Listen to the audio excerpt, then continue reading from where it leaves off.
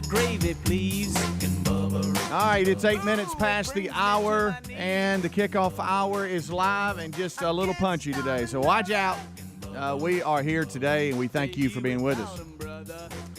We're going to try to make it as fun zone as we can for this Friday, but we'll work through some news of the day. We also have Senator Coach, I like to call him, Tommy Tuberville on the show today. You know, the president has announced he's headed to the border, and he's got a lot to say about that and other things that's going on in old D.C., so be looking for that today. Also, don't forget, we got us a national championship game coming up Monday. I don't know if anybody's forgotten about that with college football. So we'll hit that a little bit and see what that looks like. And the transfer portal, some big names have finally landed that were announcing they're entering the portal and available. So we'll hit that, too, today. But let's bring everybody in. Over to my left is Mr. Greg Burgess, and to my right is Michael Helms. What's up, boys? I'm going to admit it. I'm not that interested in the national championship game. Yeah. I'm interested in it, but I did forget about it. Well, here's where I'm interested in Something about this year's just been weird. I'm interested in the first half because this is where we struggle, Stupid where Monday. we have to make a decision. I can't. About halftime. They play it on Saturday. I know. About halftime, what do we do? My days are too long now. What do we do? Why do we play? We've already had this discussion all the years. But That's our first day of practice. I can't. Why do we do that? I don't know. The Wake Forest quarterback that was apparently, and I don't know, I don't keep up with the portal here, okay? But I'm just going off the headlines of the day. Apparently he was like the top quarterback in the portal or whatever. He's announced he's going to Notre Dame. Was that the Sam Hartman kid that was highlighted on the I think it is. I think it is, too. Yeah, I heard a little because they thought Notre Dame was getting in trouble and doing something illegal on trying to get him, and now they've kind of got all that calmed down. Okay. But what was that show that was so good? QB1? That guy? Yeah. You think it's him? He was. I think it was him. What's his name? Sam Hartman, I think. Yeah, he was the maybe I'm wrong. Was the quarterback at Wake Forest that announced he was entering the portal. He's made a decision. He's headed to Notre Dame. Yeah, that's him. And Alabama. No, that guy was black on the QB1. Greg, there was other quarterbacks. No, the one that went to Wake Forest, I thought was. No. Well, yeah. No, you're right, but he never panned out. Okay. I don't think. So this is the But difference. Sam Hartman was in the third, I think like the third. I know who you're talking about. He was early on. This was like the third season. This was a kid that moved down to the coast. I don't know what went on with his family. Yeah. I know you're talking about. Played in that small school. Yes. It was like I know who it is. They had not won a ton, and he changed it for them. I see him. So you're right. Okay, but you just said you're right. You're right, but I forgot that. I've never heard that from you. Well, I'm kidding. But the point is, I did remember the guy went to Wake Forest. Yeah, that was I think. He was a real big guy. Season, yeah, and even during the show, he didn't really live up to the hype. Yeah, and it looks like Alabama running back, what's his name, Trey Sanders. He's announced he's going to TCU. Yeah, I saw the that. third Bama player to go to TCU. We got a wide receiver and a lineman. Well, we'll pick the hot one, won't we? But there was a big discussion. Do you know this? And it's not in football, not just in football, because I know firsthand baseball is affected by it too. Really, all college sports with this transfer portal. Who it really hurts is the high school athletes. The 3 and the 4 stars that used to have a chance to go, somewhere or be recruited heavily. Now with this transfer deal, a lot of guys are filling rosters with experienced players that know the college system. They know how to adapt. They're more mature, and it really hurts those guys that might have had a chance to go somewhere and now are stuck trying to figure out what to do. They could be FCS players. Yes. A lot of the FCS schools are going to the portal for guys coming down from the bigger schools. Exactly. So you got guys coming out of high school that would be good on that level. That's right. Who are not going to get a No. chance. It's hurting JUCOs too, from what I understand. Most definitely it is. I know on the baseball side it is for sure. Yeah. So anyway, there's some updates there. But what's not being discussed as much as it needs to be is the fact that 70% of these guys are never coming out of the portal. No, that's right. True. They don't talk about They don't that. want them. They're left sitting there going, I don't have anywhere to go. Yeah. They don't. A lot of them go in there and then they don't end up anywhere. And the coaches have to adapt because I know, like some of the coaches for college bowls, they were like, "Hey, even the guys that have entered the portal you can still play," and that's kind of weird because you've already entered saying you're leaving, but yet you can still play the bowl game. And some of them is because they don't know where they're going yet. To your point, but anyway. We'll see how that plays out. That's just some college news, and I see where Michigan and Harbaugh and all them, the NCAA's slapping them with some violations? What were they talking to kids on during COVID? Yeah, they had the COVID dead period. You weren't supposed to reach out to recruits. Yeah. They probably somehow are accused of it anyway. And Harbaugh and Michigan's president have announced that his talks with the Carolina Panthers and going to the NFL, that's he thinks he's staying, but we don't truly know what the future holds, which means he's out. Yep. But we'll see how that plays out. Quick update, too. Damar Hamlin, they say he can move his fingers and toes, and they're trying to still work him off the ventilator when it comes to oxygen.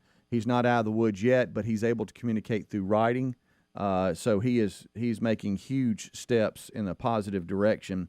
And there's audio that's out now that I listened to prior to the show of the first responders, and the Bengals or the Bills yesterday were praising their trainer on his immediate response to the situation on the field. But in the audio, you can hear, and I don't know who they're talking to, but they announced to somebody, "Hey, you need to step it up. Let's move a little faster." Oh, wow. But the audio from the first responders and everybody trying to communicate, from those on the field doing the work to the people that were in the tunnel to the people communicating with the hospital and everything, it's pretty amazing audio to hear all the back and forth going on. But it's a great story here today that he is progressing, and hopefully will have a full recovery. But we were talking, Helmsy, Greg and I were before the show today, about if you're a family member of Damar and you're sitting there with him, he doesn't know what's been going on. Yeah, he's coming out. He has no of idea it. it's been a week or whatever it's been. And so imagine that explanation. Yeah, the family members going, "Hey, You wonder how far back his memory is going to come. And how long do you wait to just tell him? I mean, are you just, because he's progressing so positively and he's not out of the woods yet, but hopefully he makes a full recovery and he's at least responsive to where he can write down. He can't talk yet. He can't communicate yet because they still got him on ventilator and all that, but he's at least able to, move his fingers and toes and write. But at what point do you go, "Hey, you're not going to believe what's going on"? Yeah. I mean, praise God, you're coming out of the woods here, and I hope you make a full recovery, but you're not going to believe this. Yeah. Here's what happened, and here's what's happening. So anyway, that's good news, really good news. And like we said earlier, you're not going to believe your Toys for Tots fund that you started. You're not going to believe how well it's doing. Man, your toy drive there. Hey, buddy, I know 2,500 was your goal. How's $7 million looking? How's that looking? That ought to fund you for a while. Plus, the NFL made an announcement on the Bengals game resuming or not resuming. We'll hit that, plus a whole lot more. Don't go anywhere. Rick and Bubba, Rick and Bubba.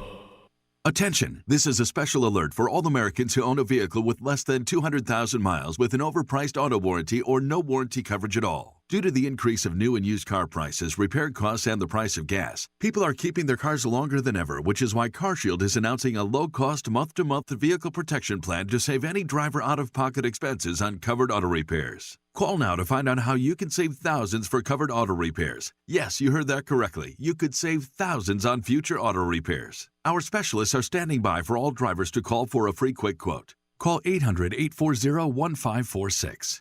Vehicle Protection Plan pricing is at an all-time low. Plus, drivers who purchase this coverage today will receive rental car options, free roadside assistance, and free towing. Call 800-840-1546 now for your free quick quote. That's 800-840-1546. What do you have to lose? Call 800-840-1546. Again, 800-840-1546. Looking to save time and money in the new year? Get HelloFresh and take control of the clock and your budget with delicious recipes delivered right to the door. Spend less time in the kitchen with new, fast, and fresh recipes packed with flavor and ready in 15 minutes. And at 25% cheaper than takeout, HelloFresh is the most delicious way to save. Save up today for 22 free meals plus free shipping with the code BUBBA at HelloFresh.com/Bubba. The code BUBBA, HelloFresh.com/Bubba. All right, folks, you've heard us talking about what Relief Factor can do for your pain for several years now. If you struggle with occasional aches and pains due to aging, exercise, everyday living, consider this. Relief Factor is 100% drug-free. It's made up of ingredients that simply help your own body deal with its natural inflammatory response. And we kid you not, Relief Factor is for real. And the majority of people who Order the 3-week quick start for just $19.95. Go on to order more. Try it at ReliefFactor.com or RickandBubba.com under the sponsors. Our friends at TheraBreath have some good news if you have bad breath. Try TheraBreath Fresh Breath Oral Rinse. TheraBreath is dentist formulated by Dr. Katz himself. TheraBreath doesn't mask bad breath like those burning alcohol mouthwashes that can actually irritate sensitive mouths. It's alcohol-free and free of gluten with no added dyes or colors. Find TheraBreath in all your favorite retail and drug stores. Look for the bright orange cap or online at TheraBreath.com. You can find a direct link at RickandBubba.com under the sponsors. TheraBreath, confidence in every capful. Helix Sleep mattresses are made right here in the USA, and folks, they ship right to your door for free. If you don't love it after 100 days of sleeping on it, they'll pick it up for a full refund. But based on how we feel about our mattress and what the 12,000 5-star reviews say on Helix Sleep mattresses, we know you'll love yours too. Head to HelixSleep.com/Bubba for $350 off all mattress orders. This is their best offer yet, and it won't last long. That's HelixSleep.com/Bubba for $350 off, or visit RickandBubba.com under sponsors. Cashback is not available on gas in New Jersey and Wisconsin. John, what are you doing? Get in my car. So why are you walking to work? Thanks, man. It's these insanely high gas prices. They're draining my bank account. I can't afford to drive anymore. Dude, don't walk. Just do what I do, because I never pay full price for gas anymore. I use the free Upside app that pays you cash back for every gallon of gas you buy. Oh, wait. You're telling me you get paid cash when you buy gas with the Upside app? Yes, I get real cash back every time I buy gas. Does that actually add up to anything? I'll make around $200. Wow, that's serious extra cash. I'm downloading the free Upside app now. Download the free Upside app now to earn real cash back every time you buy gas. Use promo code PAID for an extra 25 cents a gallon bonus on your first tank. That's promo code PAID. You can cash out anytime right to your bank account, to PayPal, or an e-gift card for Amazon and other brands. Just download the free Upside app and use promo code PAID for a 25 cents a gallon bonus on your first tank. That's code PAID. All right, folks, you've heard us talking about what Relief Factor can do for your pain for several years now. If you struggle with occasional aches and pains due to aging, exercise, everyday living, consider this. Relief Factor is 100% drug-free. It's made up of ingredients that simply help your own body deal with its natural inflammatory response. And we kid you not, Relief Factor is for real. And the majority of people who ordered the 3-week quick start for just $19.95 go on to order more. Try it at ReliefFactor.com or RickandBubba.com under the sponsors. Having trouble picking a New Year's resolution? CarShield has you covered. This year, we don't have to worry about how much it's going to cost to fix our cars when they break down. Prices on just about everything are still rising, but we've locked in our price, and it will never go up. This year, choose coverage through CarShield, a resolution you can easily keep. With protection plans for around $100 a month that cover more parts than ever before, go to carshield.com/Bubba or call 800-465-6550 or go to rickandbubba.com.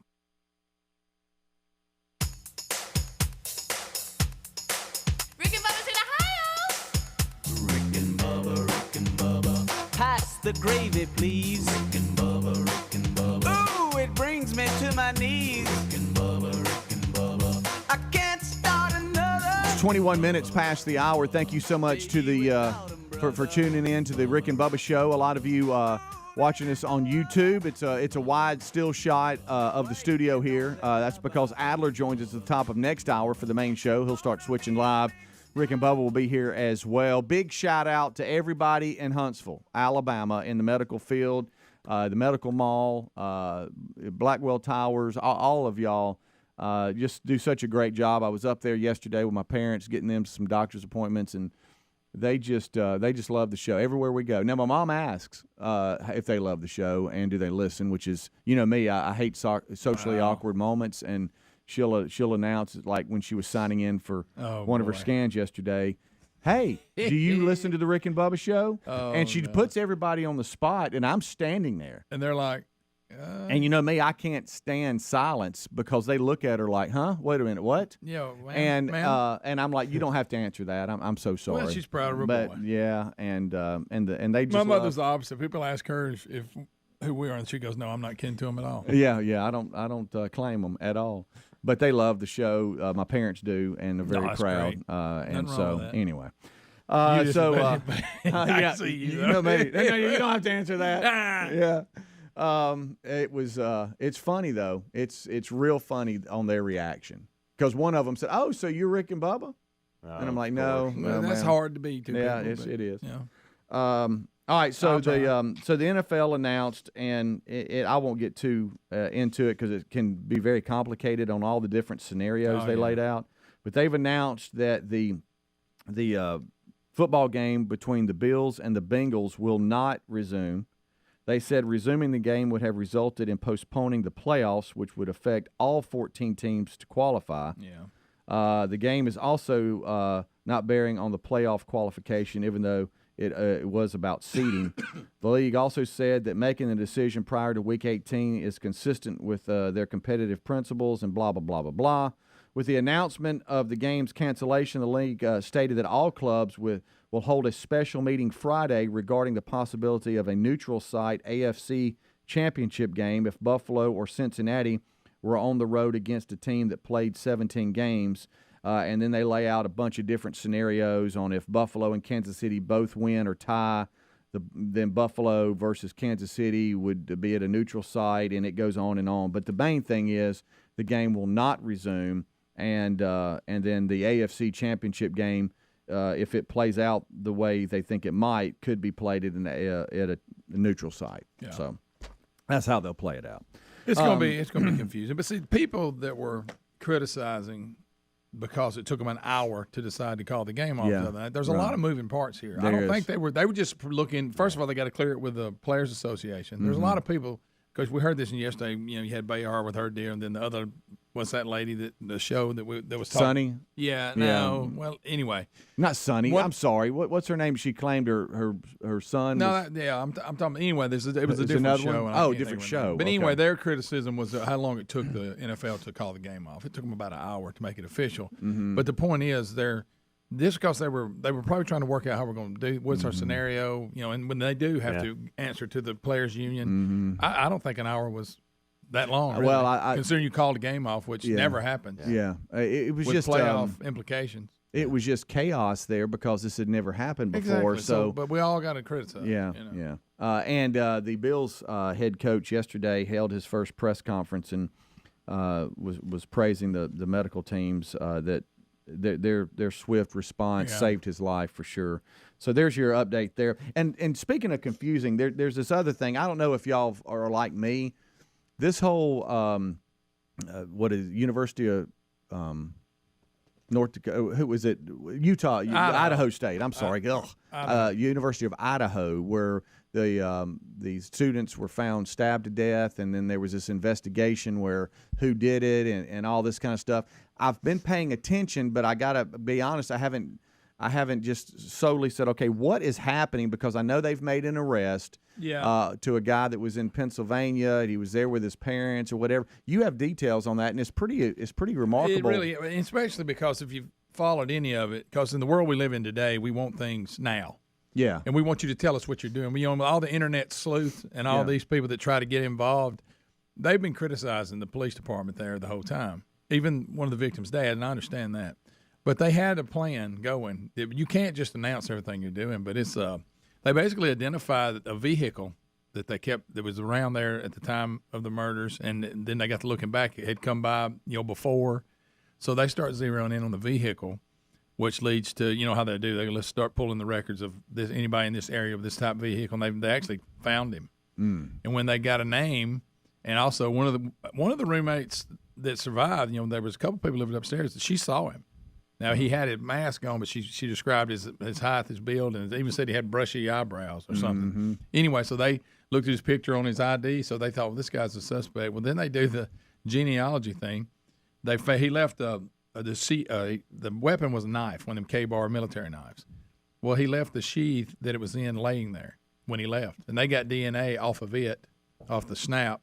Off the snap of that. Yeah, and so when they had his tied to this vehicle, they go to his parents' house and get out of the trash and match DNA that shows that's his dad. Whoever this person's DNA, that's the father who happened. Anyway, my point is, if you'll leave them alone, let them do their job instead of everybody screaming and all these internet shows that try to solve crimes before they're solved. They were on this from the get-go. And they took a lot of criticism, but you can't just run out. And did I see where the FBI was even involved? And they asked, because the dad flew from Pennsylvania up to Idaho to drive to drive his son, who's the suspect, back to Pennsylvania, and the FBI all along was watching him and asked, I guess, Highway Patrol or police officers to pull him over twice to get a better look at his hands and to get an ID on him. To make sure that was him. But that's just really amazing. They did a really good job, and they'd been criticized, because like I said, we got all the internet people that try to solve crimes, but they did a really good job on this. And but it goes back to DNA, the genealogy thing, and I tell you, and cell phone records. And surveillance. We got cameras everywhere now. What did I see today where he had a getaway car or something like that? No, he changed the plates. Oh, changed the plates. Okay. It was registered in Pennsylvania plates, and he changed it to Washington right after this happened. So if he doesn't leave that behind, do you think he's still at large, and or do you think they pretty much knew that was him, and that just confirmed it? Yeah, I don't know. You're right, but they suspected him because of the video, and then they got to tracking his phone records that showed him in the area. Of course, he'd shut his phone. Anyway, reading it's really interesting. But like I say, the point is you've been hearing criticism this whole time about nothing happening, and the whole time they had him pretty much. Well, that's a good update, especially for me, who's somebody that's just kind of been looking at it but hadn't jumped in it to see what was going on. Wow. That's remarkable. We'll take a break. We'll be right back. Bottom of the hour. Don't go anywhere. Rick and Bubba, Rick and Bubba.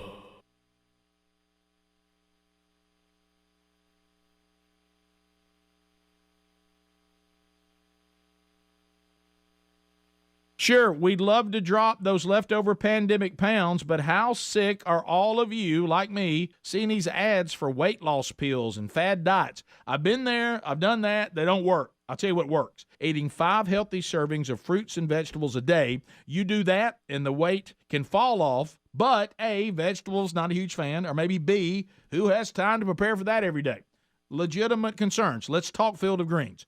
Field of Greens is a science-backed formula of specific fruits and vegetables you're not going to find in any other product. Proper nutrition reboots your metabolism so you burn calories faster and you lose weight a healthier way. And Field of Greens is the only brand backed by a better health promise. Yes, you'll look and feel healthier fast, but the greater proof comes at the next checkup when your doctor says, wow, you've lost weight, whatever you're doing, keep it up. Let's get you started. 15% off your first order. Visit fieldofgreens.com. Use the promo code BUBBA. Fieldofgreens.com, promo code BUBBA. Looking to save time and money in the new year? Get HelloFresh and take control of the clock and your budget with delicious recipes delivered right to the door. Spend less time in the kitchen with new fast and fresh recipes like falafel power bowls or Southwest pork and bean burritos, each packed with flavor and ready in just 15 minutes. Over 35 weekly recipes and 70 seasonal and convenient items, there's always something new to try. And pre-portioned ingredients and step-by-step instructions make it easy to whoop up a tasty meal right at home. This year, skip that extra trip to the market, cut back on takeout, and get HelloFresh delivered instead. At 25% cheaper than takeout, HelloFresh is the easiest and most delicious way to save. Start the year off right with a great deal on America's #1 meal kit. Sign up today for 22 free meals plus free shipping with the code BUBBA at HelloFresh.com/Bubba. That's the code BUBBA at HelloFresh.com/Bubba or RickandBubba.com under the sponsors for a link. Have you tried an American-made Helix sleep mattress yet? Unlike a lot of other mattress companies, Helix owns its own manufacturing facility right here in the States. You order, they ship your mattress directly from their facility right to your front door for free. And if you don't love it after 100 days of sleeping on it, they'll come pick it up for a full refund.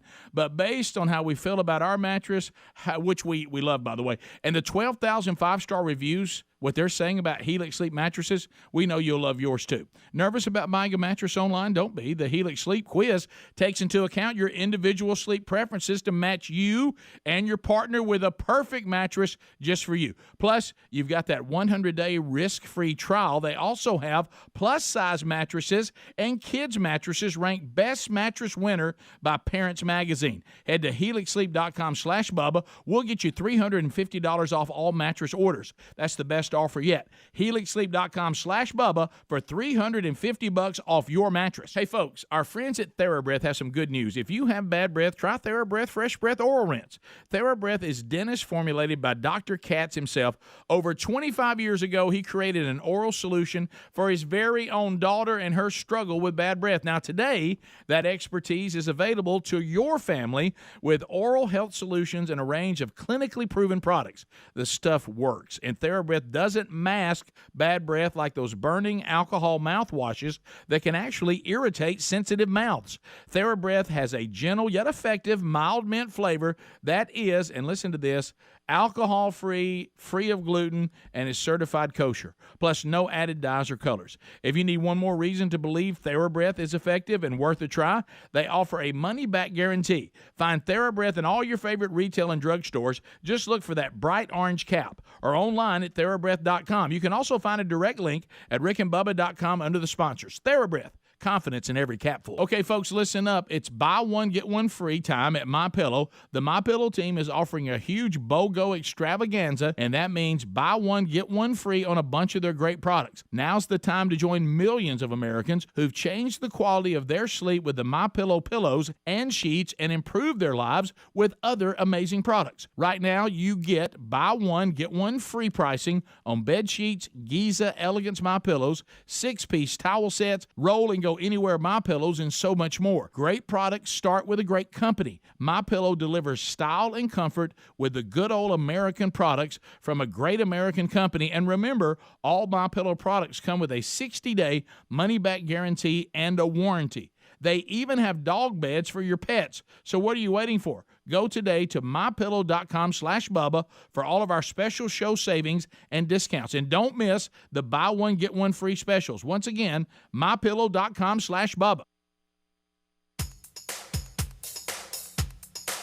Rick and Bubba's in Ohio. Rick and Bubba, Rick and Bubba. Pass the gravy, please. Rick and Bubba, Rick and Bubba. Ooh, it brings me to my knees. Rick and Bubba, Rick and Bubba. I can't stop. All right, we're rolling back. We have given a lot of updates this hour. Hope you hadn't missed it.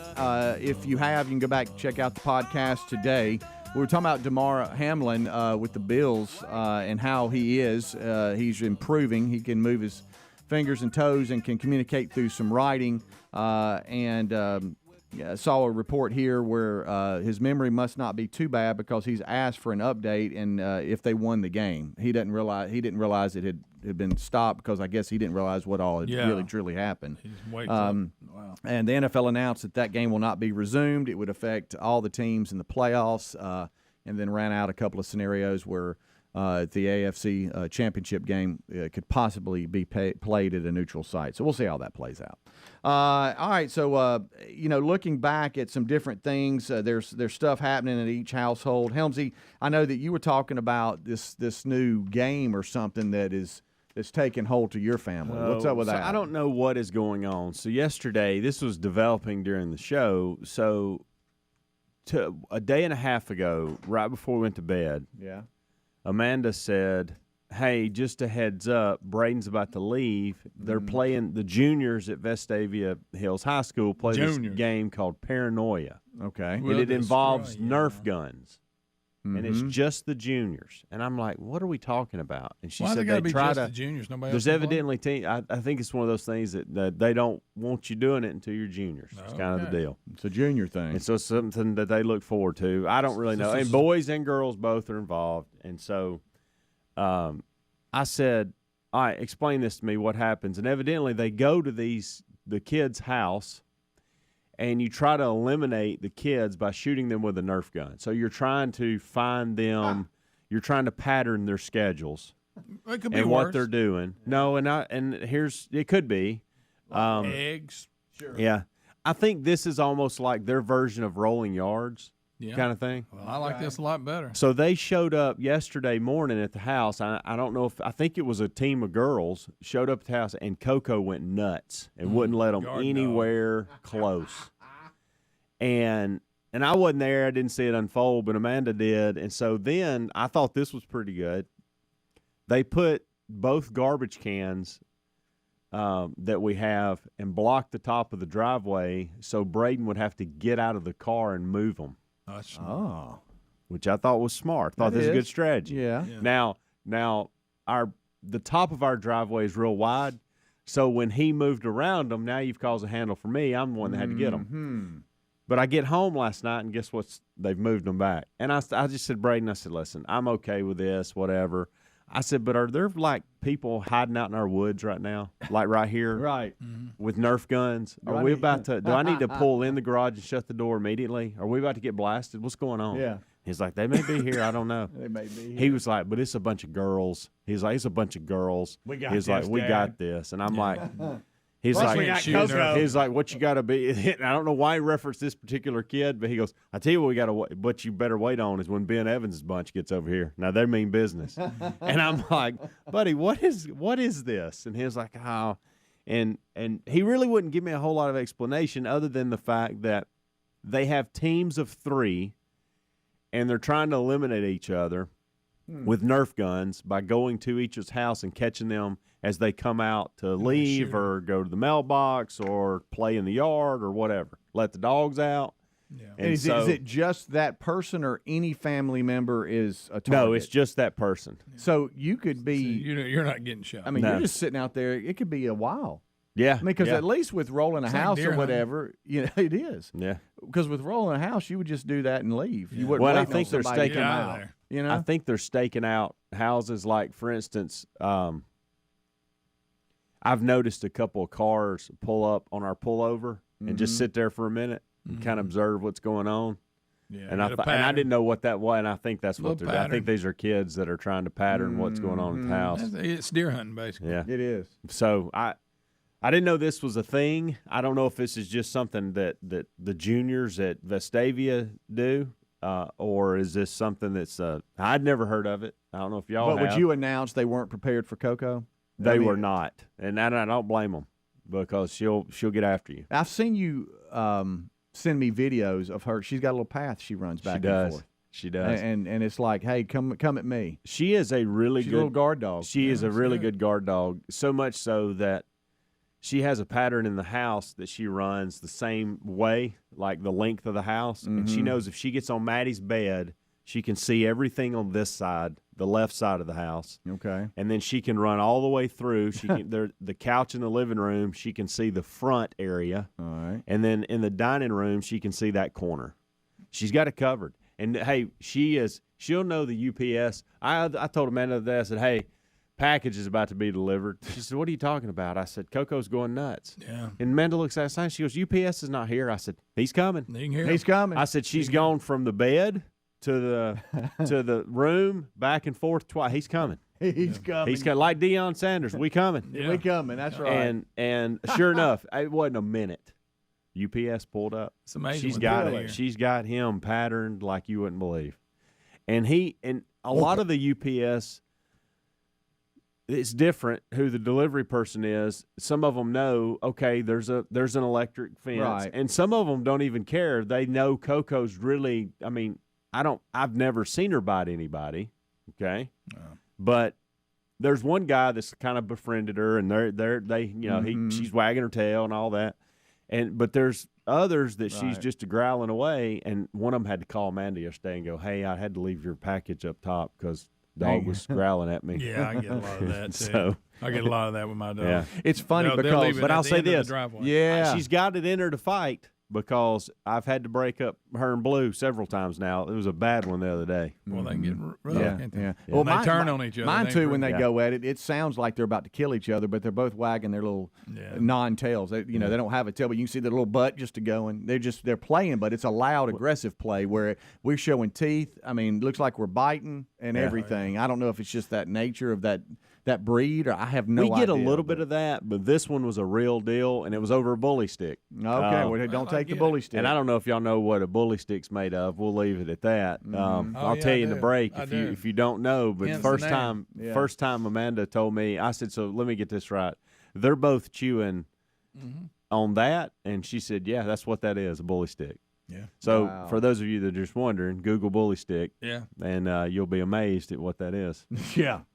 And dogs like it. And you'll look at it much different from here on out. Yeah, I can tell too. Sometimes the delivery people that come to our house, they're the same. Especially UPS, it's always the same.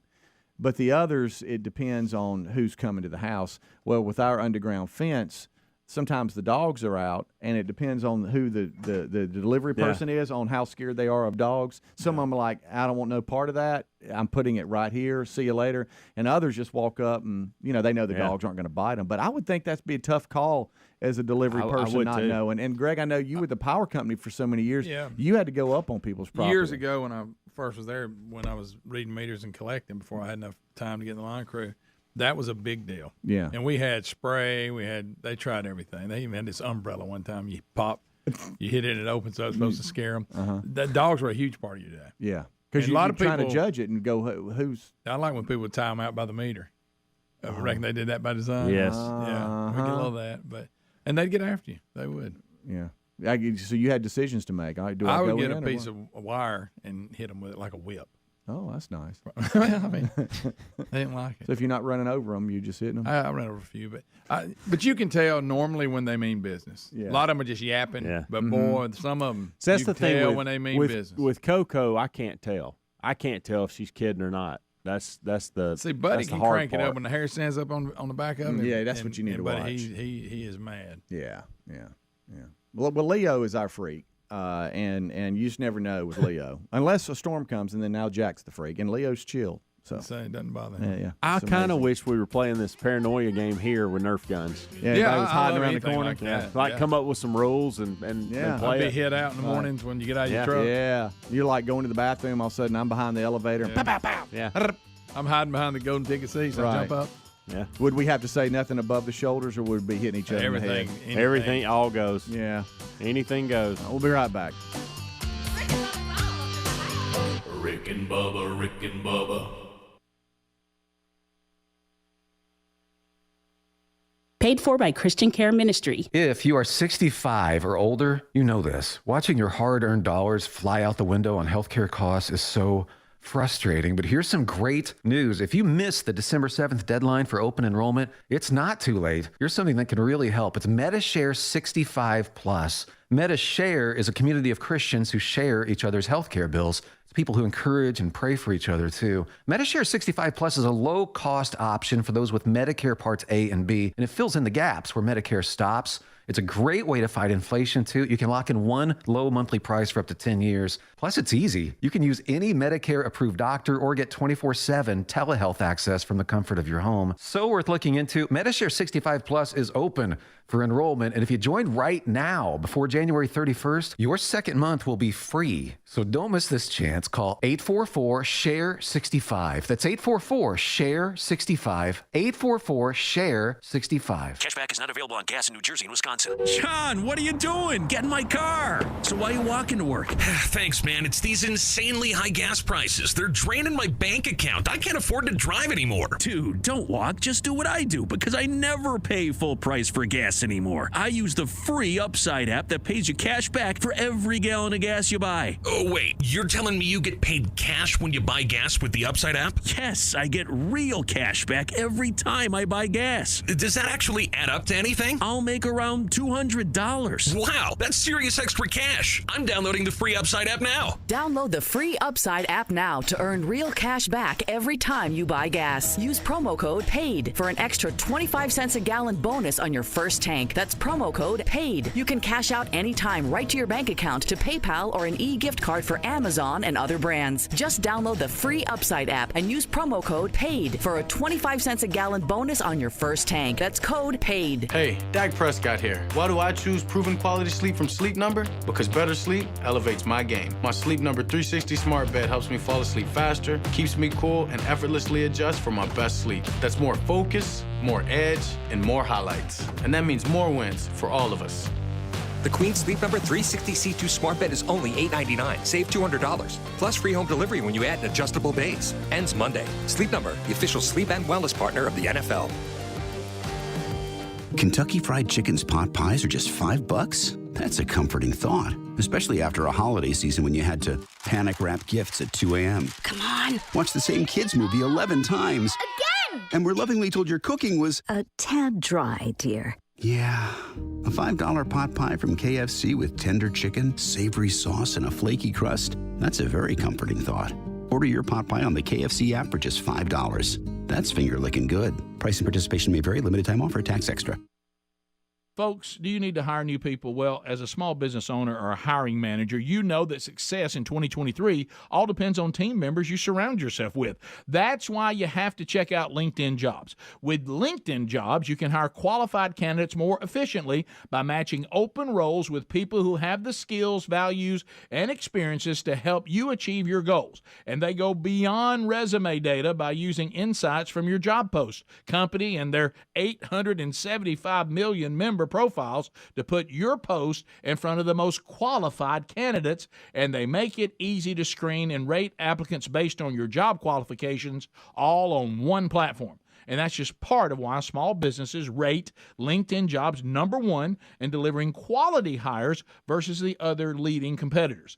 They'll help you find the qualified candidates you want to talk to faster. And right now you can post your job for free at LinkedInBubba.com. That's LinkedInBubba.com. Terms and conditions apply. Looking to save time and money in the new year? Get HelloFresh and take control of the clock and your budget with delicious recipes delivered right to the door. Spend less time in the kitchen with new fast and fresh recipes like falafel power bowls or Southwest pork and bean burritos, each packed with flavor and ready in just 15 minutes. Over 35 weekly recipes and 70 seasonal and convenient items, there's always something new to try. And pre-portioned ingredients and step-by-step instructions make it easy to whoop up a tasty meal right at home. This year, skip that extra trip to the market, cut back on takeout, and get HelloFresh delivered instead. At 25% cheaper than takeout, HelloFresh is the easiest and most delicious way to save. Start the year off right with a great deal on America's #1 meal kit. Sign up today for 22 free meals plus free shipping with the code Bubba at HelloFresh.com/Bubba. That's the code Bubba at HelloFresh.com/Bubba or RickandBubba.com under the sponsors for a link.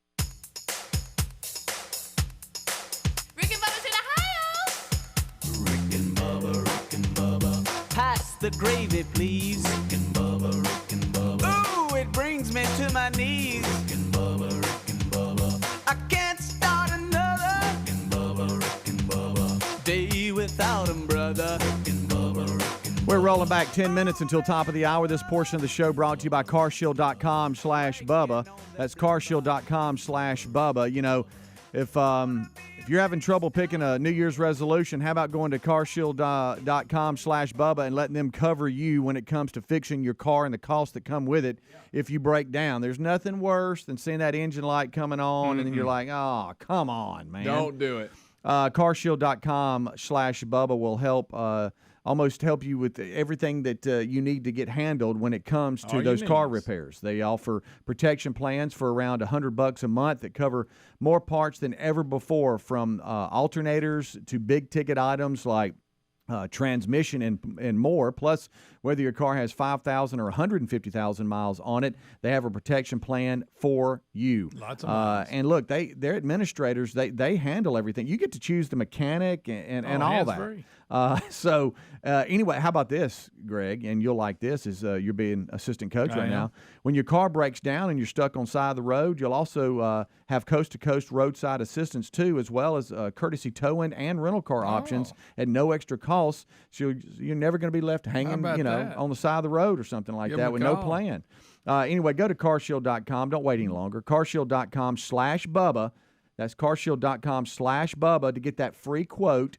Also, you can contact them at 1-800-451-7776. You're going to save 20% on your plan by going that route. That's carshield.com/Bubba. You can also find a link at rickandbubba.com under the sponsors button. Under the sponsors. Come on. I love assistant coach. I was trying to help you out a little bit. I hear things sometimes from either news reports or like whatever, and somebody's playing assistant coach. In the background. Got to do it. Yep. This goes back to when we were doing the sports czars, for those of you that are out of the loop, and we're like, why are you calling him assistant coach? And this is when Greg would we've all had that assistant coach in the locker room that echoes what the head coach is saying. Head coach giving a speech, and he'll reiterate what he's saying. Yeah. And we got to work together. One play at a time.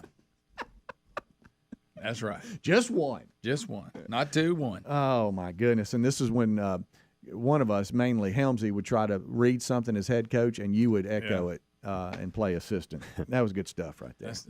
Sports Czars was brought up to me the other day from someone. Said, hey, you think that'll ever happen again? I played, no, probably not. Probably not. Missed that window. But we had fun. Hey, where would we be? You know, it was a long day, but we had. It fun. was a really long day. During the we didn't know it at that time. At certain times of the year, it was hard to talk about sports. I mean, we had to drum up something. That's why we rarely did. Rarely. That's a good point. It was really more just entertainment / hey, here's a little bit of sports kind of show. You know, the only little gift we had dropped in our lap is the Manti Te'o thing hit, and that gave us so much material. Yeah. I mean, we rode that as far as we could. Yeah, and now we do. Do we feel sorry for him a little bit? I know he's very. I don't. I think after he's a seeing the dumbass. Greg. I do. I mean, come on, you gonna sit here and mourn a girl that you've never even met? I'm sorry. There it is for the week. I'm It's a short week too. It was. So really, I mean, look, I get it, but that's 48 what. hours, Oh, boy. Yeah, I shows. get it, and whatever. But at some point, come on, pal. Come on. Come on, pal. It's ridiculous. Anyway, Speedy, less than an hour and a half if you're counting. y'all don't agree? Oh with yeah, that? right. Yeah. Are y'all going to do that because you think you're supposed to talk about a victim? I don't think I was supposed to. No. I did feel different about him after watching the I documentary. get him being tricked up to a point, but then there was a point that he just went off the deep end. If you have not seen the Te'o documentary, whatever. I mean, I'm doing a special on Sports Center or it breaks something it about down. my dead girlfriend that I've never seen one time in her life. Greg. Right. I mean, Greg, we all know. Greg. We got it. We got it. Okay. I know. I'll tell you one that. But anyway, I know I you having weighed to in on talk it out. I get it. I weighed in on it. I felt a little bit sorry for him, but not a lot. Speaking of Netflix documentaries, started it last night, and I realized I'm going to be really entertained by it, so I stopped it because I really wasn't giving it much. I was just trying to check it out. There's a new Bernie Madoff Ponzi scheme Bernie docuseries out, and I'll watch that. I'm looking forward to digging into that. Matter of fact, Amanda even got in there, and she was like, "Oh, I remember this story. You've watched movies on this," and I said, "I know." For some reason, I love this particular story. Oh yeah. And I said, "Let's stop it." Well, it's 5 minutes in. She was just staring. She's rather grab a book than watch it, and we can't find a whole lot of things that we both enjoy watching. And so we were both and I said, "Hey, let's stop this because I'm tired, don't feel good, and I'm not really into it, and I want to be. And you look like you're into it, so let's try to do this another time." I'll have to watch that. But it looks really good. I'm gonna tell you this, and I did it last year. You know, I always love Last Chance U. Yeah. You know, they went to basketball last year. It's right? pretty They're good, doing too. it again. I really like this coach. I This do guy. too. I haven't gone back. The only reason I've been watching Me the too. basketball is because of him. He's excellent. He's good, and the assistant coach is real good too. Yes, and that's just you know, I love the football one. Yeah. Loved them, and both of those coaches were maniacs. Yeah. This guy, he's rough, but he's you just watch it. Yeah. He's He's really good. something. He really is. See, I have not gone back in since it left football. Yeah, it's I not. I watched haven't- last It's year's, worth the watch. and I've started. You'll this love year's. it. Okay. Yep. I tell you, the Coach Prime, we've talked about this. Yeah. Coach Prime on Amazon Prime. I'm a It's little really primed good. out. It's good. No, this is good. It's really more like a Hard Knocks / Coach Prime / building relationships with some of the players and where they came from and whatever. It's pretty I'm gonna let good. If that you down. like stuff like what you're discussing, I I think like it. you would I'm just like a it little too. primed out with And it. it goes also into his Way family. off. Why he's got some kids. And they all got different personalities and different. A couple of them on the team, right? Yeah, safety and quarterback. I guess the safety went to Colorado, did he? No, he originally played at South Carolina. Right. Safety. Right, and then they changed coaches, and so he left and came to Jackson State. Yeah. So, but yeah, it's pretty good, and it's funny too because you got the daughters and their different personalities, but it breaks it down. One thing I didn't know, and I remember he had that toe surgery. Yeah, I remember. And then I didn't know remember them saying, "Hey, we got a problem." And apparently the blood flow down to the foot was an issue, and they were talking about how you could possibly lose half your leg to save your life, and it was all this kind of stuff. Anyway, it breaks it down. I didn't realize it was as intense as it was with that, but they had to do and he lost his big toe out of it. I think it was his big toe, but and from the knee down, the surgery and the rehab, and I think he stayed in the hospital for months. But anyway, it's a breakdown. It's Coach Prime on Amazon Prime, and it's got, speaking of assistant coach, back to the earlier in the second, it's got some coach speak in it where they're interviewing some of the coaches, or the coaches are talking to the players. And if you've been around a coach, he'll let you know exactly what you need to do in a certain way. Mm-hmm. And there's some of that in there, but mostly it's just behind-the-scenes stuff and how they operate and what's going on. But it's pretty good. Yeah. I know Greg won't look like No, him. For some reason he didn't like him. But got to calm down a little bit. how will he do at Colorado, do y'all think? We'll see. He's got a lot of transfers He says coming they're in. going to win and win now. Maybe. Hey, don't know if y'all seen the person sitting around. He said, Yeah. "Hey, we're gonna win. Yeah. Hey, y'all, we're gonna win right now. Hey, do y'all believe we're gonna win? Mm-hmm. We're gonna win. Well, they we can't get no are worse. going No. to win. Well, and half those kids in there aren't there anymore because he let them go. But well, this was something. This was the coaches' meeting. gotta do that. Oh, he yeah, was doing. yes. When You know, he was doing the "we win, we're gonna win" thing. Yeah. Look, I mean, that's the key. You got to get your people and your players too. Mm-hmm. I mean, if you want to truly turn it around, and it's rough and it hurts a lot of people's feelings. But a lot of times, those guys that are already there ain't gonna help you. Well, the good news for him is for us to call it a success in the first 2 years, the bar is low. It is. Because they've been horrible. It'll be an improvement. Yeah. Anything's an improvement. Yeah. I mean, look at what Tulane has done. They won 2 games the year before last. Yeah. And now look what they've done. So you can So turn of a course program that coach around. will be gone. Somebody will come get him immediately. And so the expectations are probably low, but not for him. And his big thing is it's all about assistants. And I know most head coaches are, but he wants to hire the best assistants and let them go. Absolutely. And just let them do their thing. That's the key. But his talent not only is being prime and the football talent is put that aside. He's just such a motivator that he's going to be good for recruiting. Yeah, it's a good deal. So anyway, that's something I caught. I think it was 2 episodes, and they'll start releasing them, I guess, every week or something. We'll take a break. We'll be right back. Rick and Bubba join us. Don't forget we have Senator Coach Tommy Tuberville on the show a little bit later on today. He's got a lot to talk about. President announcing he's going to the border. He's got some comments on that and a whole lot more. Don't go anywhere. Rick and Bubba, Rick and Bubba.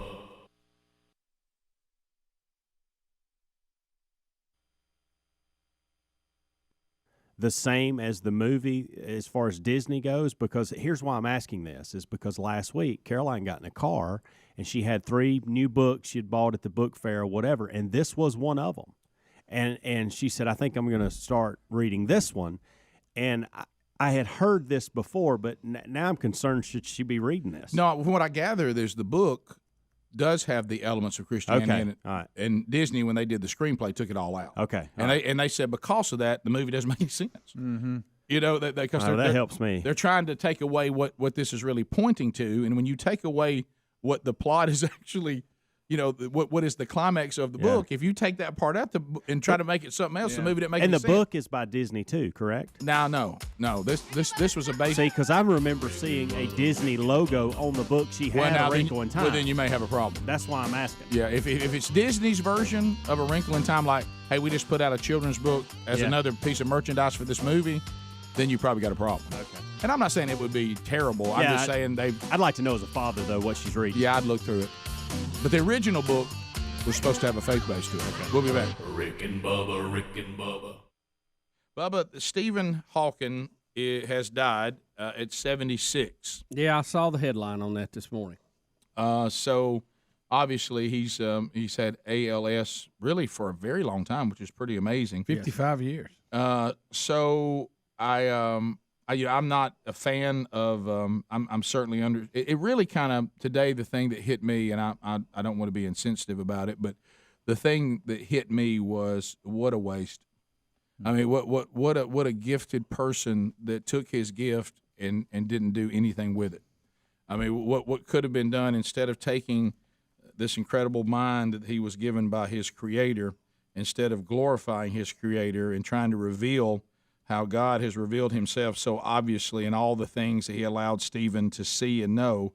God was revealing himself to him in such a really intimate way, and all Stephen could see was to go out and try to blaspheme the very Creator that gifted him with such a mind. And even God allowing him to suffer, trying to get his attention, if you understand the Scriptures when it comes to suffering and God's where he is in the middle of all that, Stephen missed that too. So that was 76 years allotted to him that he could have accomplished great things, and in my opinion, he didn't. Well, he was considered one of the great scientists of our time, but I definitely think he missed on some of the most basic truths out there. Which the is most important ones? Which is the beginning of all wisdom. Right.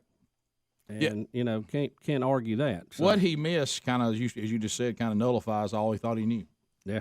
The rest of it really doesn't matter. Nah, it doesn't. Ain't gonna mean a hill of beans. If you don't get who God is right, then you're now working on the wrong part of the graph. And I'm certainly not passing judgment, but I'm simply saying, based on what he said, I hope that maybe, in the last days of his life, he saw an insight there and got that worked out. No evidence of that, but as you said, maybe. I mean, you always hope. I always want to have that hope. I really do. Well, yeah, you do. And all we can is just judge by what Stephen Hawking told us, that he rejected God. Yeah, he didn't think there was any afterlife at all, and no soul. Well, he knows now, doesn't he? He does. He does.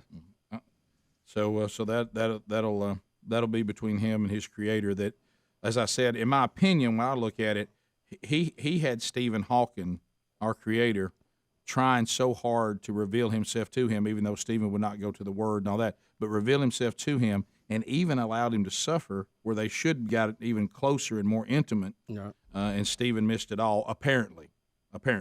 Just based on publicly what he had said. Yeah. That's all we got to go on. I didn't know him personally. Yeah, I don't think it's a reach to say, if you say, well, where do you come to the conclusion that Stephen Hawking rejected God? And I go, from his own words. Yeah. That's where I got it from. I didn't make it up, or I didn't cast judgment on. I mean, he told me that's what his worldview was. On the scientific side, he's the one that has really brought conversations about black holes and time-space continuum issues to the forefront in the last couple of decades, which he spent a lot of time talking about that. Right, and that battle goes on in all of our lives, where you have our Creator who says, "I'm going to afford you this redemption and reconciliation, and then take what I've given you and glorify me." And then the adversary says, "Let me take what you've been given, and let me see if I can get you to compromise." And Stephen made the wrong choice by all evidence that was presented by him. Yeah. All right. So this other thing today, we talked about it.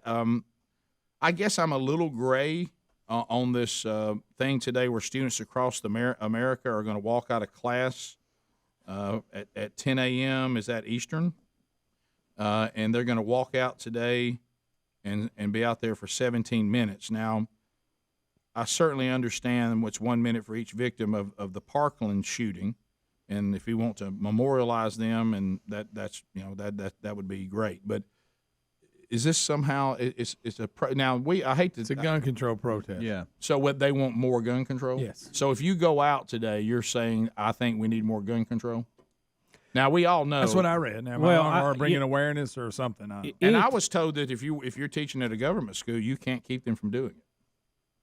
I've never heard of that before. I didn't either. There are rules, right? Look, students are always looking for a good protest. Well, anything that's to get out and go against the norm. This is by far not the first one we've ever had. Right. Yeah, it's hashtag enough. It is 6 minutes past the hour. Rick and Bubba Show. Thanks for being with us. Brand new hour is underway. This one starts with the national anthem.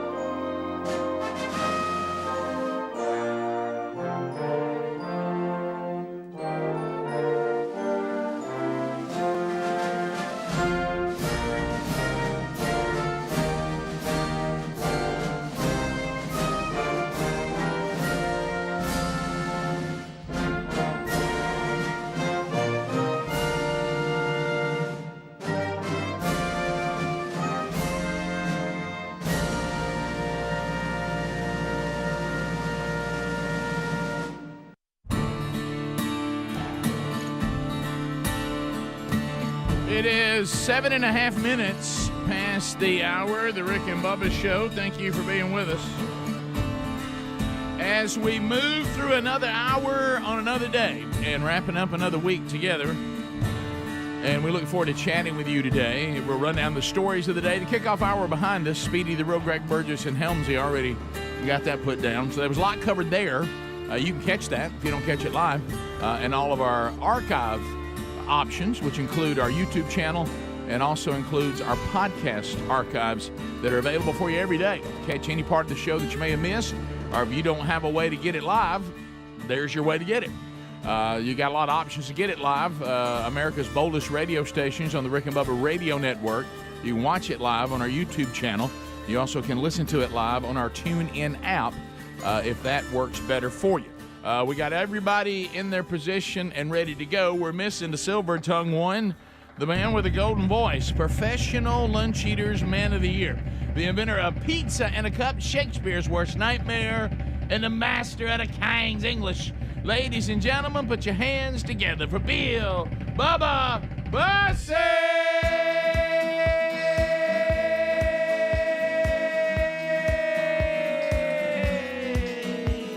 Howdy, Bubba. How about it, Rick Burgess? Friends, neighbors, associates everywhere, thank you for letting us be a part of your daily activity. Pull up a chair. We got much to do.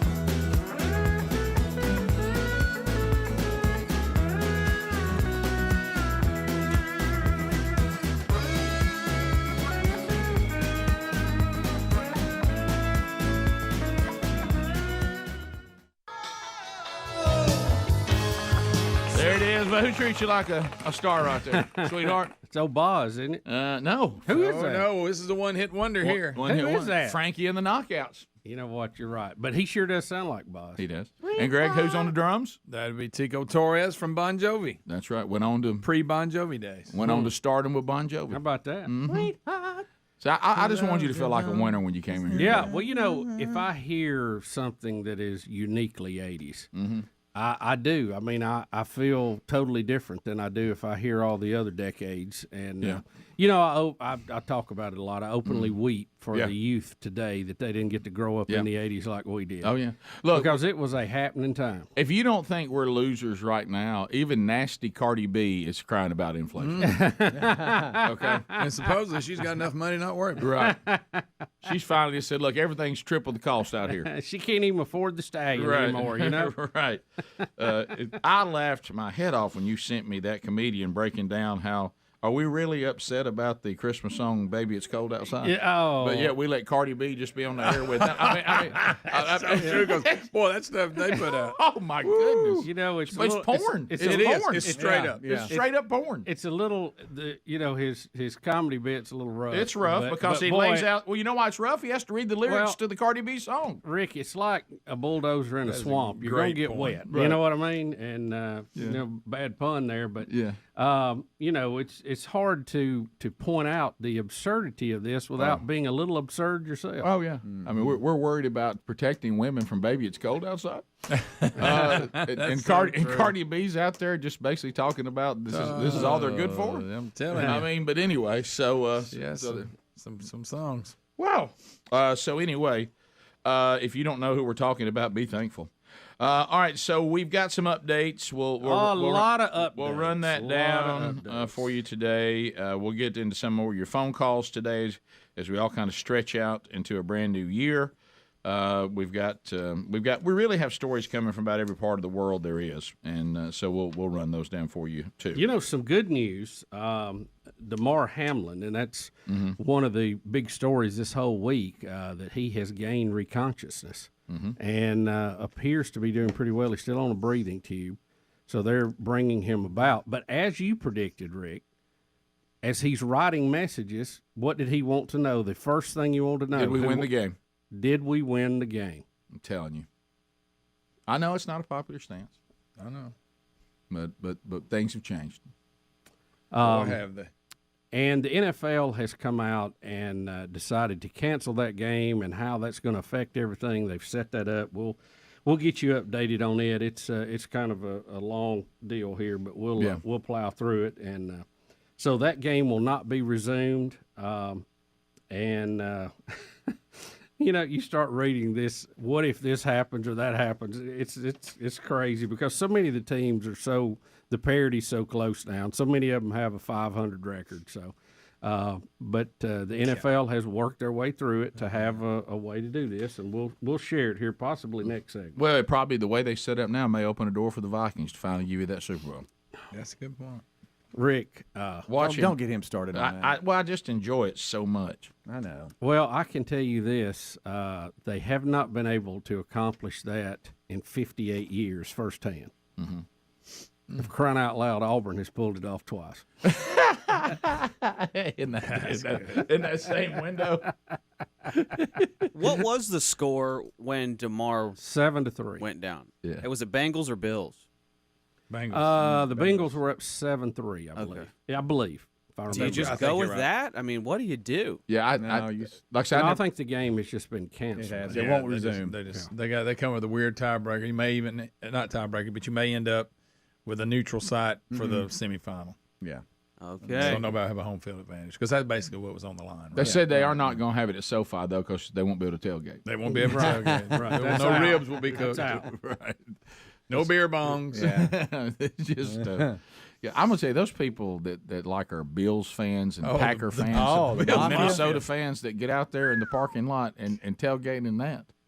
That's unbelievable. They're a different type. Is there a side of you as a football fan that would like to see the Bills and Vikings play in the Super Bowl? Yes. Since both of them have been like four-time losers. Yes. Somebody's finally going to Somebody get one. gets off the list, and somebody goes to a psychological low that I don't think we've seen in the NFL ever. Right. Just so one of those two programs could finally get this off of them, we know it would be resolved at the end of that game. Yeah. I have a feeling I know who it would be. Of course it would. I'll go as far as to say that the Bills would actually make the field goal they missed against the Giants. Well, they played early in the year. The Vikings won, but it was a last play thing. Yeah. Well, it's hard to beat somebody twice. As you've said many times, the Vikings say that sometimes it's just the cruelty of how they'll set you up is what's so bad about it. Yeah. They can always snatch defeat from victory's hand. Oh, yeah. 15 minutes past 866. We Be Big is our number. More of the Rick and Bubba Show coming up right after this. Rick and Bubba, Rick and Bubba. That's the campaign where they're going to try to make awareness to issues like school safety and gun control. So we already, again, I hate to keep bringing this up. This was a violation of a no gun zone already. I mean, I don't know what else they want you to do on that front, if that's your line of thinking. I hate to bring the. God, I shouldn't say this. What time are they walking out? It says 10 a.m. I'm assuming that's Eastern. You know exactly what I'm about to say, don't you, Greg? A group walking out of the school in a group all at one time is not a safe situation. No, it's not. That makes a soft target even softer. In this crazy world. Mm-hmm. I hope cooler minds prevail on this. And we also know there'll be a number of students that just want to walk out of class for 17 minutes that don't even know what we're talking about. Oh, yeah. Some of them don't have right. a clue, don't care. It's just, go with the crowd. But like I said the other day, we saw that snake show every year from the fourth grade till we were seniors. We wanted to get out of class. We didn't want to go see the snake show. We already knew it was going to happen. Right. Yeah, I remember going to all kinds of things if you get out of class for it. Yeah. Oh, yeah. Absolutely. But I didn't care what the event was. But I don't. We make these blanket statements about enough. Okay, we none of it. Where's the people that says I think there's a few more school shootings I can tolerate? I mean, was it Parkland or was it one prior to that the assailant pulled the fire alarm so he could get everybody out of the class? It was Parkland. Yeah. So I don't know that right. replicating that is wise if you get my drift. Yeah, and there has been some schools that have issued statements saying that if you walk out, you can be suspended. So there's some schools that aren't allowing their students to participate. Are those private schools that do that? No. I was told by some government teachers that they said they've been told to just let them go out. Well, this has been being organized by the National Women's March Empower, or Women's March Youth Empower, I guess, is the organization promoting it. But I'm just saying, according to this article, some schools aren't participating, but who knows? But are they willing to do whatever needs to be done to stop this? Right. Rick and Bubba, Rick and Bubba. All right, let's start with Ashley. Ashley, thanks for your patience, and welcome to the Rick and Bubba Show. How are you today? I'm good. How are y'all? We're doing all right today, Ashley. Happy Pie Day. Okay. Happy Pie Day. Well, I got all excited. We got a guy out here that's saying he's a pie baby. I was all excited about Pie Day because I thought we'll come in today and all the people in the plaza will be bringing us different pies. Yeah, I thought we'd get a chocolate one for sure. And then I realized it's the goofy formula. It's not the food pie. Right, but you're still getting food specials all day long. Am I? Am I Yes. getting pie, though? Yes, P-I-E, not P-I. Because of P.I. But it is P.I. Day. Okay. All right. Well, go ahead, Ashley. I know that's not what you called for, but you go ahead. Okay. My husband shared a story with me last night, and I told him then, I said, I'm going to call until I get on because this just cannot I have to hear Greg and Rick talk about this. Did you hear the story? And I emailed it to y'all because I was afraid I wasn't going to get on. The United Airlines story about the dog who was forced to be put in its carrier in the overhead bin and died. Yes, Ashley, I do the black French bulldog. I do see that story right. We haven't covered yet either, so I'm glad you brought it up. We had fun with it in the kickoff hour, but not in the big show. Yeah, this is going to. Oh, you had fun with it? Yeah, that was a bad choice of words. Yeah. It wasn't fun with the dog dying. Just fun with the fact that if the embarrassment that we have when it comes to seeing uncomfortable situations, the passengers saying they heard the dog in the overhead bin and having to deal with that, trying to get off the plane. You know, when everybody's starting to unbuckle the seatbelts and okay, now it's time to get out, and everybody starts getting their luggage. Yeah. And they open it up and the dog is dead. Do you think having to deal with that? Ashley, do you think they need to add? Do you think they need to add to the landing instructions? Be careful opening the bin because your dog may have shifted during our flight and could be dead. I mean, you know how they tell Ashley, you. are you laughing at Ashley, this? she's laughing. Ashley, are you laughing? See? Because I knew that y'all were going to make me laugh is why. I just can't help it. Well, All right, so here's it's horrible. So here's the story. You've got a black French bulldog. Thanks, and, Ashley. And it's in a little carry. It looks like an overnight bag that we'd carry, a tote bag. Mm-hmm. It's got the holes in it, so it's TSA compliant for carrying a pet. And the flight attendant made them stow that bag in the overhead bin, and apparently it's airtight or close to airtight, and the dog didn't make it. Well, they're saying it's not airtight, but I would agree with you. It's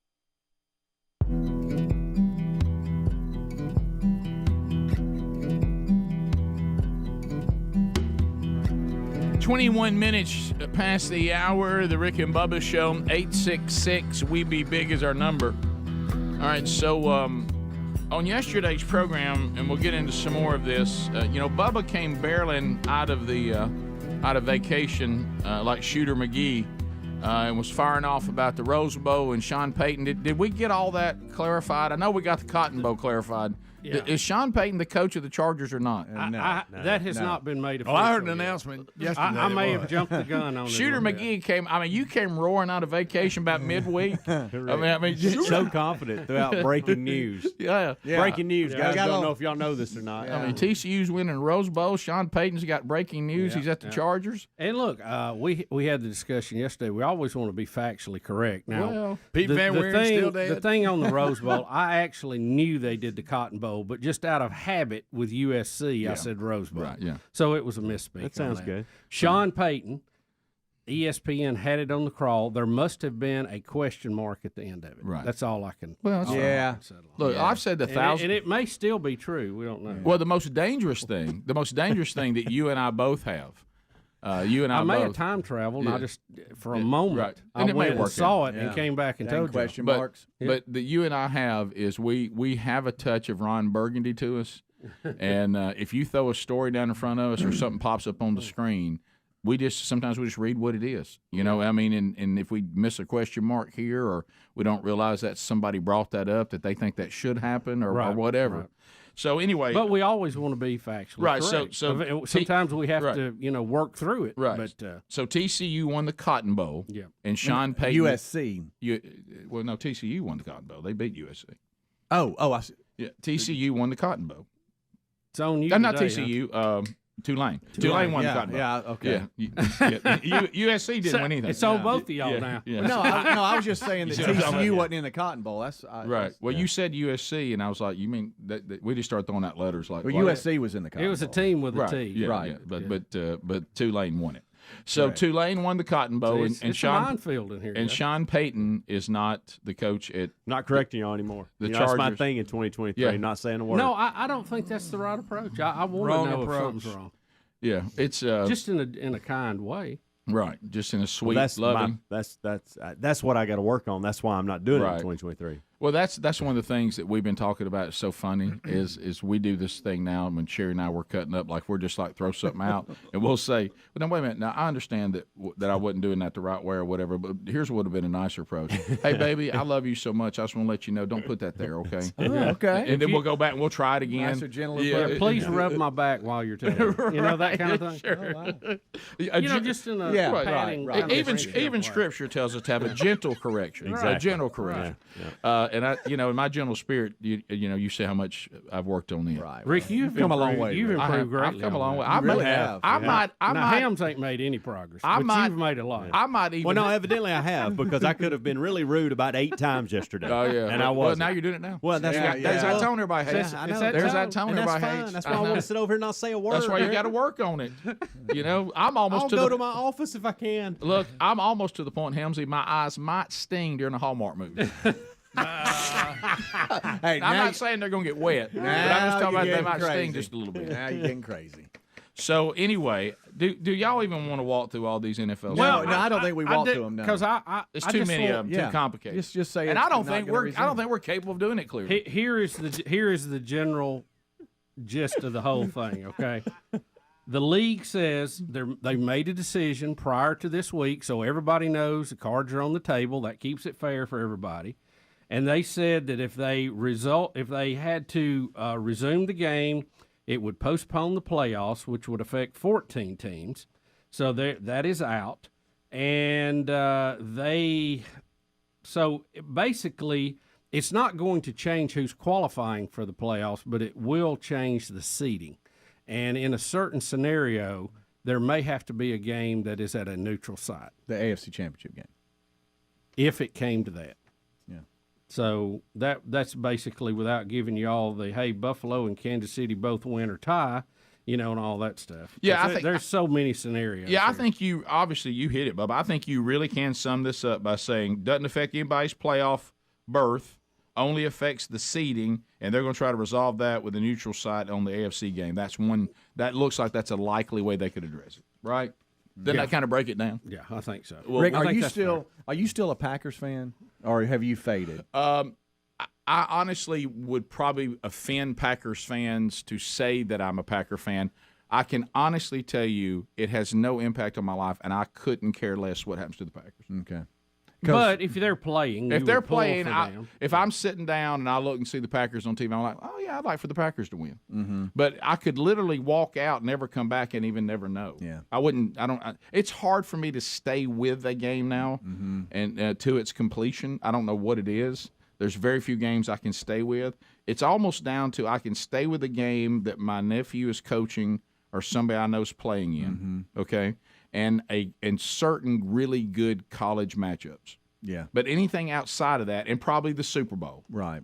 But outside of that, I just can't stay with it. I knew you were an appointment TV kind of Packers, but I was wondering if you were flipping and you saw that helmet, do you stay if you can and go, let me see what's going on here? Because Sunday, are they driving to win the game or something, or trying to keep the other team from winning? It's just a game, and you're going to go, hey, let's see what's going on here. Because Sunday, if they win, they advance and they make the playoffs. Here's what if you they could lose, say. they're done. Here's what you could say. Hey, Rick, I know that the professional football is not near to you what it was at one time, and it's never been to the level of college football or high school football. Yeah.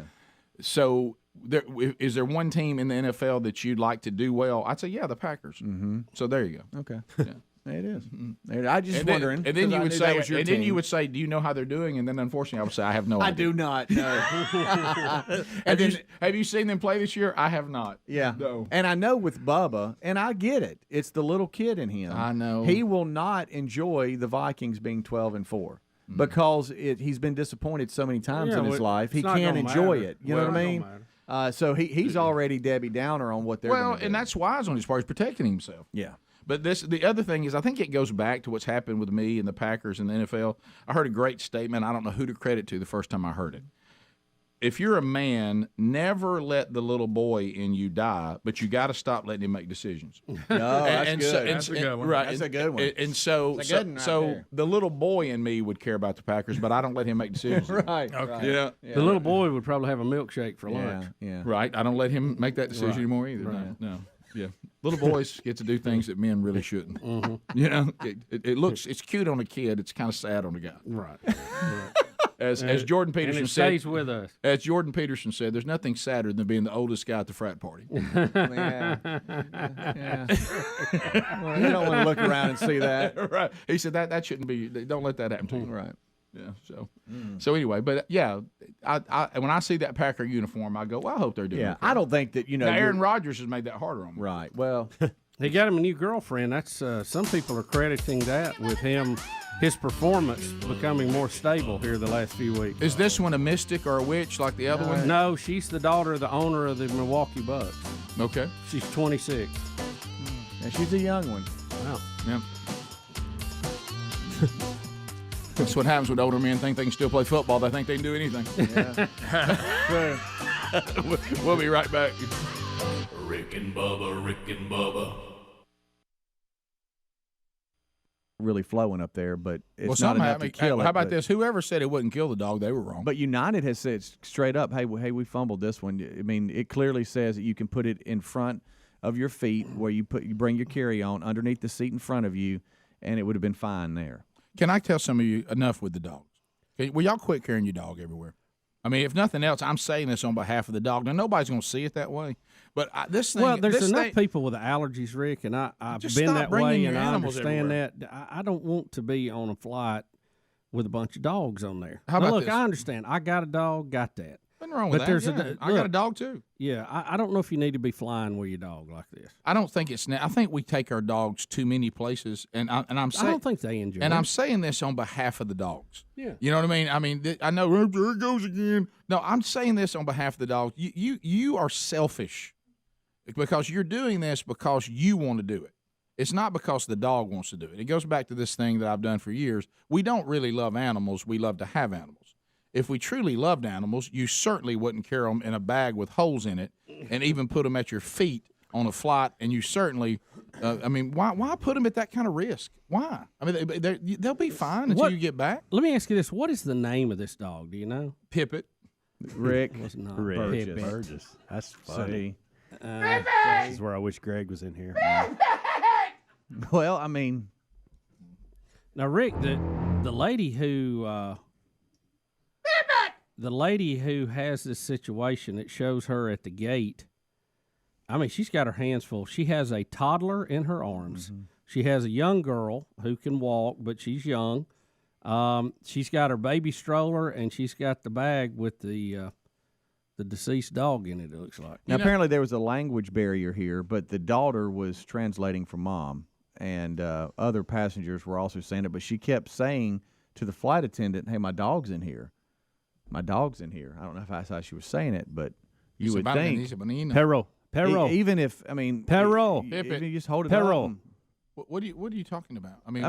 Because the flight attendant was like, it's a hazard, put it up there, and at one point she didn't understand there was a dog in it. Well, I don't know. At one point earlier in the kickoff hour, we were discussing. bark, do something. Well, the dog, Rick, it was barking. They said during takeoff and during the flight. But what I'm talking about is if the person doesn't understand my dog's in the bag because I don't speak English, I guarantee no matter the language barrier, I can get dog. Yeah, I can get dog or just. I'm pointing at it. Yeah. You know what I You mean? wag your tail. Yeah. I hold up pictures. I Google. Right. I get my phone and show a picture of the dog and then point at the bag. Yeah. I don't have to know the language to get dog across. How do you? I agree. Is cat Del Gato? Yes. Isn't it Del Gato? El Gato. I think it's just Gato. Mm-hmm. The cat is El Gato. Yeah. But Del if Gato. you just said Gato, they'd get it. Yeah. Perro's dog. Or you don't even have to know the language to get dog communicated. You can bark, or for cat, you meow. Well, how about everybody this? knows that. Just how about this? Just rattle the bag for a minute. there it is. Dog. Dog's in there. Doggy-o. But I don't know this obsession. We got to carry our dogs everywhere, our pets everywhere. I just don't get it. I know, Rick. I think my dog. And look, from time to time, you got to carry them somewhere. No, I Betty understand loves that. her dog. I mean, all this. But look, I think they are, especially if they're outside dog, they are most comfortable in their yard to where they always are. Look, see, yeah. all right, so once the dog was found dead in the overhead compartment, this is what was confusing. The flight attendant became frazzled and insisted she did not know there was a live animal in the carrier. Which that goes back to where here's the dog. Worst communication How attempt in ever. the world does that happen? I can get dogs in this bag anywhere in the world. Send me anywhere. You Yeah. can throw me out in the middle of a jungle where people have never been found before, and I'd still do it. Rick and Bubba, Rick and Bubba.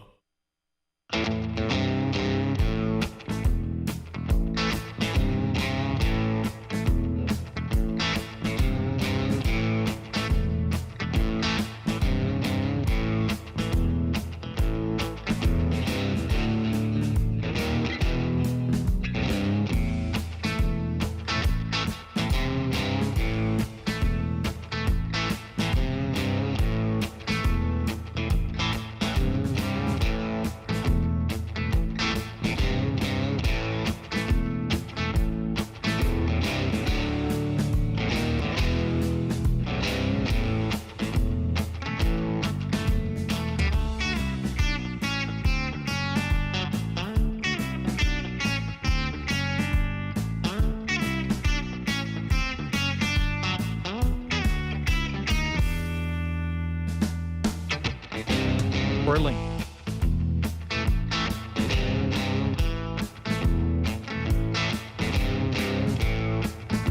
It's 35 minutes past the hour. The Rick and Bubba Show. Thanks for being with us today.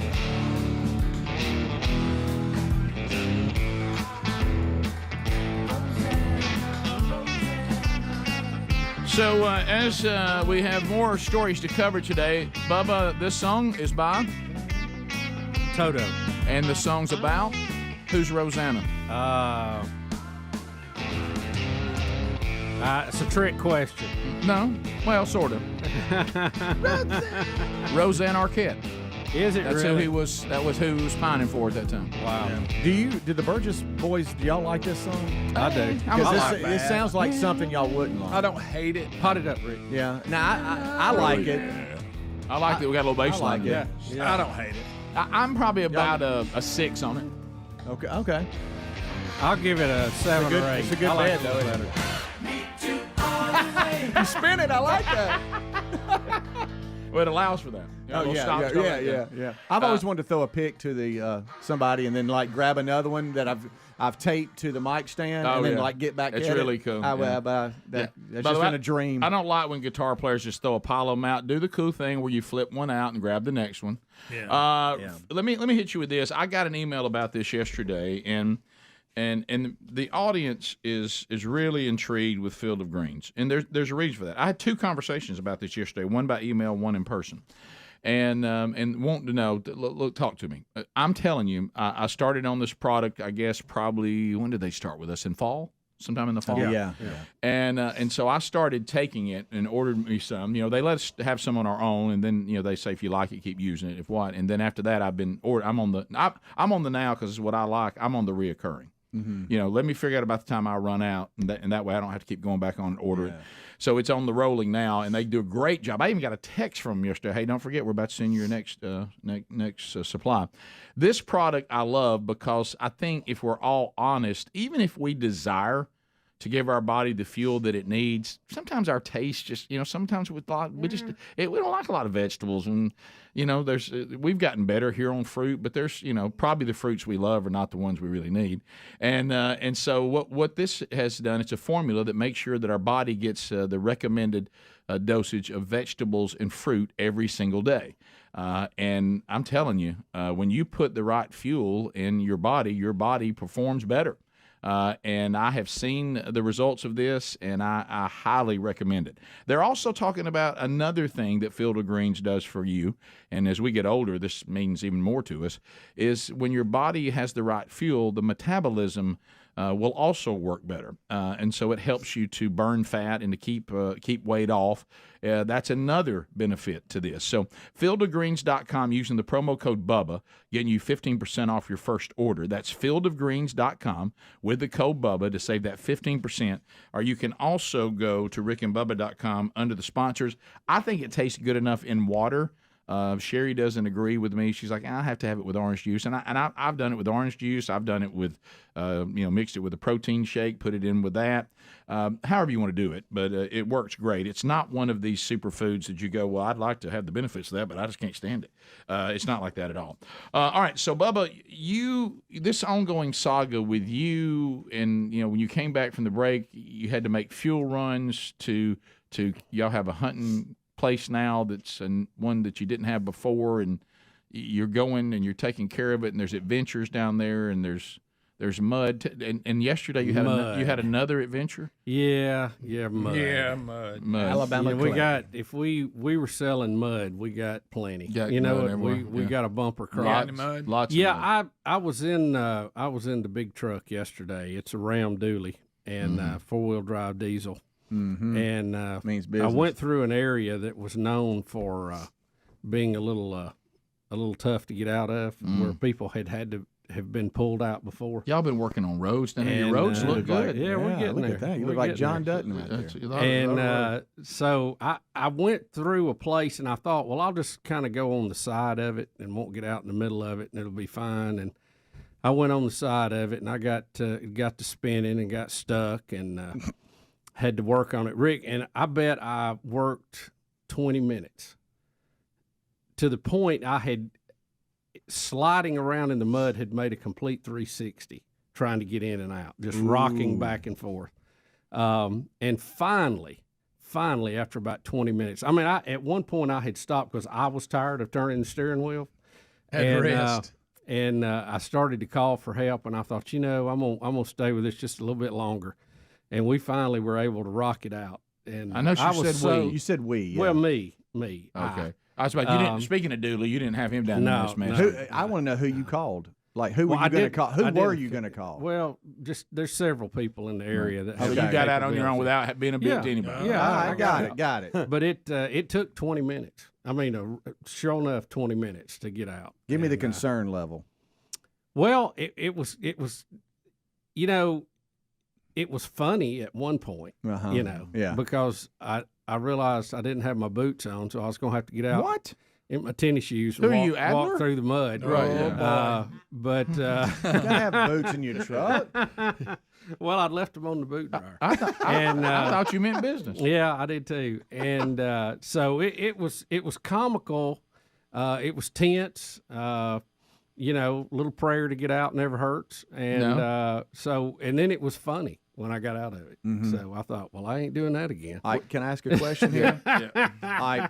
Did you see something and go, I can get through that, and then get stuck, or were you off in something and we realized, oh, no? No, I knew it was a bad area, but I was going to kind of bypass it on the side. Oh, okay. And thought, I could keep a couple of wheels out of it, and apparently not. It rained a lot more. We had a lot of rain. Tuesday night? Yeah. Than I thought it did. And I mean, it was substantial, and it got me. I thought I could get by it, and then before I knew it, it had sucked me in like a black hole. That's terrible. Down goes Bubba. Yeah, That's terrible. It was horrible. Feeling. And I did, I did everything I knew to do, and I got to rocking her back and forth, and went to low 4 and all that, and I don't have lockers on there, so it's still got some differential stuff going on. Yeah.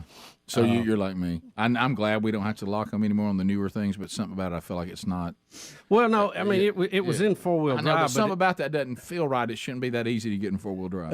I feel like I'm not all the way in. Well, long as the light comes on, I feel good. I about know, it. And I'm glad we don't have to get out and lock them in anymore. But I mean, you can. There is a thing called a locker where it is a true. Both wheels are turning exactly together. Now you can't turn when you have that. No, wheel. you can't. You'll break. You the tried wheel. it, didn't you, Greg? Oh yeah, it just keeps going straight. But most of them are differential. It'll be one or the other, even though it's 4-wheel drive. And so we rocked. I even went back to 2-wheel drive one time just to have a little fun. That's all that could have been for, was fun. And finally, when I got out, I had it in low 4, and I just gunned it. And just stayed with it. I mean, Stay in it! That's what I was hearing. Momentum, you better not let off. I heard that in the back. It's like somebody was screaming it over on the next hill. Yeah. And I just stayed with it. And finally, you're sliding and you feel something bite a little bit. You can't let off. You can't let off. Yeah. But it was fun. How happy were you when you were free? What a great feeling that is. Very, because I was thinking how were far I like- might have to walk. Yeah. It wasn't good. Yeah. And I know the answer to this. So this camper y'all got at this new place. Yeah. You sent us some pictures yesterday, and we don't have to look at those on the air. But, No, it's fine. But when I looked, that's not where you're going to sleep. That's where other people sleep, right? You're not on those bunk beds. I mean, you must have a bed somewhere in there. Look at the bed way back in the back. Okay, that's Bubba. There's Bubba. Because I saw those things that look like bunk beds, and I thought, they ain't nobody I know in our group going to be able to sleep on that. Huh? Bubba's bunk. Yeah. Bubba's bunk. Yeah, I get the big one. Yeah, well, yeah.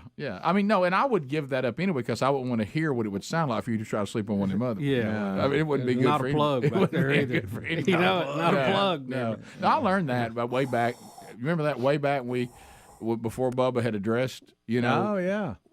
It was so funny to watch people think that when we said you snored, they thought it was like mild. They thought it was like somebody who sometimes just has a little bit of Yeah. And they're all, I can sleep through anything. I said, you won't sleep through this. I wasn't in the room with him. It was waking me up. No, I was in a separate room. You know how the subwoofer... I remember asking Todd Jones. I said because he was all bold, saying he go all bunk with Bubba. I said, can you sleep through someone with a chainsaw? If you can, A gas powered changer. right. Yeah. If you can, you're good. We've all had surround sound on, and the subwoofer, when it gets to a deep, it like rattles everything, and you can feel that's him. Oh, yeah. You're right. Yeah. Well, It is. when we were on the road a lot more, it was funny because I'd have my own room. Yeah. About 6 of y'all would pile in. Oh yeah, Oh, yeah. it wasn't worth it. XFL days, he had his own suite. I'm sure. And we gladly let him have it. Gladly let him have it. I'd rather sleep on top of the air conditioning unit. Yeah. I'll get up under the sink. Good night. That's when you said, hey, he's back. He's not sleeping. He's battling. He's battling. Look, if that son of a gun had got a CPAP, he'd be already dead. Yeah. All right, we'll be right back. 15 minutes to the top. Rick and Bubba. So anyway, so the dog incident, United is saying that they did drop the ball on this because they, for some reason, did not know that a dog was in the bag.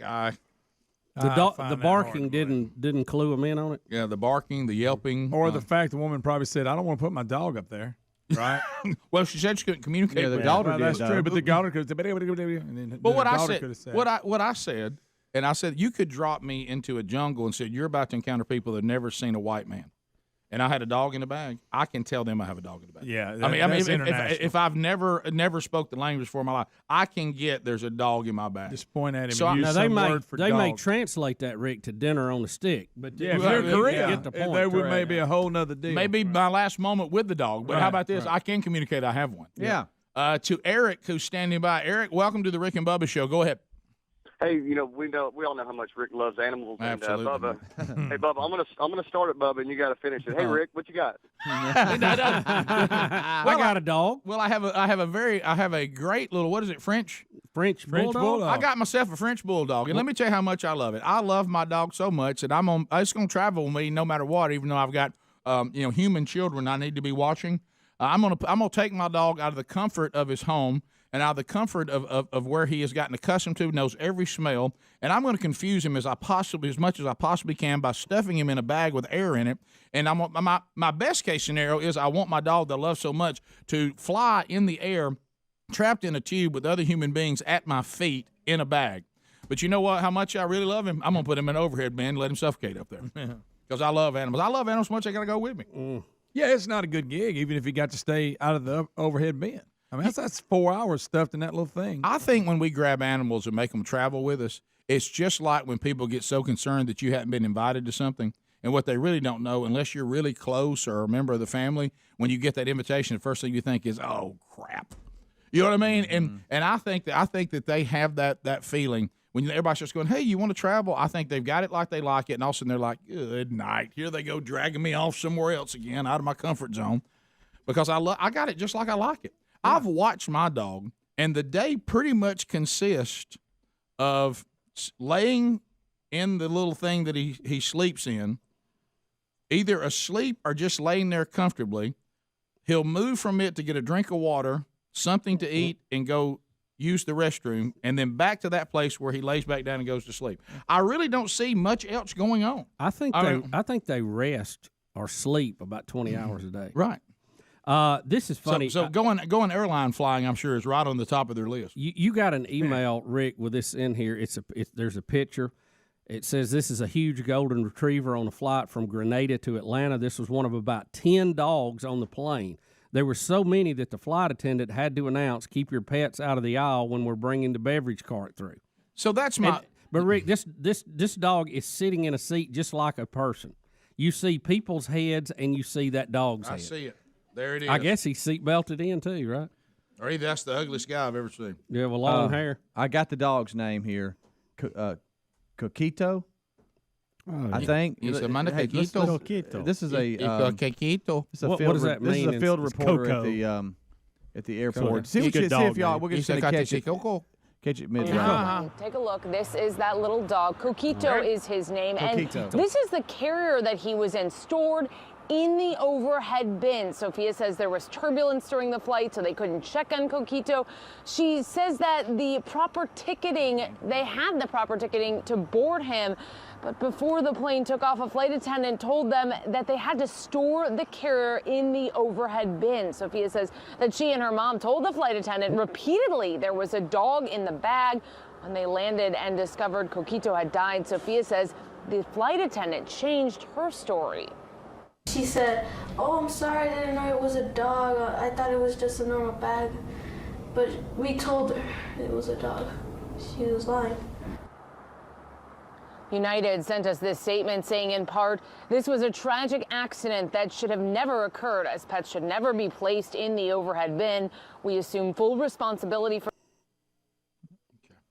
Stop. I will say this, except for the fact that she said they told her. That does look like a gym bag. It does. It doesn't look like your typical. Yeah, but it's Coquito. It really does. Now, I'm not saying that I think the girl's trying to cover herself, but as far as looking at, if I looked at it and glanced at it, it does not look like. Yeah, well, it looks like a gym bag with holes in it. That's one of the new mesh on the side. But when they close the door and you heard it, you might want to get it out. Rick, several emailers have said it's because it's a French bulldog. It already has a smushed in face.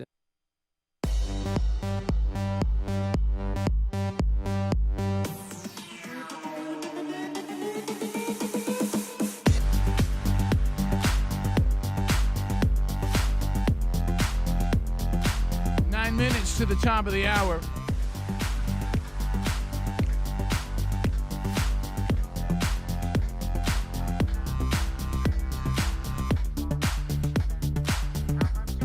All right, so as we work our way back, a couple of things to look at, Bubba, on the board. Mud is fun to play. Oh, yeah. It can be problematic. I mean, but if you're needing to get through it, it can slow you down. It can. I never got, even though it was part of our culture, and a lot of my friends and acquaintances were very much into let's go mudding. Yeah. I never, of course, I also lived in a family that could not afford something for us to mud in. Right. And if I were to ask my dad for his old Ford Bronco, that would have been a dead on arrival. You know what I mean? Yeah. But, it is funny, that term, mudding. I have, friends all over the country, and everybody knows exactly what that term is. Sure. I mean, regionally, other things change, what you call certain foods or how you serve dressing or whatever. But mudding is known everywhere. No, mudding is known everywhere. And why is it so much fun to ride on a dirt road after dark? It's just fun. Well, you realize this is one, or in the daytime too. This is one of the things that I've been talking about. We're talking about these ongoing. I prefer a good dirt road. Yeah, the ongoing saga of the farm. A man and a woman that have land and the things she wants to do with it and things I want to do with it. So one of the things she's talking about, and I've talked to the county, and we're working all this, is she wants our where we are located, which I think means we mean business. Is you right before you get to where our farm is, the asphalt ends. That's right. And it turns into dirt. And that signals to me that we mean business. Right. Because we're on a dirt road. Right. And so Sherry says, but when we go through the dry part of our climate here, dust is everywhere. It is. And she said, I really wish it would pave on past here. And I said, you can't put pavement. I said, the dirt road, like to your point, don't you love the feeling of when you hit a dirt road? Oh, I mean, just the way that feels. I mean, there's if just if it's a good dirt road, I if it's mean, maintained, and got me swearing. Now look, can't keep a clean car. Yeah, but does the county struggle keeping it smooth? They do. Are there potholes that will take your car and destroy it? You know what you do? You drive something you're not worried about keeping clean. Right. Yeah. Well, she's saying, if we relocate, if we ever relocate, though, we're gonna have we're gonna have vehicles down there that. And I said, well, I'm in a Hendrick Ram, so I mean business. Well, she'll have to drive a truck. Yeah, that's what I told her. I mean, most husband and wives drive trucks. Yeah, if we're gonna live down there. Yeah. I mean, we got to. Yeah, absolutely. And go to town. I said, go over to the Piggly Wiggly Day and see if you see one Subaru. You won't. No. You won't. So we got to. The least we got to get her to front-wheel drive something. So she says that she'd like to get. She said, I would prefer to drive like a vintage truck. I said, you want to get one of them old ones, old pickup. She said, I'd like to have a 3 on the column old pickup. Oh, 3 on the column? Yeah, and I said, okay, well, we can find those. Yeah, we can find those. Yeah, but you need 4-wheel drive just in case. Yeah, sure. We'll have that because I always have my Hendrick Ram ready to go. Right, and I mean serious business. Real business. And I'll tell you what, no matter how hard it is for me to be in the lift kit at my age, if I mean business, I'm gonna stay in it. You know that is the one thing. I might not be able to get in it anymore, but it's there if I need it. And Rick, you kind of brought this to the table because my old truck was so old. I didn't even know what DEF was. Diesel emission. Was it diesel emission fluid? Yeah. But now that all of them have that on it, a diesel truck don't even smell like diesel anymore. I know. It smells like formaldehyde. You really, all you got's the rumble. So you can't even tell somebody's mean business. All you got's the rumble, Bubba. You don't have the smell anymore. Did I say that wrong? What's that? Formaldehyde? No, I think you did good. I saw a big laugh break. No, I won't touch that word. I think you did fine. I think you were. You had one earlier. Look, don't let these people in here make you gun shy. No, I just want to be correct. Right. We let one earlier go. Yeah. What was it? What I say? What was the word? He added a re to the front of what was consciousness? Reconsciousness. Yeah. Well, I knew what you meant. Mm-hmm. Reconsciousness. You said reconsciousness. He regained consciousness. Yeah, but you changed that to reconsciousness. Oh, okay. Mm-hmm. I just think that's. But I knew what you meant. I think that's. Efficient. But my point is, it was there's no. If we're going to change all the pronouns, that needs to be added. Bubba, there's no rules anymore. Yeah, it's just anything. But we did not correct you until you asked us. Right. But you're right. I can tell when everybody's head jerks. Oh yeah. If I can make you call me they, them, zee, zer, zap, zimmy, zom, zom, and all that, there's no rules. No, you can say pronounce anything any way you want to. I was talking to Sherry yesterday, and she was reading something. So she had her glasses on. She was over there reading. And do you love when somebody makes a point and they don't even have to look up, and it doesn't even take just a few seconds? And I started telling her that I'm. Based on what we've been doing for a living, I said there is no doubt that our society is getting dumber by the year. Yeah. And I said it's shocking how dumb society has become. And she doesn't even look up. She goes, well, a society that doesn't even know what a man and a woman are, honey, I mean, isn't that all we need to say? Yeah. And I just moved on. I said, well, yeah, there you go. We don't even know how to do that anymore. No, there it is. You know how when the we can't even put a field number goal on gender. kicker kicks a field goal, and the officials look at each other on the right and left of each other, and then they either do this or they do this. Well, that's what Greg and I are doing. Yeah, when you see heads turn, confirmation, it may be you down the middle. You may be perfect right down the middle, but that's what we're doing. Yeah. It's not necessarily that when you it see just heads catches jerk. my eye, and I'm like, now what? When you see heads jerk, I don't want you to think that you're wrong because sometimes this that's is why it. I went for this is what we're doing. I went for confirmation. I have noticed with the staff though, there's a system, and y'all look at each other. Bubba looks at me, I look at Rick, and we all look over at Adler. It's kind of like that's how our eyes go. And I'll tell you what we are. Checks and Bubba. balances. We're officials, and what we're doing is we all look at each other and I go. Feet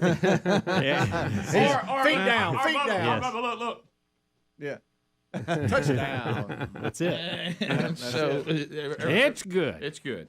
So because honestly, I wish we had somebody on our team, and I know we got people that are way above you and me that knew so much that they knew how to say things. Right. You know it because our team. Well, it's just not our strong area. Even our best person that can say things is still way off. Right.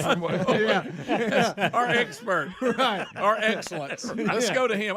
It's like we're the worst officiating team. You know what I mean?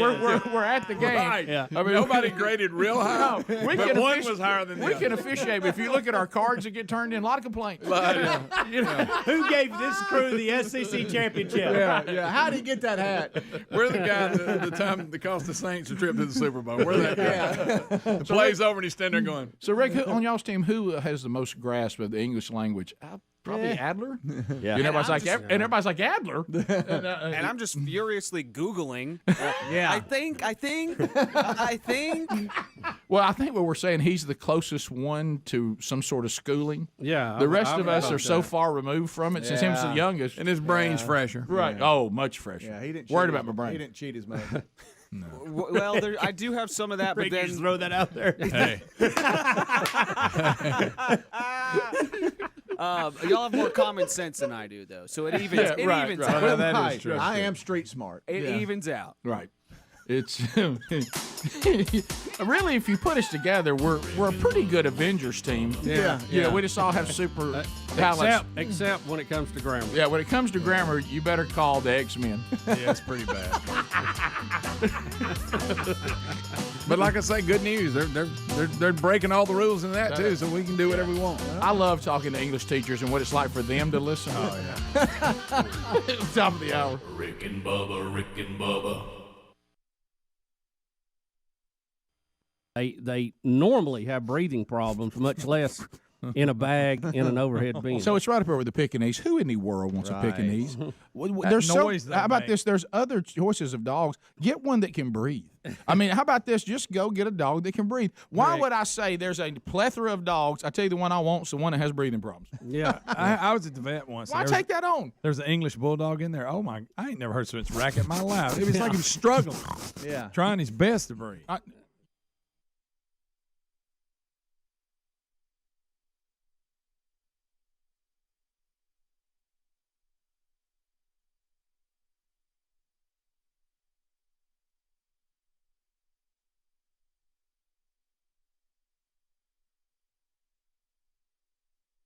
There it is.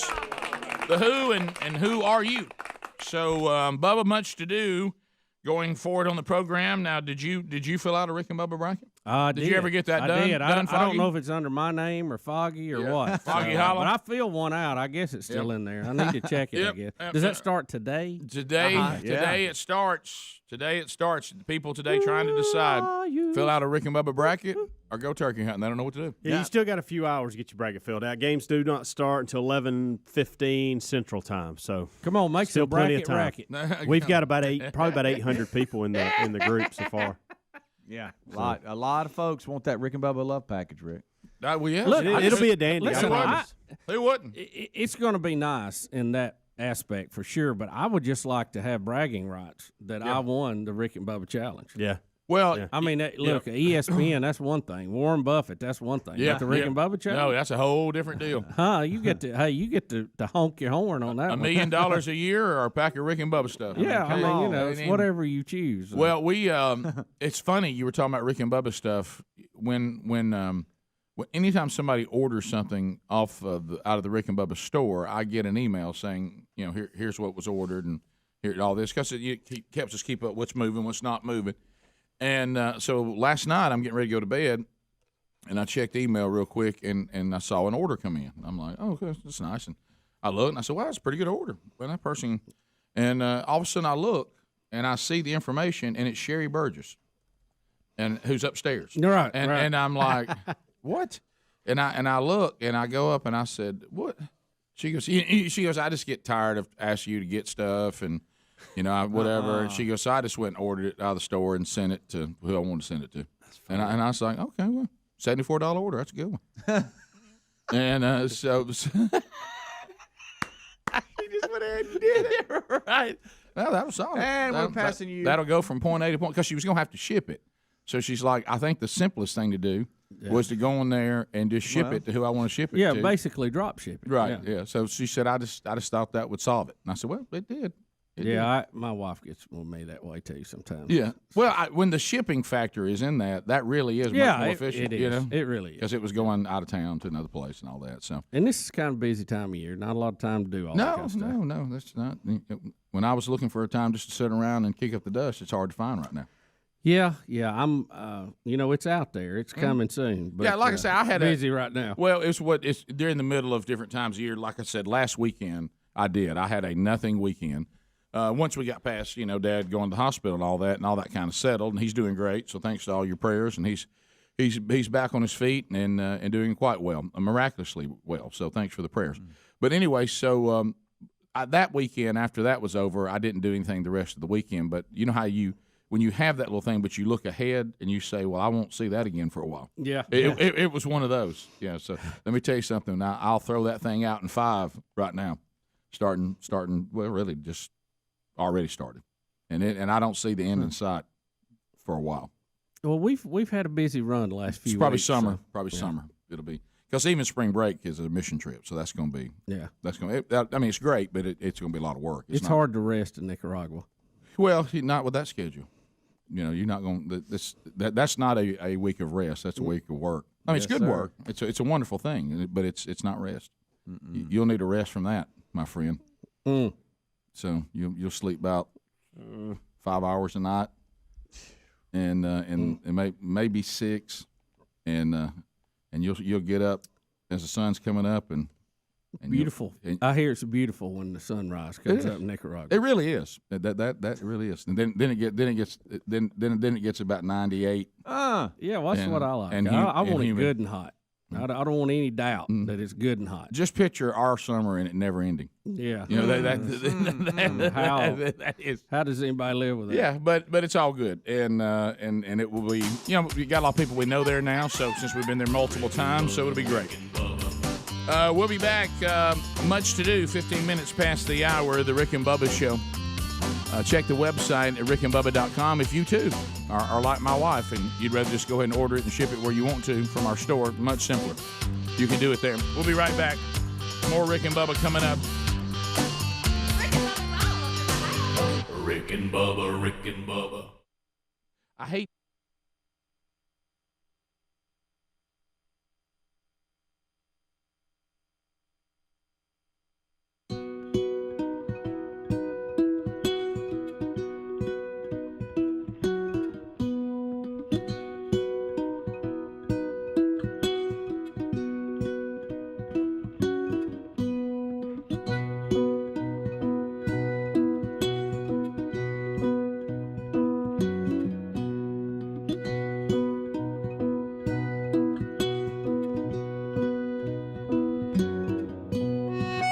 Six minutes past the hour from the No Name Studio on the bleeding edge of technology from Sweet Home, Alabama to the world. There we go.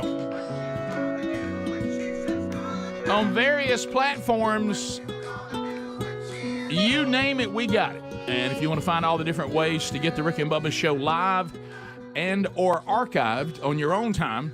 All that can be found at rickandbubba.com. All right, so phone calls to start the hour. All 10 lines are available. We have the real Greg Burgess in there ready to go. And you just call in, get set up, and we'll chat with you. Not a time for you to call and talk to Greg. That's not what this is. This is not Minions on Parade. No, it's not. Bubba and I are here ready. Helmsy, Speedy, Adler, we're all ready. And even Greg can chime from in there if there's something you want to ask him.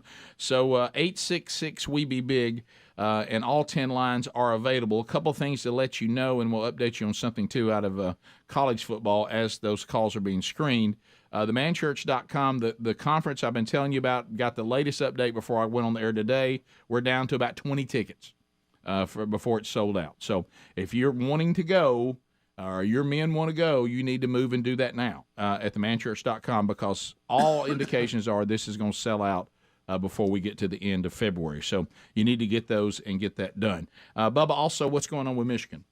Well, Rick, it appears that the NCAA has slammed Jim Harbaugh for multiple violations after an investigation. The NCAA reported that the Michigan Wolverine football program, that it has given it a notice of allegations claiming head coach Jim Harbaugh provided false or misleading information to investigators regarding illegal contact with recruits during the NCAA mandated dead periods. Michigan received 4 Level 2 violations and 1 Level 1 violation, which is Harbaugh's misleading information. I go back because when I first saw this story, but you're saying this is older stuff that they're been looking at. When I first heard that any college team was in trouble with the NCAA in modern time, what do you have to do to get in trouble? The violations also included Michigan using the use of a defensive analyst for on-field coaching activities, which is against the rules per ESPN. Okay.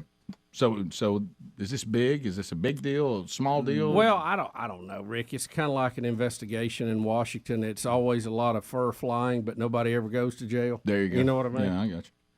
To the phones we go. Lake Martin, Chris standing by. Chris, welcome to Rick and Bubba. How are you, sir? Good, guys. How y'all doing? Good. We're great, Chris. So I was going back and listening to the podcast that you did about knowing God, and you said there's a lot of modern-day worship music that some of the lyrics can be controversial, like the lyrics with the word reckless God in it, and you said God's never reckless. Right. Well, my question to you is, a lot of worship music and styles nowadays, it's almost like it's putting on a rock concert. Like you have to be throwing your hands up in the air and jumping around on stage. And if not, some places it's like, well, then you're not worshiping right. So I just want to know what your thoughts are on that.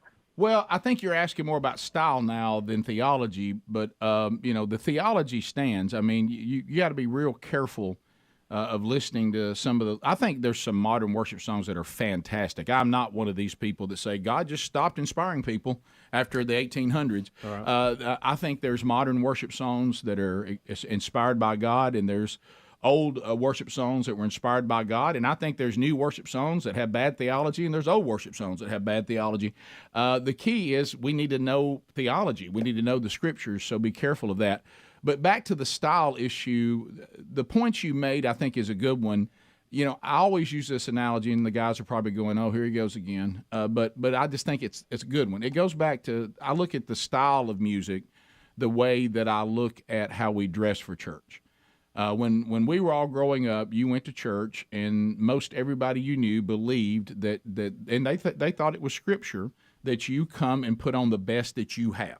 Now, that keep in mind, not the best the richest person has, the best you have. Mm-hmm. And you bring your best to church. And then became the movement of, if you dress casual going to church, everybody thinks that you're not solid, that you're not a devout follower of Christ because you wore jeans and a button-down and had tennis shoes on. And what we do, because we're fallen human beings, and then what we've done, we've now made dressing up to be bad. Anybody who wears a suit is not a devout follower of Christ. They're a stuffy, out of touch. And can I tell you this? I know people who wear a suit every Sunday that are the most devout followers of Christ that we have on this earth. And I know people who dress casual that are devout followers of Christ. And I know people who dress casual that are not. And I know people who wear suits who are not. So their clothing really doesn't indicate their devotion to Christ.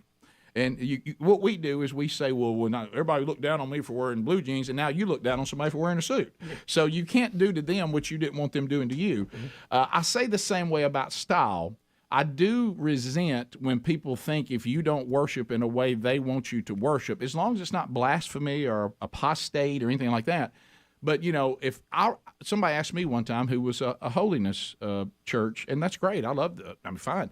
And they were with me, and they said, do you raise your hands during music? And I said, when the Holy Spirit inspires me, I do. But I don't, in my mind, say I better raise my hands so everybody thinks I'm worshiping. If I don't feel moved to raise my hands, I don't. If I do, I do. But I don't make it something written down. Must raise hands now. Yeah, don't be a mandatory lifter. So if I see somebody jumping up and down on stage and they love Jesus, that doesn't bother me. But where you got to be careful is if you see someone not jumping up and down on stage, you think they're not worshiping the Lord. They may be. So I don't think the way they act, as long as it's nothing inappropriate. Now, when you got worship leaders with jeans on so tight that you know whether they're a Gentile or a Jew, see, I think that's I think that's a problem because that's not appropriate for the holiness of the church. It's really not appropriate at any stage of their life to walk around in public like that. So that now I think is now violating a call to holiness. So anyway, but when you're talking about, hey, they think if you're not looking like a concert, you don't really love Jesus. Yeah, I would say they're wrong to think that.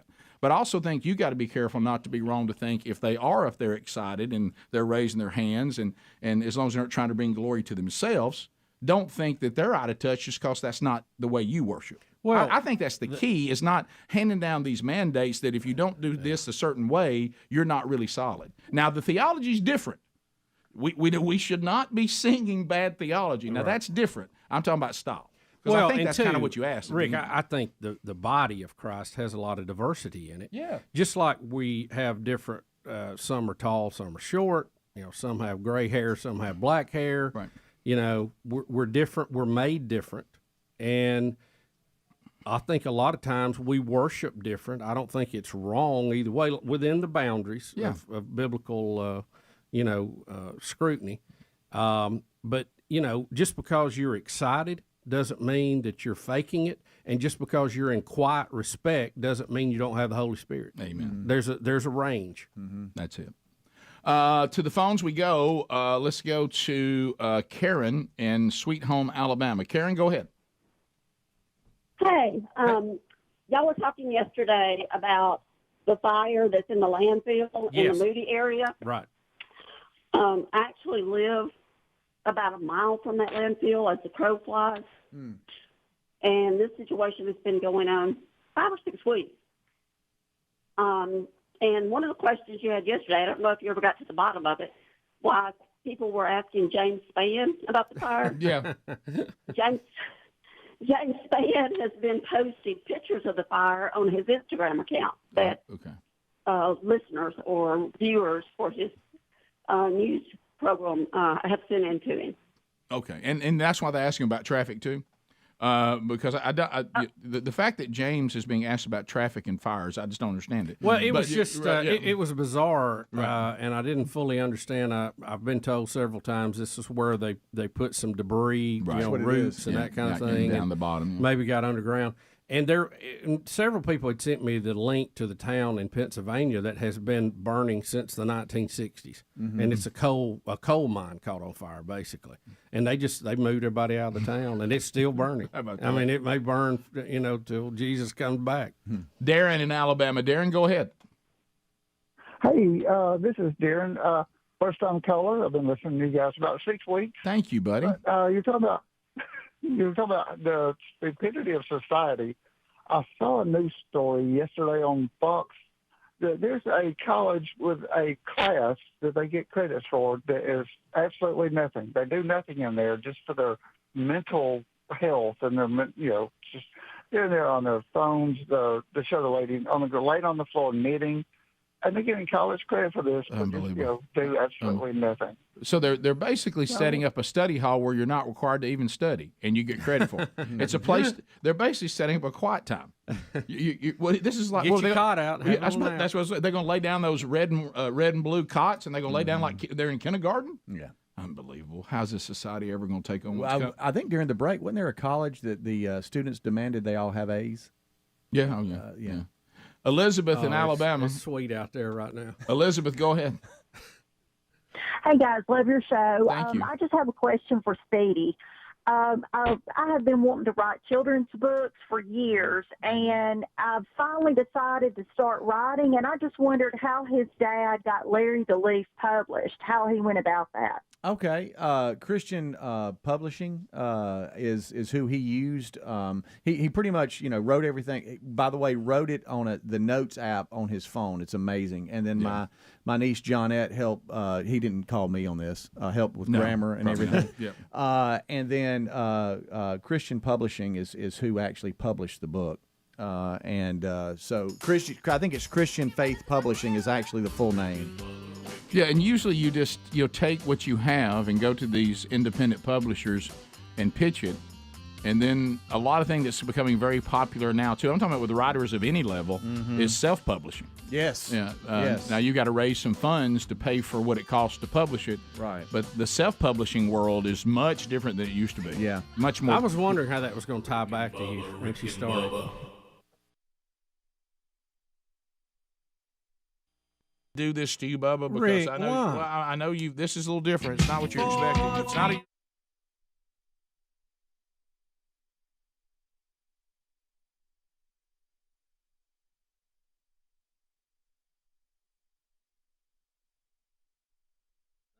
Well, I think that's good for us. I know. I need because it'll get us back into space. That's what got us on the moon, didn't it? Absolutely. So, if the Russians had not launched Sputnik, we would still be. Thank you. Looking up, wondering what it was. He said that he will start with unmanned launches. That sounds familiar, doesn't it? Of course, the Russians have got to, show us that they have technology to do it. I know. In 2019, they're going to start. That's here. They, of course, now he's announced this just before they've started their presidential elections. Sure, I'll put quotes around that. Right. But anyway, so I'm going to predict that Putin will win in a landslide. Now it says NASA also had unveiled its own $1.5 billion Mars 2020 exploration mission. Now, I'm sure he's trying to one up that by saying we're going to do more than send these little things that bounce around on the surface. We're going to start sending.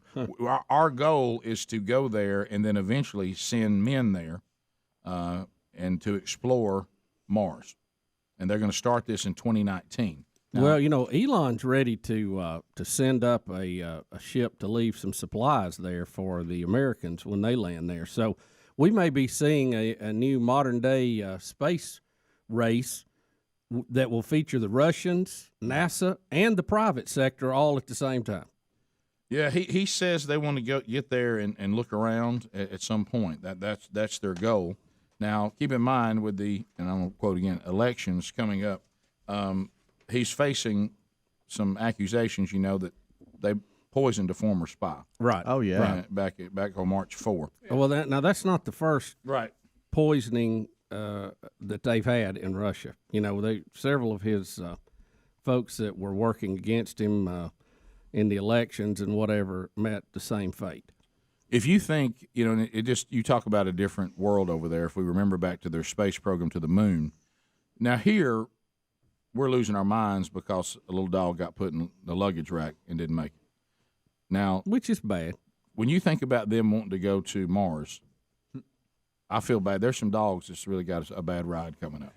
You know what I mean, Rick? Because they'll launch one into space in a second. It is still pretty much thought that they lost some humans trying to go to the moon that they never acknowledged. Well because some of them may still be out there. Yeah, well, they don't have to acknowledge that. No, they didn't. It wasn't in their best interest to do that. No. If you want a conspiracy, there's your real one. Well, I guess what I'm saying is they don't have, and I'm not saying this is good. Don't misunderstand. And when they put the dogs up, they just let them die up there. We brought our monkey back. I know.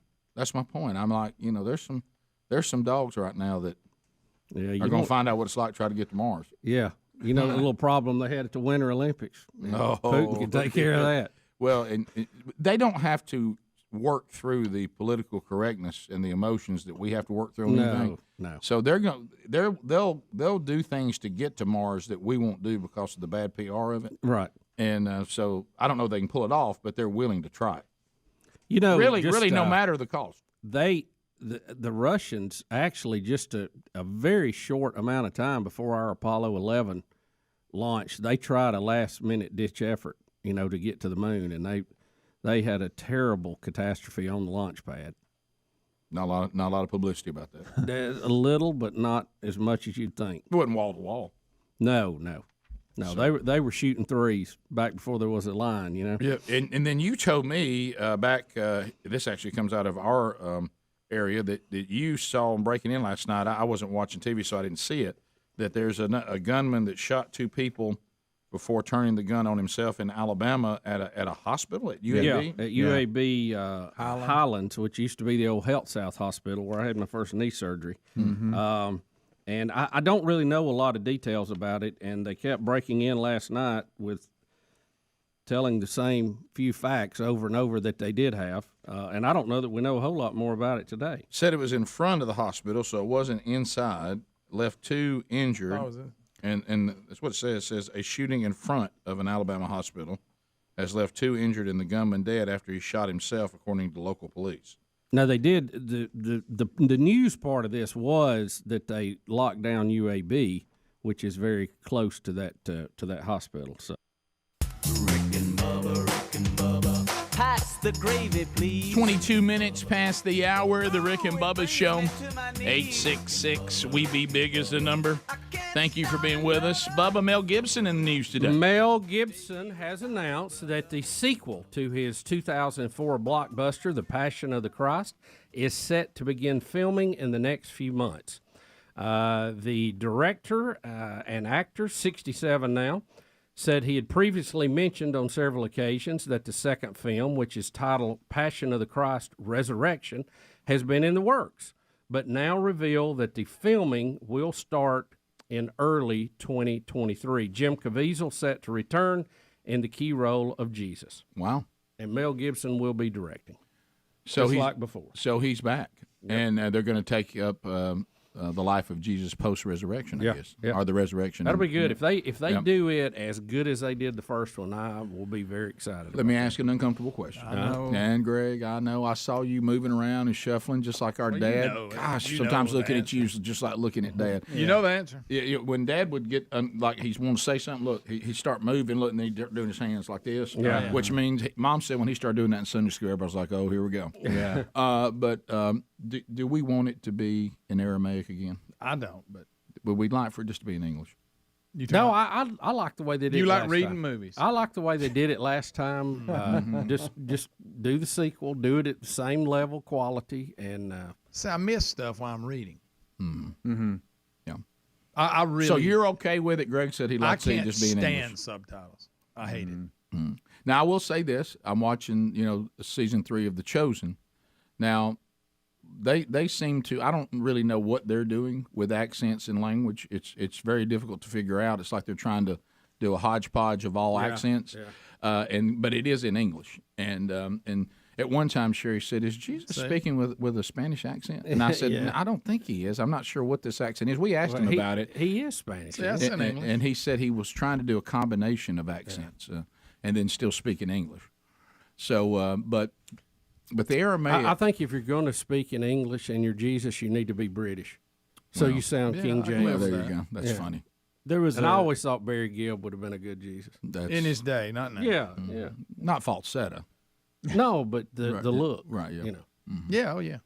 And he had the accent. I want to say the subtitle question. Mm-hmm. And Speedy, you may can help me out here. It's either Mosquito Coast or on Apple or Jack Ryan, the new one. Mm-hmm. There's a scene. There's every once in a while you'll have, because of the dialogue, you'll have the subtitles come up, and they're speaking. I think it was Russian and Jack Ryan. Mm-hmm. But then there was a moment of about a 2 to 3 minute dialogue where they gave you 0 subtitles, and they were talking. It was either Spanish with Mosquito Coast or Russian and Jack Ryan, and I was like lost for 2 minutes because they either they left it out on purpose or they forgot that. I don't think they would forget. But I was sitting there for 2 minutes going, I don't know what just happened, and I don't know what happened in the conversation. No, we can't have that. It was unacceptable. Yes. And I wondered if it was by design or they accidentally left it out. But I'm okay with subtitles as long as it don't go on the entire time. I'm kind of like Greg. Limited. And I've watched full. Limited. What if you start that way and then migrate into? I like Hunt that. for Red October. I don't mind that either. I actually think that's a nice effect. Nice effect. Yeah. But I find, and I don't mean any disrespect here. I understand why they did that in the Passion of Christ, and I know why it was effective. But I've watched a lot of, with Sherry learning foreign languages, a lot of times part of learning it, they watch movies that are foreign with subtitles. And I will just say watching a whole movie on subtitles, for me, to Greg's point, is a little exhausting. I feel like I'm missing stuff. Yeah, right. I mean, if the content is so good, and it was for the Passion of the Christ, you almost don't realize it. But I feel like I'm having to work harder than I want to work watching a movie, because like Greg said, I could got to pay attention. Yeah, I could just read a book, but the acting and all that, and the scenes are great. But it was almost like they were wanting, because the guy didn't know, the main character didn't know what the two guys were talking about in the different language, and it was like they were wanting you to be in that character's shoes. Yeah. And I was like, but I still want to know what's going on. And do you think it's also confused? And Frasier Revolution, and the pastor, I'll use the word and he tries to take the conservative and walked around like some of the depictions of Jesus, and they've got the guy who plays Jesus on The Chosen playing him. So he looks just like he looks in The Chosen, but he's playing this guy. That is confusing. Wow. Yeah, so I keep thinking that, and it's called the Jesus Revolution. People are going to think that's Jesus because it was his name Rumi last name. Yeah. So he's playing the guy who looked like Jesus that brought the hippies into the church for them to be. Wow. And Kelsey Grammer, of course, plays the conservative pastor that gets involved in this as well. So they're supposed to be bringing Frasier back this year too. Yeah, so. I heard that. I ran up on one of those episodes. Kelsey Grammer's funny. He's good. Yeah. He actually has been pretty vocal about his maturation in the faith, and so he took this gig with the Irwin brothers, and everybody says his performance is fantastic. So we'll probably interview them during the promotion. I think it comes out maybe in a month or so, 6 weeks, something like that. Perfect. Maybe you can get us Kelsey on. That'd be huge. That would be cool. Bottom of the hour, we'll be back. Senator Tommy Tuberville from Sweet Home, Alabama, is with us. A lot going on in Washington. As far as information goes, one of the victims has died in surgery, unfortunately, the other in stable condition. And they're now saying it did happen on the second floor of the hospital. But in that article, you're correct. It does say outside. Do we know what it was about? Was it what the reasoning? Maybe sounds personal. Let me work through this, because it may be that this happened front of an Alabama hospital. Then you go over 2 pages, and then it says the victims are believed to have been on the second floor. Yeah. Journalism today, that they don't know how to lay a story out clearly. I think all that's on the table. It is. It has 2 different things in the same article, what you just said and the front. So they're in the same article. I don't know what they're saying. And killed himself. They were letting the public found with a self-inflicted gunshot in a room on the 3rd floor of the emergency room. So we have part of the story says it was outside. The other part says 2nd floor, and then they found him on the 3rd. This is correct, and it just started outside and carried inside. Yeah, maybe it started outside. He shows stuff in these paragraphs like you transition, and you don't know what happened. Yeah, what happened? So not off on the timeline, because the story is extremely difficult to follow. Yeah, and both people he shot were employees, not just one. It looks like that they say the first page says outside, the 3rd floor. And then the other page says, and the gunman shot himself on the 3rd floor. So it gives me a vision. The only thing more confusing was trying to watch the live cut-ins on TV last night. So it looked. If I read this story and want to make it accurate, and I'm having to do this, I'm having to put a puzzle together. It looks like the shooting started outside, went inside, and ended on the 3rd floor. It involved the 2nd floor, and it involved the 3rd floor. Or That's how it looks. They may have been shot outside, then carried inside for treatment. That may be the other possibility. Right. Yeah, it could have been that, everybody was shot outside, and then he ran inside and then killed himself up on the third floor. I don't know. And shot others on the way. I don't know. It's a very hard story to follow. The bottom line is they're coming back.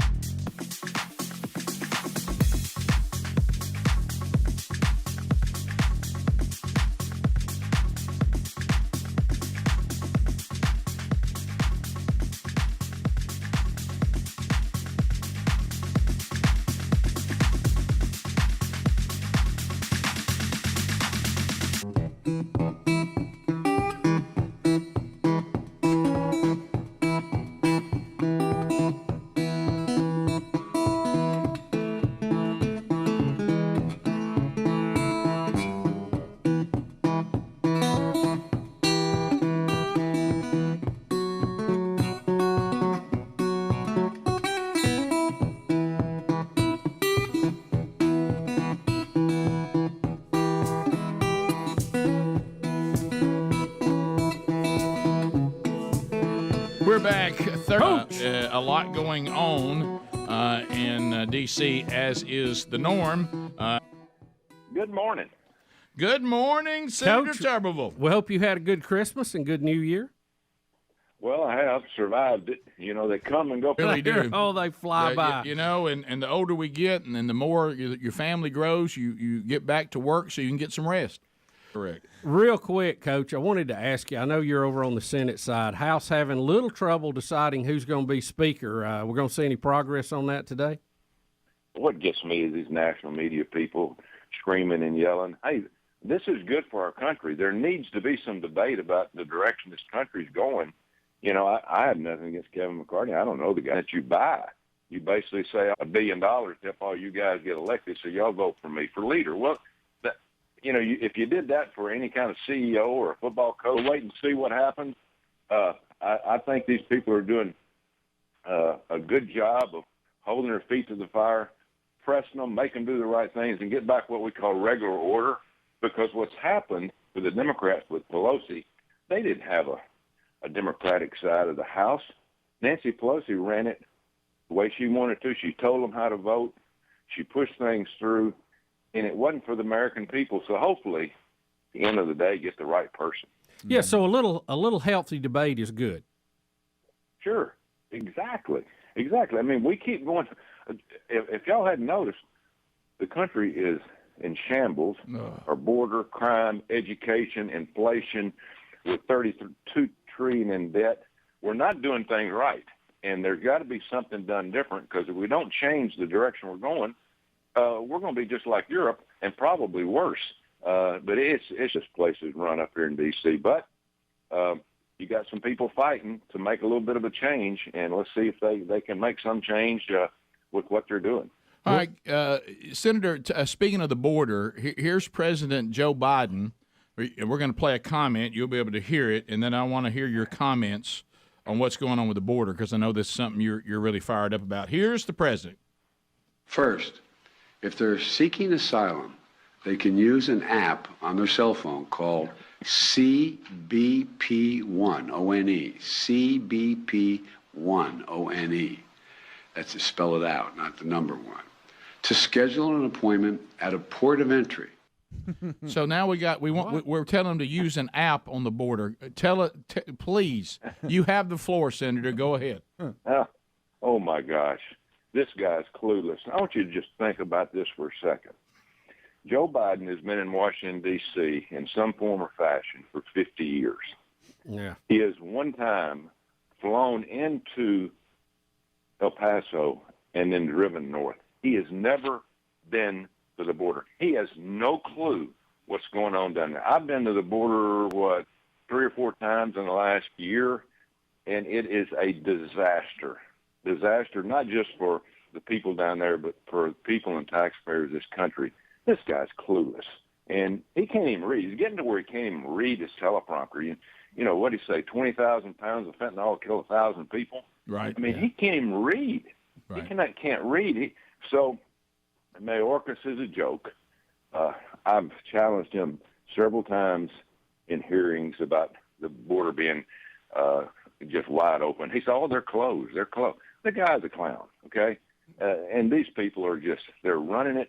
They want a one-world fashion of globalist. They don't want any borders.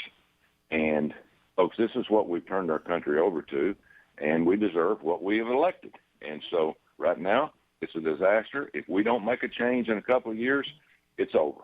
Coach, it's going to be over as we know it. Do you think they're globalist and they have this view, or do you think it's maybe more sinister? They're just trying to turn Texas purple. Well, that's a good point, Bubba. That's one of their goals here in the United States, and for the Democrats, they want Texas to turn blue, to where when they know if they get Texas, we'll never have another Republican majority in anything. So that's part of the deal. But they get over in these European meetings, 20s and stuff, and talk about climate change and these EV cars and open borders and what are we doing right now? We're spending billions of taxpayer dollars in this country to protect the border of Ukraine. And they're hypocrites. At the end of the day, they really don't know what they want other than they know they want some form of power over everybody in this world. Yeah, have any of you addressed the opposing party with the point you just made? And that is, based on the way y'all see our border, you should really state we should get out of this Ukrainian situation and just say, well, if Russians want to come over the border, that they ought to have the right to do so. If they desire to seek a better life in Ukraine and take part of Ukraine or take Ukraine completely to make their lives better, why are we trying to say Ukraine is sovereign and their borders are sovereign, and then we have a southern border, and then on one hand you're telling us you won't let go of this COVID thing, you're trying to terrify people with this over and over again, while letting people stream into the country unvetted. That shows that some part of that propaganda is inconsistent. So are people pointing these things out and making them answer these questions? I know the press isn't going to do it, but is this happening in debate? Oh, my God, Ricky, you hit it on the head. I can go back and count. In the last 2 years since Biden has become president and opened borders and the fentanyl and the human trafficking, I was at the border just a few months ago, about 6 weeks ago, and I was down with Brandon Judd, who basically runs the union for all the Border Patrol, and I met Russians coming across. Russians now are coming across our border. But the one thing I will tell you is since he's taken office, senators, I don't know about the House, and I know they don't do a whole lot over there because Pelosi never really opened the floor. Most of them never even came to D.C. for 2 years. She just told them how to vote from home. And that they're all mad because they're having to actually be at work right now. All the Democrats eating popcorn. I mean, it looks like a circus on them. But they ought to be ashamed how they treat the House of Representatives. But that being said, we won't get into that. We have given senators, and I know I've given over 10 speeches on the floor, hundreds and hundreds of speeches from senators on the Republican side of saying, what are y'all doing? Open your eyes. You're ruining not just our country, but other countries. We've got to stop this influx of migrants and all this. Not one speech or debate by the Democrats on the floor. They will not bring it up. And I'm shocked that Biden's bringing it up now, but it's obvious now he's said we better do something because if I'm going to run for president, I got to straighten this out and or try to act like I'm going to do something. But he's not going to do anything. He's just going to put words on it. That's all they ever do. There's no action. But I'm telling you, Republicans, we have been all over them for 2 years, but it's just going through one ear out the other. Coach, let me ask you this, jumping around a little bit. Huntsville is scheduled to be the home of Space Command. Is that still solid? Oh, well, every day, Bubba, that we do something, form or fashion of trying to get some kind of clarification. Secretary of the Air Force Kendall is in charge of that. I know him very well. I've had dinner with him. I meet him everywhere. I call him. We're pushing him. I think what they're doing, just to be honest with you, Joe Biden said, hey, we're not going to make a decision. We're just going to leave it up there right now. And because if I do change it, it's going to show that it was a political decision. And that's not what it's supposed to be. It was proven that Trump really didn't do it. Secretary of Air Force did it and gave it to Huntsville for the right reasons. Right. It's the right place to do it. It's the right place to come. But when they got in office, they said, well, just leaving Colorado right now. And we want to bring it up. And because if we do change it, we're going to be chastised because of being a political decision. So, hey, we're pushing every day. Now Katie's got to get in the fight, Katie Britt. And Senator Shelby was in on it. But, I'm on armed services, so every opportunity I get, I keep trying to push them. But it's kind of like push a bowling ball with a toothpick. I mean, these people, I'm telling you, they have their own agenda, and hell or high water, they're going to stick with it. And it's just unfortunate for the American people. Well, Senator, thanks for always making time for us, and thanks for the update. And we'll be continuing to talk to you. And as you laid out clearly, what happens on the next presidential election is, as it always is, but now more than ever, it really may have a lot to say on where this country ends up if it will be reconstructed into something else. We'll be right back. Thank you. Rick and Bubba, Rick and Bubba. The Rick and Bubba Show, 866-WE-BE-BIG is the number.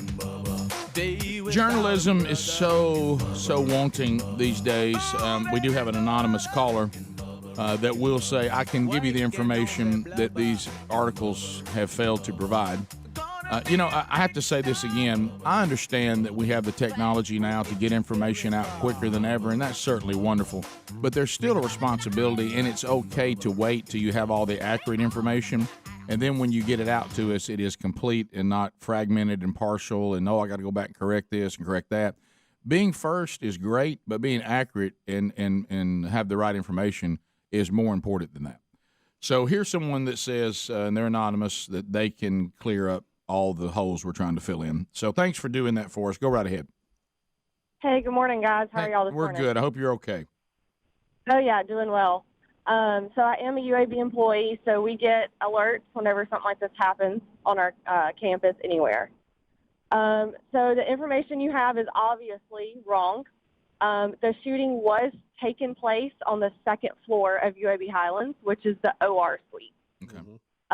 The information we have is that this is probably a disgruntled employee who had been reprimanded earlier in the day.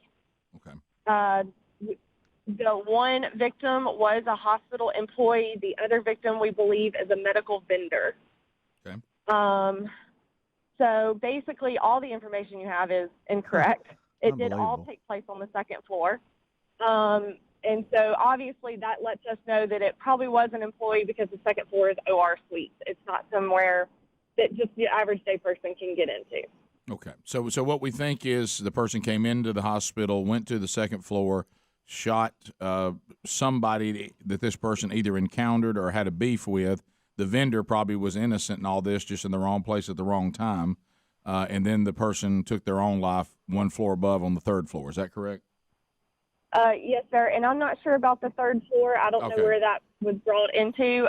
You think it all just happened right there on the second? It all happened on the second floor. I got you. Yes, sir. Okay. All right. Well, that's a terrible situation. So, and now, from what we gathered, the people who were shot were injured, or are any of them deceased? So one victim has died. Died during surgery. Okay. And then the other victim, as far as we are aware right now, is in stable condition. Okay. And I'm not sure which is which, as far as employee or medical vendor, which one has died and which one is stable condition. All right. That's well, just tragic. It is. So sorry, but thanks for the information. Appreciate that. You're welcome, guys. Have a great day. All right. See you. Bye-bye. So there you go. That pretty much clears up what took place. It seems like a reporter writing the story could just have that kind of interview with somebody. It seems that because that scene, we got that done like in about 70 seconds, maybe 80. And we had all that information. Now, Bubba, you were telling me, because the other calls we have now are just about the information we already have. So you were telling me in the break, I know you will not be on the show tomorrow because you'll be, going to coach the tennis team. You guys are going to play a tournament in Chattanooga, is that right? That's right. Chattanooga, Tennessee. It's the Deco Turf Tournament. We've never been to it, but we hear rave reviews about it. And we're very excited to be going to it. Our boys and girls team are going, and Rick, we're playing teams from all over the country. They'll be there. I mean, it's quite an operation, and we're looking forward to it. And right out of the gate, our boys and our girls will be playing a high school from Louisville, Kentucky, at DuPont Manual. Okay. DuPont Manual, I guess how you say it. It could be DuPont. Well, somebody could tell us. I don't know. Yeah. Well, we're looking forward to it, though, getting to play on a stage with schools from all over the country. Just in our flight alone, we've got a school from Snellville, Georgia, Baton Rouge, Louisiana, Louisville, Kentucky, South Lake, Texas, Nashville, Tennessee, Chattanooga, and St. Louis, Missouri. So that'll be fun on the boys' side. Girls are in another flight. So you go up and you'll stay a night or 2 nights. We'll be there. The tournament should be Friday and Saturday. And I'm assuming no other coaches are rooming with you. Do they know your CPAP story and the fact you have to have your own room? Well, yeah, I'm rooming with Mrs. Bussey, which is okay. Preferred arrangement. Oh, okay. I didn't know she was. So y'all know the routine then. Yeah. So she has the. Oh, we all know I can't room with anybody. That's what I'm saying. I didn't know. After Chicago, Rick, I don't even try to room with anybody anymore. Even if there's room to room with somebody else, I just get my own room. No, I think that's wise. I mean, because it almost led to your untimely death. Yeah, I know. You know, if you hadn't seen yourself in the mirror, Rick. I don't catch that reflection. We've got. I mean, I'm still serving time. I'm still at Stony Lawn. Well, I do. Wow, who's that guy holding the pillow? Oh, that's me. And I think it was right after that is when I got the CPAP machine, wasn't it? Baby, please. Rick and Bubba. Ooh, it brings me to my knees. Rick and Bubba. I can't start another. Rick and Bubba. Day without 'em, brother. 9 minutes to the top of the hour. The Rick and Bubba Show. We're back. 866 We Be Big is our number. So here's another thing to consider. So if you are coming into this year and you've been hearing us on this show talk about companies and products, and you're thinking, man, I'd love to team up with those guys. I'd love to have access to the audience that God has blessed them with. And I hear how these other clients and how long they've been on and how well they're doing. And I just don't know what to do. Well, I can help you with that. All you need to do is reach out, go to rickandbubba.com, and you'll see that right there under contact. You can reach out to Syndicated Solutions if you want to do a national campaign with us, and you can find that contact there. They'll work with you and tell you how you can get on all the different platforms and all that. If you got something you're saying, I don't really want the national deal, I just want something local, just reach out to us personally there at Contact, and we'll connect you with one of our local affiliates. So all of that is available at Rick and Bubba, spell out the word and.com. And, anytime that you start this time of year in the first quarter, it's a good time to grab some avails that normally aren't there later in the year, and it's a good way to get in if you've been waiting on your time. So if we can help you put that together, man, we'd love to hear about your product, your company, and consider doing a media campaign with you. Bubba, as we come back, a couple of more Bidens that were left. You heard Senator Tuberville mention one of Biden's comments about fentanyl. And boy, he had his numbers off, didn't he? Yeah, we do have the president. There's other things. We'll get into all of them, but let's go to 1D first, Adler. This is the comment he was referring to, talking about 20 pounds of fentanyl. Here we go. 20,000. Yeah, 20,000, I'm sorry. For example, since August of last year, Custom and Border Patrol have seized more than 20,000 pounds of deadly fentanyl. That's enough to kill as many as 1,000 people in this country. 20,000 pounds of fentanyl. Stop it. Good 20,000 pounds of fentanyl will kill 4.5 billion people. Yeah, not 1,000. 4.5 billion. According to the experts. 20,000 pounds will kill 1,000 people in this country. No, then we really shouldn't be all that worried about it. Right, that would mean 20 it's not a big pounds. deal. It takes 20 pounds of it to kill you. Oh, I'm fine. Yeah, so we can avoid yeah, that's that'll wipe out Europe. What are we talking about? God love him, Yes. or as we say in our culture, bless his heart. Yep. All right. So now let's go to 1C.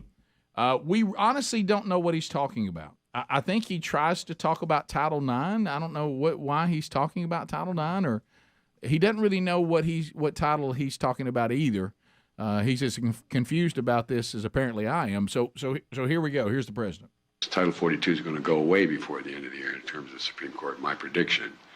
And then we're going to have to use Title 8.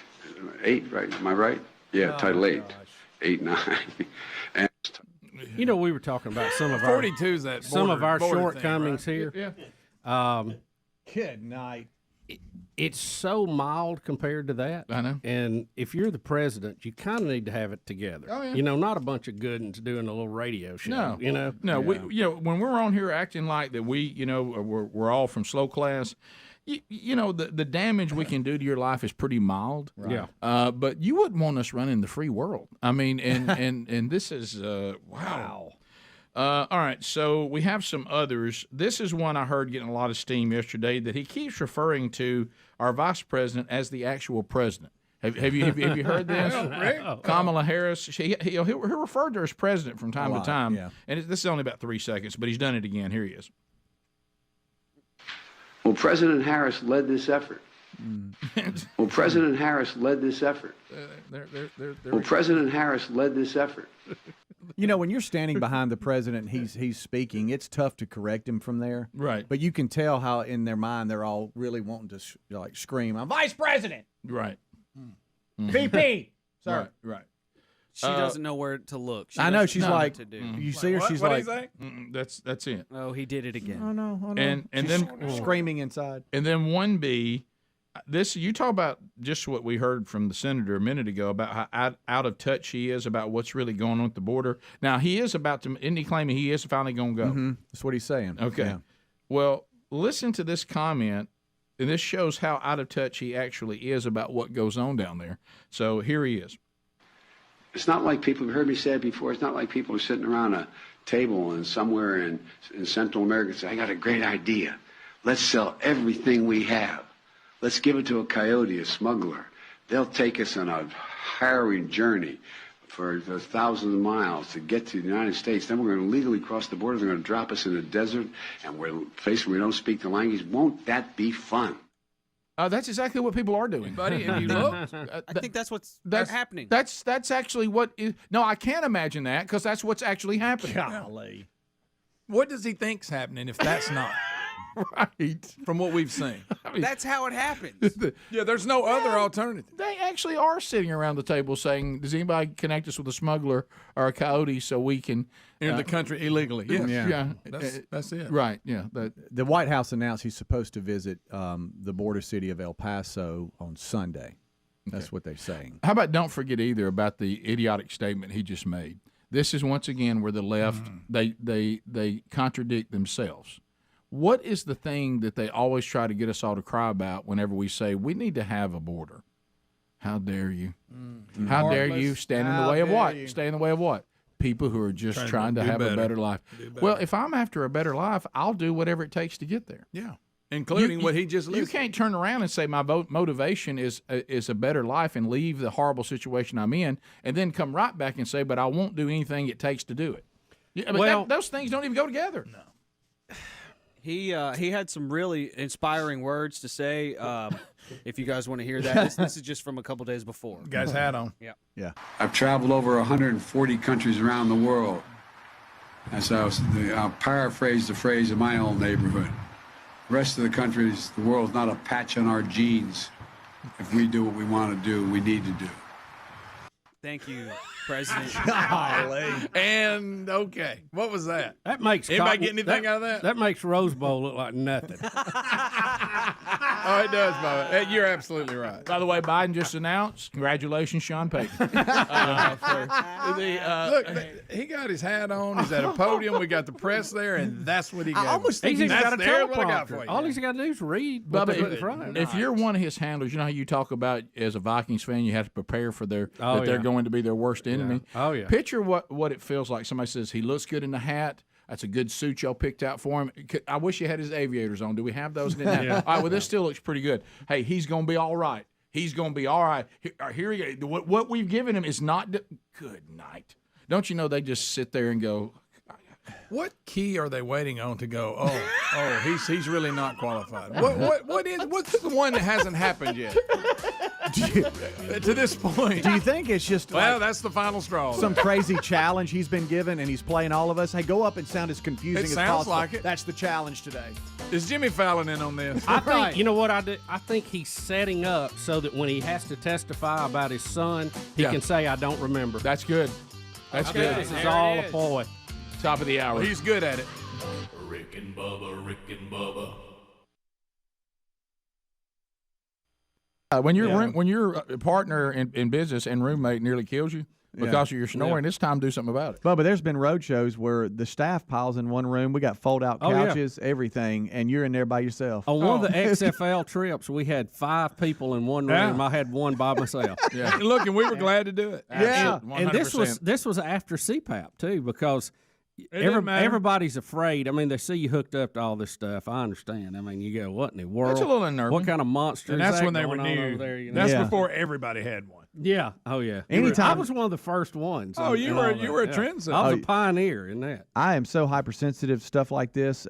I'll be going when I went down to Miami, I roomed with Marty again, who y'all made fun of when I went to Dallas last year. Yay, Marty! And he snores. And the first thing I asked him, I said, hey, I've got my fan app.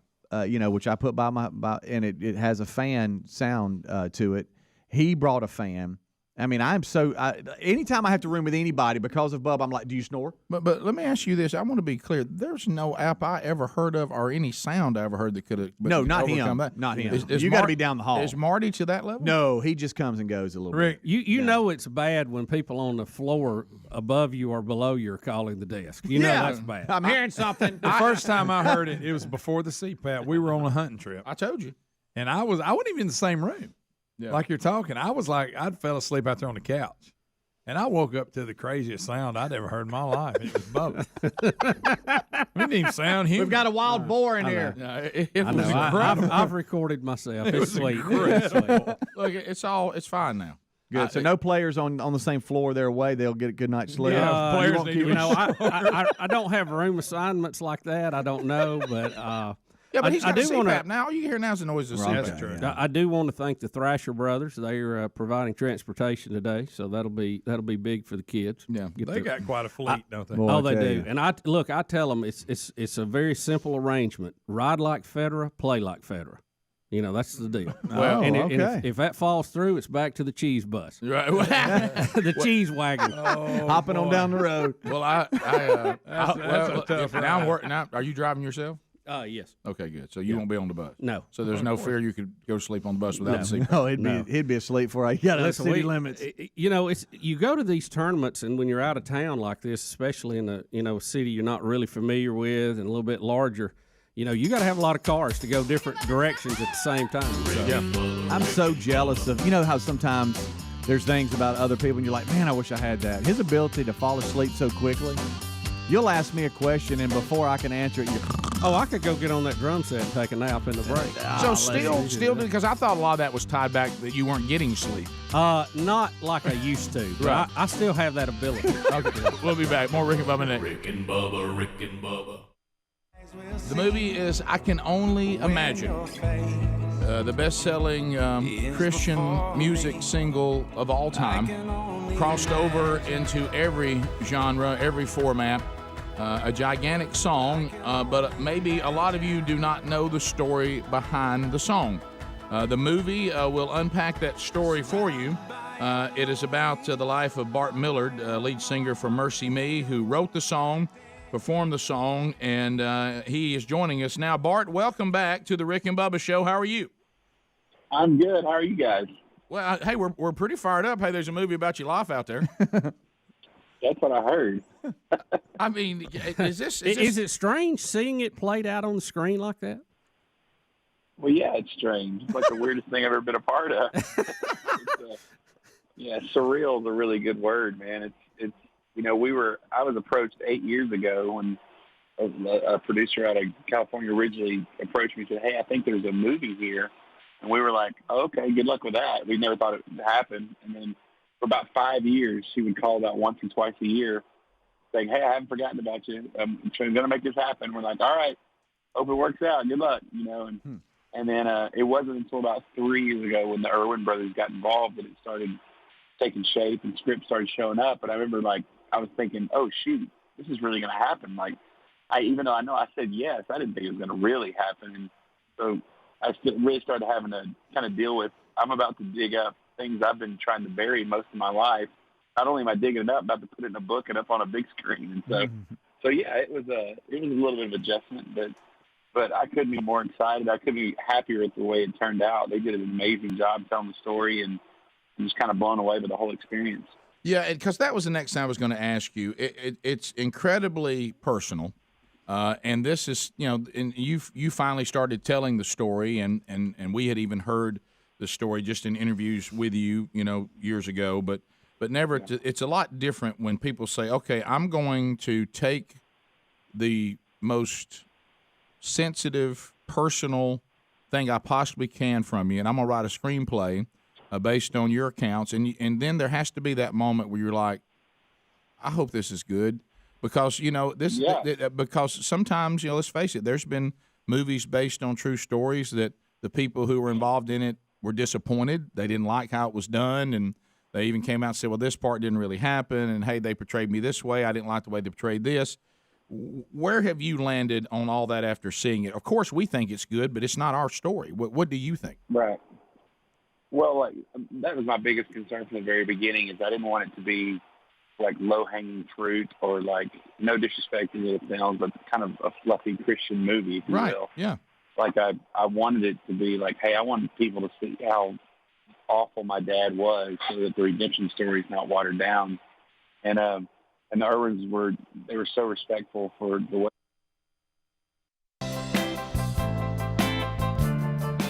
It is 6 minutes past the hour of the Rick and Bubba Show. Another hour from the No Name Studio. Phone calls, we'll get to some of those coming up this hour. Let's go ahead and open the phones now at 866-WE-BE-BIG. There's a lot already happened, so if you want to comment on that, you can at 866-WE-BE-BIG. All 10 lines just open, so getting in should be pretty simple. Calvin Speedy Wilburn moving into position. He'll take your phone calls, and we'll chat with you about whatever you want to talk about. Always fun. Speedy is here. The real Greg Burgess, Helmsy, and Eddie Van Adler. Welcome back for a brand new hour. There's Bill Bubba Bussey. Rick, glad to be here, and thank all of you for sharing a few moments with us today. Where are your nights on Broadway? I like it. I like it. I just like the about any Bee Gees. I'm with you, Bubba. I like the Bee Gees. Yeah. I heard one on the way in this morning. I thought the same thing. I said, I even like Tragedy.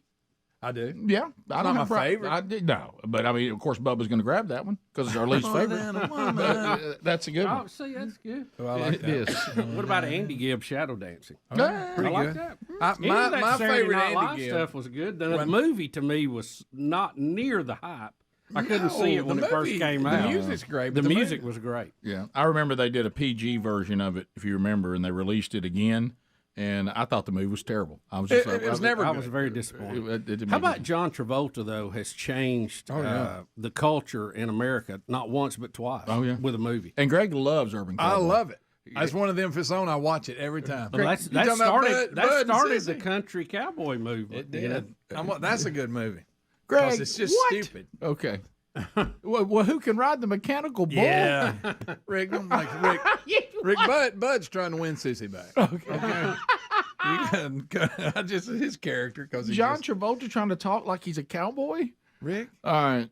Okay. Leave Bud alone. All right. 866-WE-BE-BIG. Lines are available if you want to get in. Lisa out of Pelham, listen to ZZK gets us started. Lisa, welcome to the Rick and Bubba Show. Go ahead.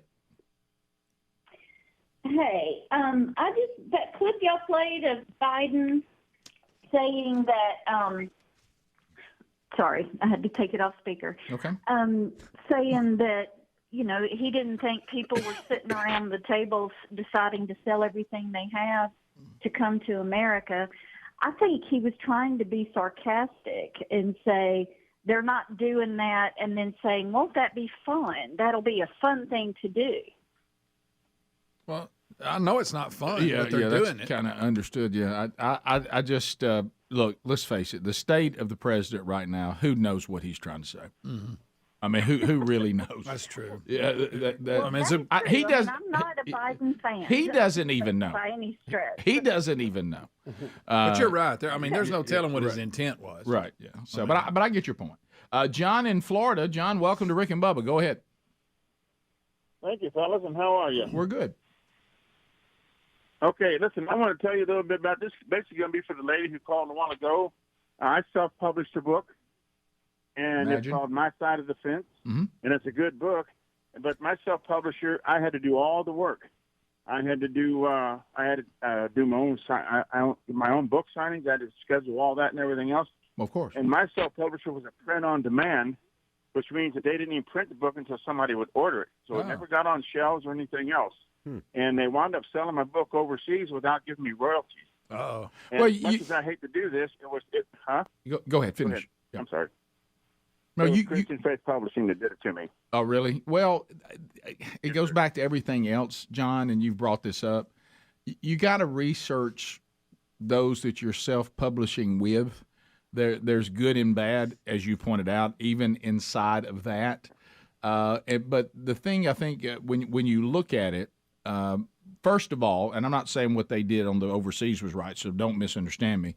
But, being in a household and also with the manchurch.com, who also we do publishing of curriculum and books. And, of course, my wife's got a book that's been out for a few years. She went through this as well with publishers.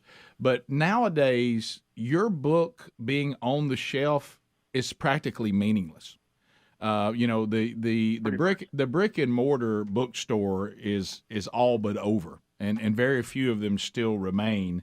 It's almost like something that you almost do, like when Bubba and I used to talk about this when we had CDs that were in retailers. We did that really just almost for prestige. It was good to see our products up there with all these other, products to maybe show some sort of legitimacy. But as far as being able to impact the bottom line and move a lot of books, the online is so much more important than getting you into a bookstore. And you're right. That's the one thing that you need to be aware of. If you self-publish, you're probably not going in bookstores. But you will make more of your money for your hard work, and it won't be sucked away by some of the old school publishers. And yes, you do have to do your own PR, and you got to learn how to work social media and do all that. You got to hustle. But your bigger point, which I think people don't need to miss, self-publishing has come a long way, but you still got to do your research, and you got to know what to expect. And if that's what you want, go with it. If not, you probably want to look elsewhere. Austin in Montgomery, there's lines available for you if you want to get in. Austin, I-92, WLWI. Go right ahead. What's going on, guys? We're good. So my question is, were the Bee Gees in the movie called Sgt. Pepper's Lonely Heart with Peter Frampton? Yeah, it's weird. Weird. Really weird. The only good thing came out of that was Aerosmith's version of Come Together. All right, am I blending these two movies together, which is possible? Were the Bee Gees in Xanadu too? No, that was Olivia Newton-John. Was ELO in Xanadu?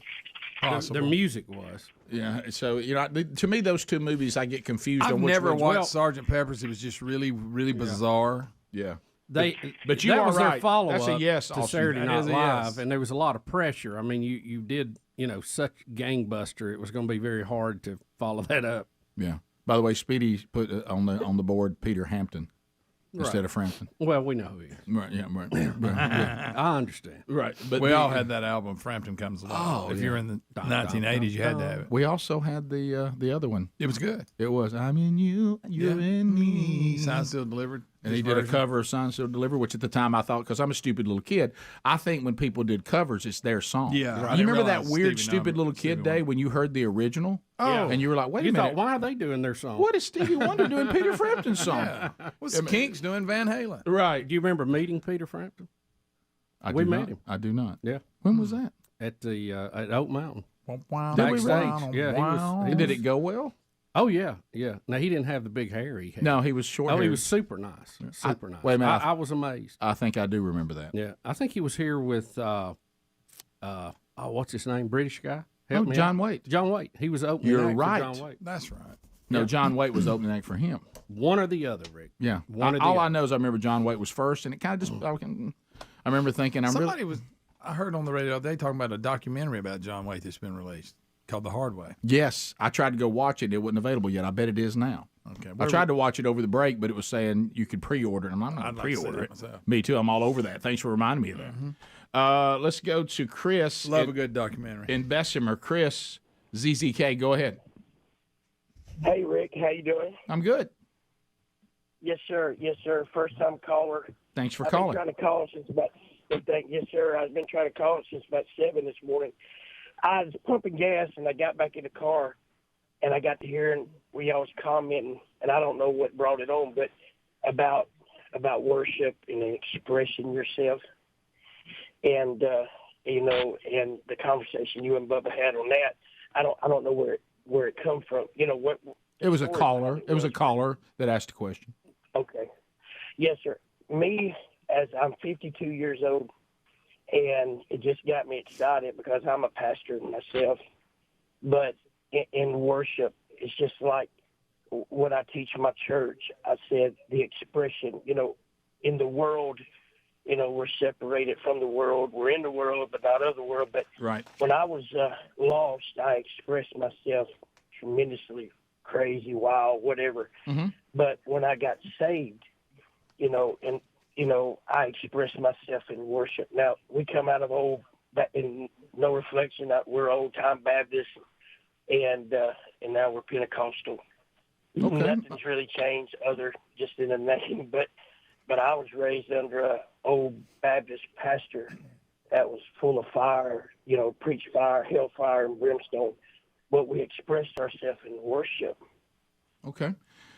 Thank you, Chris, for the call. I'm going to ask you all a question on a joke that I did not do on New Year's Day. I think it would have killed, but then also I think, was that the Spirit telling me not to do it? Okay? So I had the honor of being asked to preach at our church on New Year's Day. And I thought that it was going to be my lead line, and I dropped it. And I almost, because you and I love denominational humor. We love it. Yes. So Valleydale Church funny. is a Baptist church. Right. It's and I almost got up and I said, it's good to be preaching in a Baptist church today on New Year's Day because I know nobody's hungover. That's funny. Isn't that a pretty good line? I laughed when I Should've went with it. A little frustrated you didn't do it. Should I have gone with that one? Yeah, you should have went with that. Okay, I'll go on it. See, I should have done it. I went with because I wore a suit, and I went with why am I wearing a suit? A lot of you are commenting on it. And I did the joke about Meemaw. I said, she's in heaven. I don't know what she can and cannot see, but I ain't taking no chances. Right. You know, You've been in trouble. we'll be back. More Rick and Bubba coming up right after this. Rick and Bubba, Rick and Bubba. Having trouble treated that and the way they went about it. And so I was blown away by that. And people always ask, like, how accurate do you think it was? And I was like, it's about as accurate as you can get, sticking 25 years into about an hour and 55 minutes of a movie. Right. You know, the timeline is kind of compressed to where they had so many stories they wanted to tell in a short amount of time that the little things that have kind of been Hollywooded up or the little inaccuracies would be like in real life. My dad was diagnosed with cancer when I was a freshman in high school. Passed away when I was a freshman in college. In the movie, it comes across like it might be about a 2-year window, my junior, senior year, just for time's sake. But the stuff that was most important to me, like the kind of the violent things that took place, I didn't want to embellish them. And I didn't want to, there's just certain ones I could handle seeing on the screen. Yeah. Mm-hmm. And the redemption story and how he passed away was important to me. And then they treated it with kid gloves, man, the way they were just incredibly respectful of how they went about it. And I couldn't be happier. You know,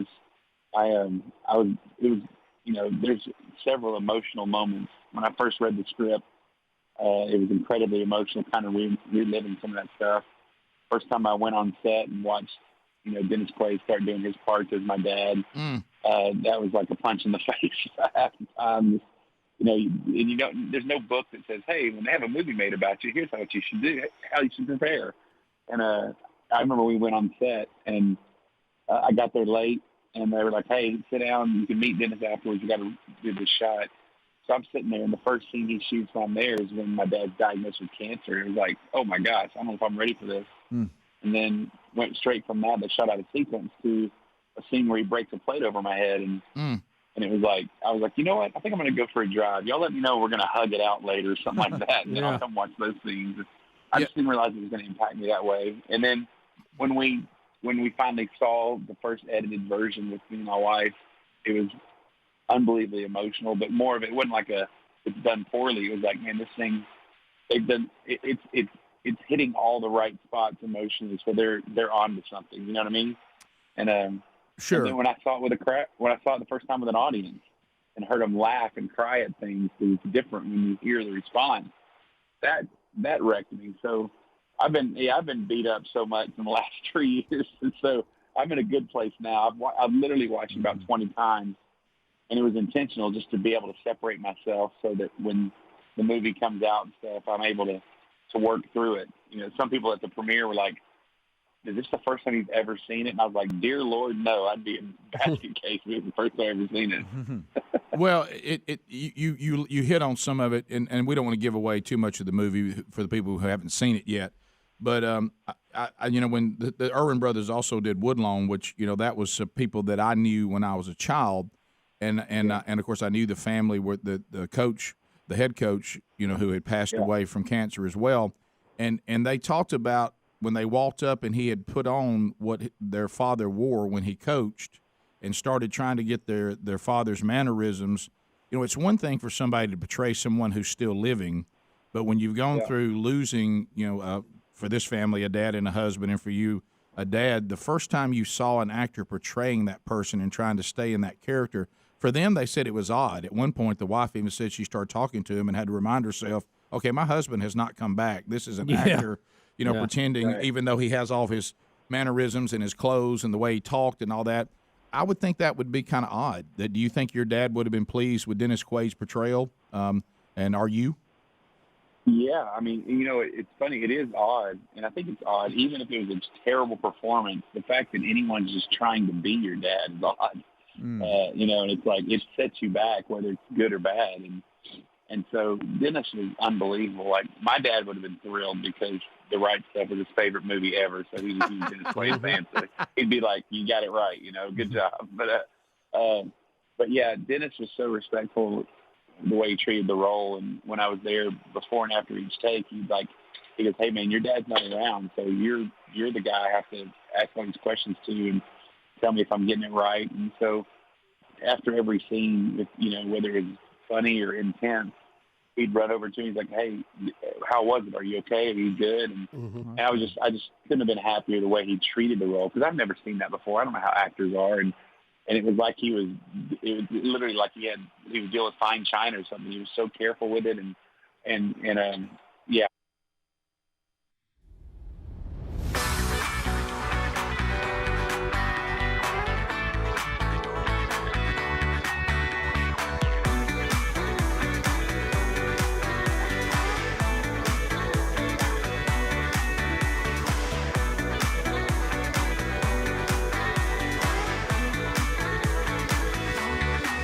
22 minutes past.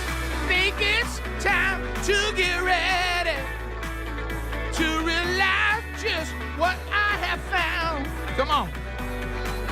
Been only half of what I am. It's all clear to me now, Bubba. All clear to me now.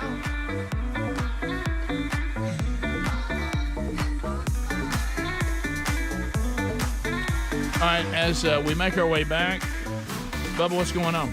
Well, Rick, everybody here on the show works hard and has a lot going on the rest of the day after it. I don't think anybody's got more jobs than Michael Helms right now. No, He's, no. He's constantly doing something, He's out on the promoting, move. working for He's tennis. moving, and shaking. someone had sent us this picture, and apparently he's working with Kirk Cameron now. Oh, yeah, that's good if you stuff. see This him is on gold, stage, actually.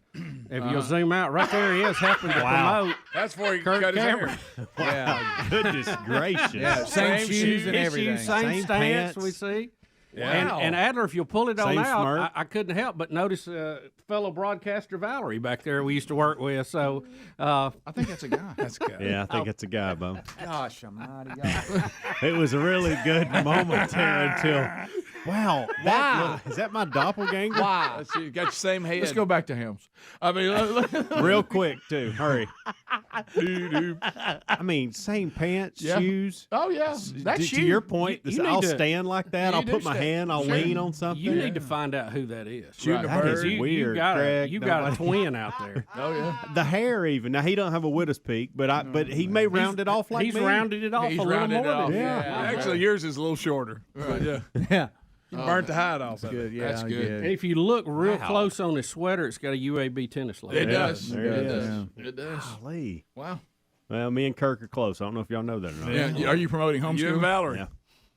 That was funny. We had left it. He's got to bring it back. He'll go over and find it. If you throw something in the trash, he's more like Speedy. He'll go over and bring it right back out. I want to thank Ryan Johnson who sent us that. That's good. That's good stuff. Funny stuff. Then he's mind his own business. Yeah, I also got another email in the break, and I'm, in the call screening room, you're lost as to what's going on. You try to pay attention, but sometimes you can't. All right, straight up, has Bubba made y'all stop correcting him? He's saying Saturday Night Live currently repeatedly instead of Saturday Night Fever. I missed it. I'm not gonna lie. And I don't know because I wasn't missed in it. here. I so left, don't know. too. It's a so mild miss. We all see. Here's why I'm on. It wasn't a big Cotton enough ball, alarm for us. Yeah, here I am on. Here I love that cotton Here I am balls on. is new go-to. Here's where I am on the correcting. It can be annoying It can. to be a corrected. It can. That's can. fine. And I'm just gonna, unless something is being said now that could make people think something that could cost them their life, or would send them to hell. Okay, Okay. you know, Okay. is that where you draw it? like we get a verse wrong or something that gives you a wrong the wrong sense of redemption. If it's not in those two categories, I think I'm just going to let it go. I mean, especially if but we see, all know what you mean. I want to know if I have misspoken. Right. So, Well, Bubba, Bubba, now you Well, say then let's that. have the audience email you. we're going to be out of breath. Well, like Yeah. I say, that guy. I mean, if he it is, made it sure we is. got Just, Right. I want to be factually correct. All right, so let's No do matter this. what. Let's do this. I'm not prideful. But when in you're this. I talking don't about care. John Travolta and the Bee Gees and you're calling the movie Saturday Night Live, we all know what you mean. We knew it was I Saturday didn't even night. pick up on it. That's how much I was loving it. Yeah. Bubba, you're not prideful, but during the break when we told you that, you got all over the guy, even though you were wrong. Yeah. You screamed No, at us. I didn't scream at y'all. Did you get upset? No. He did. I saw him He try to said, push he, me. you said, he tried to well, I come can't kick me in the shin. No. Not true. I'm kidding. You Untrue. Said, you said that's not true. The guy doesn't know what he's talking about. Oh, I said it think you called him Jokingly. I said it jokingly. Well, it's the same guy. I couldn't tell you had a tone. It's probably the same guy that told somebody Bubba and I we were throwing softballs to Tommy Tuberville. He was already a little upset. Yeah. Hey, y'all sucking up. Bubba, let's go to this. Let's go to this because sometimes I don't catch things. Yeah, all right, it's but not- instead, it's not instead 60 of being minutes. I wasn't trying to pin him down. Instead of That's a good one, Bubba. That's a great one. If you'd have had 30 minutes instead of 60, it'd have been better. Well, first of all, what they said the senator did on the vote Was wrong. wasn't Sure, they'll actually be correct. wrong. He actually did not vote for the bill. And the reason Google away from and the reason why I didn't ask him about the bill is I'm not politically informed enough to even know what you're talking Well, about. it's kind of old business. and that's now. not what he was on to talk about. Also, Yeah. hey, instead of verbally correcting you, all right, if that's what you want, let's go to visual. What would you like the look to be? Like, Raise your hand. Give us a sign. Raise like your that? hand. No, and I'll let's go just- what I Let's say. just go and like you tell eyebrows. me. What about two jumps with eyebrows? Well, we get a I'd flag. rather you raise your hand. What if we just go back to the way we did it? And it's our fault because I wasn't paying attention enough. I didn't even catch it. That's how goofy I am. But let's say the way we did it in one time, you do it for me too, is we used to do it this way. You know, Bee Gees, man, first time I saw Saturday Night Live or Saturday Night Fever. Right. You know, that's how we did Correct. it. Yeah, just Yeah. correct. correct. Yeah, Correct. right. Yeah, you're right. We may A be out live of breath correct. before the end of the But hour. now I've got to do my job of actually realizing you're wrong, which I'm not doing for some reason See, in that's 2023. Right. Right. I don't And think I'm I care guilty of enough. that too. Sometimes people will Yeah. say stuff, and I'll go, "I know what you mean." So Right. We nobody could just hurt. make like noises, like skip or something like that. I think that would really get annoying. I think just raising your hand The would do Whitakers. fine. Yeah, if you said Saturday Night Live, Yeah. No, let's don't yip. Okay. Yeah. You Rick know what the Whitakers know. What about if we went squaw? Can I tell you why I don't want that? That's what we do to let everybody know we're in the crowd. That's true, Rick. I would prefer this. Or Saturday Night Fever. Okay. Okay. I like that. What about how about a buzzer? What about Yeah. this? What about this? Skip, skip. Because you stay on this one and I like it. Why don't we scream Cotton Bowl? Ooh. I think screaming anything repetitively based on the number of misspeaks that we're likely to have. I got you. Yeah. And plus, we can correct it, if you just raise your hand. Shot collar? Yeah, that'd work. No. How about vote no to shot collar. Speaking of Saturday Night Live, I don't want to walk out of here with a twitch. Speaking of Saturday Night Live, which was not Saturday Night Fever, John wrote and this both of them were on the same night. And this person is not even on Saturday Night Live anymore. He's now hosting the later, whatever thing. Seth MacFarlane's his name? No. Seth Meyers. Seth Meyers pickleball line. Did I send? I know I sent it to him. Did I send that to y'all? Yeah, you sent it to the group. It was good. Yeah. Very good. Pickleball. I'm too rich to play ping pong, but I'm not in shape enough to play tennis. That's good. There's another version of that's really taking off right now. I saw that. You saw the this morning. That's what I saw that story. Pickleball's right. Yeah. Amen. We'll be back. Rick and Bubba, Rick and Bubba. I couldn't have been happier, man. His performance is insane. Yeah, I think it's the best role I've ever seen him do, and I'm like you or your dad. I'm a Dennis Quaid fan. I mean, I think he'd be, just the guy you'd like to hang out with. But he does an incredible job in this movie. Yeah, I think Bubba, your point's made. He's been good in everything, and he's been in some great movies that we love the stories. But the acting he's having to do, the things he's doing this time, are things that I think he may have done better than anything I've seen prior. Oh yeah, we've been like giving Lionsgate a hard time because we're like, hey man, what's it got to take to get this dude an Oscar nod? Because I'm right there with you, whether it's a story about me or not. It's an unbelievable performance, and it's one of the, it's just the perfect role for an actor like that. It's where you see this literal transformation on the screen. That's like, they kind of live for those moments, and he knocks it out of the park. Bart, I have to ask the uncomfortable question, as if we haven't already. Do you wish they'd found an actor portray you that didn't sing so well? Well, yeah. It's funny because people keep going, do you wish it would have been Brad Pitt? And I was like, well, we're basically the same, and I'm cheaper, so they should have just gone with me if that were the case.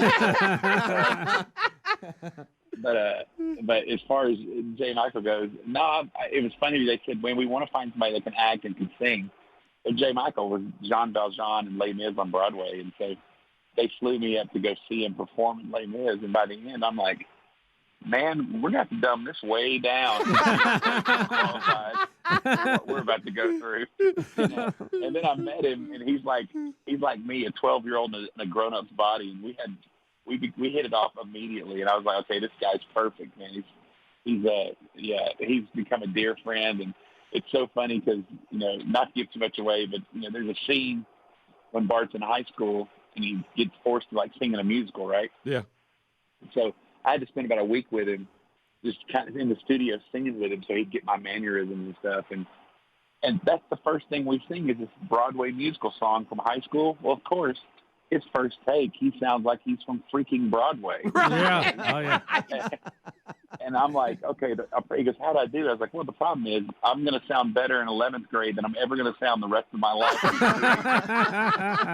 Because my first time to ever sing, you're killing it. And so, backing down, I was like, heck no, you shouldn't back it down. I want people to think I was a Broadway singer. That's right. I was watching the movie going, I tell you what, I knew Bart could sing. He sings better than I remember. He is bringing it. He is. What this guy. And remember, it's all accurate. It's exactly how it was. Bart Millard, thanks a lot for being with us, Bart. I know you're doing a lot of press today, and we certainly thank you for working us in. Thanks, man. Oh, gosh, you kidding me? Thanks, you guys. I appreciate it. All right, Bart Millard. His story, I can only imagine, in theaters everywhere tomorrow. Put this on the must-see list. You will love, love, love this movie. We'll be back.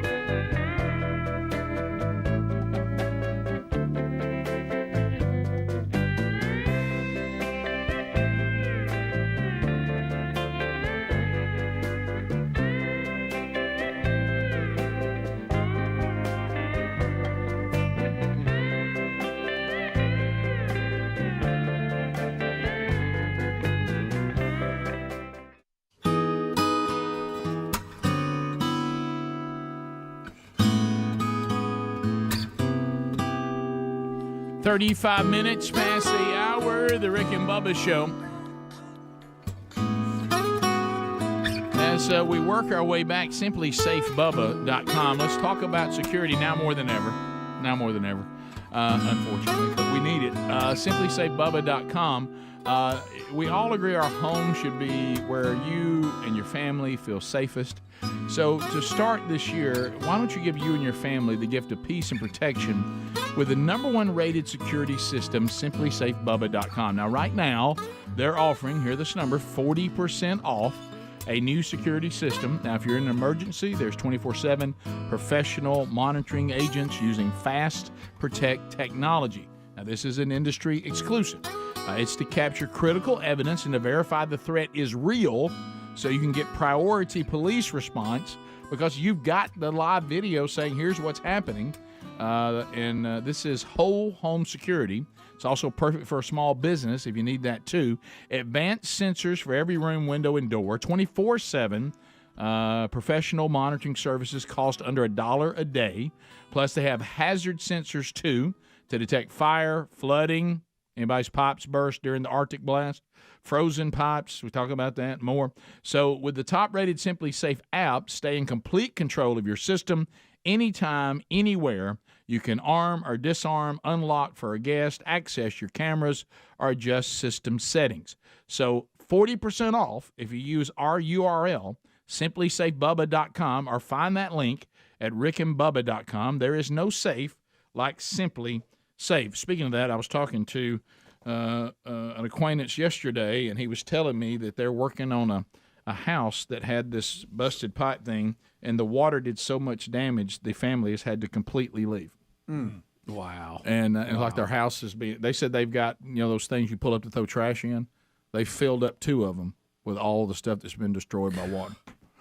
That's rough. Yeah, and Big Love had it over in Atlanta. I mean, he now lives in a different apartment because his was destroyed by the busted pipe thing. Wow. So, crazy. Yeah. So anyway, all right. So Bubba, you said that would this garner an Elon update? Or no, not really? It could be technology. Not really. It could be technology. It could be science. Whatever you want to play, Rick. Whatever you got. That's what I want to play right there. Yeah. Do Elon. Right. Say.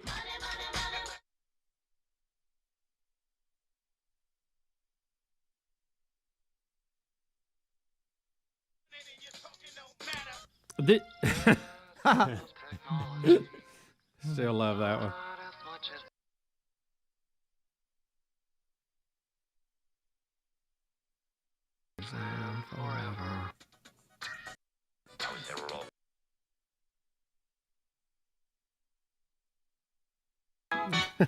Hit them all. So you got it all.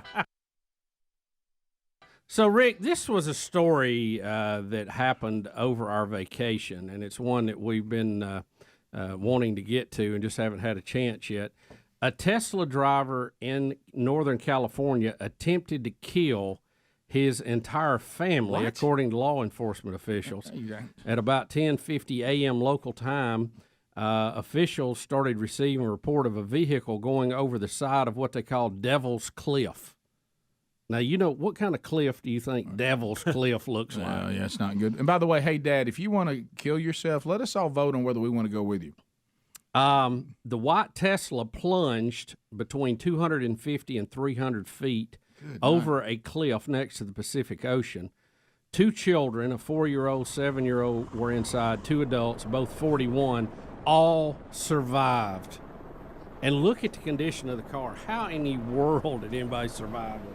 Oh, wow. See it. When you well, here's somebody who's trying to do what he wants to do, and apparently went across God's desk, and he didn't approve it. Yeah. But I'll also say cancel. I will also say this: an awkward yes, but wow, what a commercial for the Tesla! Yeah. Oh, I know. An awkward commercial. We had a dad try to kill his family and himself, and he couldn't because our car was so strong. Yeah. I know it's hard to get the copy together and all that, but you would never test it with live people. I mean, you test it with dummies. But you just did. But this is real world, and I tell you, if you're the engineers for Tesla, you have to be excited about this. Are they really hurt real bad? Well, I would like to know, are too. They in such a remote area. someone, I guess, saw them go off and called? Or Yeah. did they get down That's a there good and have question. to call someone? No, I think somebody saw them leave the road. Okay. Yeah. Isn't that wild? They had to airlift all of them out, of course, because you Oh, see yeah. where the car landed. There's no way to get to it. Yeah. Except from above. How about surviving that? And you know, looking some at of Dad the going, hey, you drive us off a cliff? some of the Listen. Teslas, some of the EVs have got some bad press about their ability to catch on fire. You know, with the certain batteries. So this is really unbelievable. That makes for an awkward conversation at the hospital. Yeah. Yeah. Sorry, guys. Yeah. That was out of line. Hey, Dad, did you try to kill us? Hey, let's have a family meeting. Hey, look, Dad, that's on me. I got worked up. Okay, I got worked up. And let me tell you something. You talk about wives not forgetting stuff. Oh my goodness. Yeah. I mean, for the rest of, Well, I gotta ask you can't bring up anything. If you were to ever the rest of your life say to your wife, "Hey, you know what? I remember you said you were going to do this," and let me stop you right there. At least I didn't drive us off Devil's Cliff. Yeah, See, I mean that's over. Or your what head. about if you want to drive and say, "Let me drive"? Oh yeah, like the time you carried us over Devil's Cliff. Yeah. Or say one thing from the passenger seat. Yeah. Ooh, wow, you really ride. Well, okay. Well, I tell you what I won't do, honey. The reason why I won't drive us off Devil's Cliff. Okay. So you can't comment on her driving. You can't comment. No. Matter of fact, if I'm her, he never drives again anywhere we go. No, he can't, Well, you can't- he's been arrested. What about the next time Well, why that doesn't- Dad says, "Come on, y'all go with me"? Yeah, pass. Did he try to go? I'll drive now. Did he try to go? Hey, I don't know. I think had I an passed out. accident or passed out or because they're had some kind of- survivors, and one being his wife and the two kids inside the car, I think they probably are testifying that it was on purpose. I guess. So he probably because said something He was before. arrested with attempted murder. Well, here's one of the things that and, you and would, child abuse as well. Here's what you would Here's what you would do though. He's a Helmsy- radiologist too. Helmsy, to your point, you'd have to look. I'm just saying this is how it would be. You'd have to kind of test the room. Yeah. Honey, what do you remember about our crash? To kind of see where you are. Yeah. And if she says, "I don't remember anything," now you can create. Yeah. I don't know what happened. I just, I Blacked out. Yeah, blacked out. But if she Did y'all see that deer? But if she says, but if she says, Yeah, wow, where'd that deer come from? But if she says, "Oh, well, the last thing I remember is you screaming, 'I don't want to live anymore, and I want y'all to go with me.'" Yeah. Now you got problems. That hurts. Yeah. But but hey, I would say to this crazy man, and I hope he gets his act together. You've been given a second chance. Yeah. Please don't blow it. Yeah. But if you get to the end of the rope and no one should take their own life, let me be clear. That's one of the most selfish things on the planet, and I'm not making light and not understanding that people get to that place. I've had people that I know and think a lot of that got to that place and they made the wrong decision. But what I'm saying is it is the wrong decision. Okay, if for nothing, don't ever be sold that lie. Of course, couldn't be sold that because he tried to take everybody with him. My family's better off without me. This world's better off without me. In this case, I'm not sure what his narrative was, but all of that is a lie. Hey, I'm going to kill all of us. That's all bad. And but for the rest of your life, you don't get to say one thing from the passenger. No, not one thing. No. And now California Highway Patrol have ruled out that the Tesla was in the self-drive feature because he could probably say that too. Hey, I wasn't in control, but Don't those have like a pretty good black box almost type I think system so, where they yeah. can say you were pushing the accelerator and pulling hard on the wheel to the right, buddy? yeah. That's how they'd say Probably it. heard Say, everything buddy. was being said. Pal. If we just want to be honest about it. For the rest of your life, if you're allowed to stay married and you get yourself out of jail, you just never ever get to be even remotely complain about anything. Nothing. Rick, if you see those wider shots, what a remote, difficult location. I mean, no wonder they call it Devil's Cliff. The iron grip. I Devil's mean, Slide. Yeah. Is it?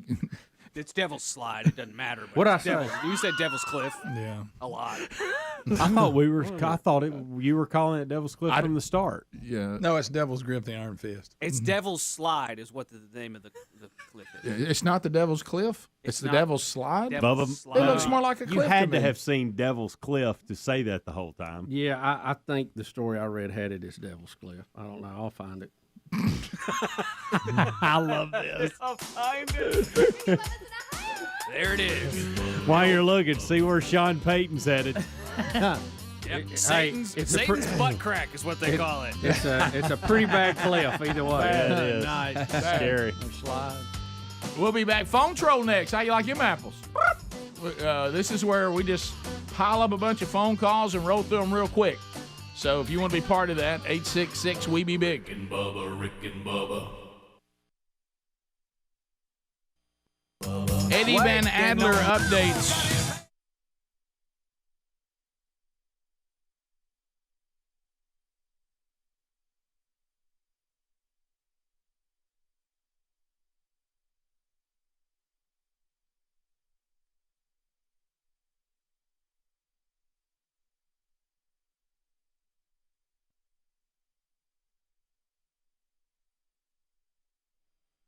Sam Abbas is the owner of NYC Ink Studio in the West Village. We noticed lately a lot of people coming looking for that. Apparently, some millennials are ditching the usual engagement ring and instead piercing their ring fingers. I think it looks nice, but if you really think about what it's doing to the body, and like you can have scarring, it's so many complications that can happen from it. Abbas says there could be problems if the person doesn't take care of the piercing, such as cleaning it 2 to 3 times a day and make sure the piercing artist has experience.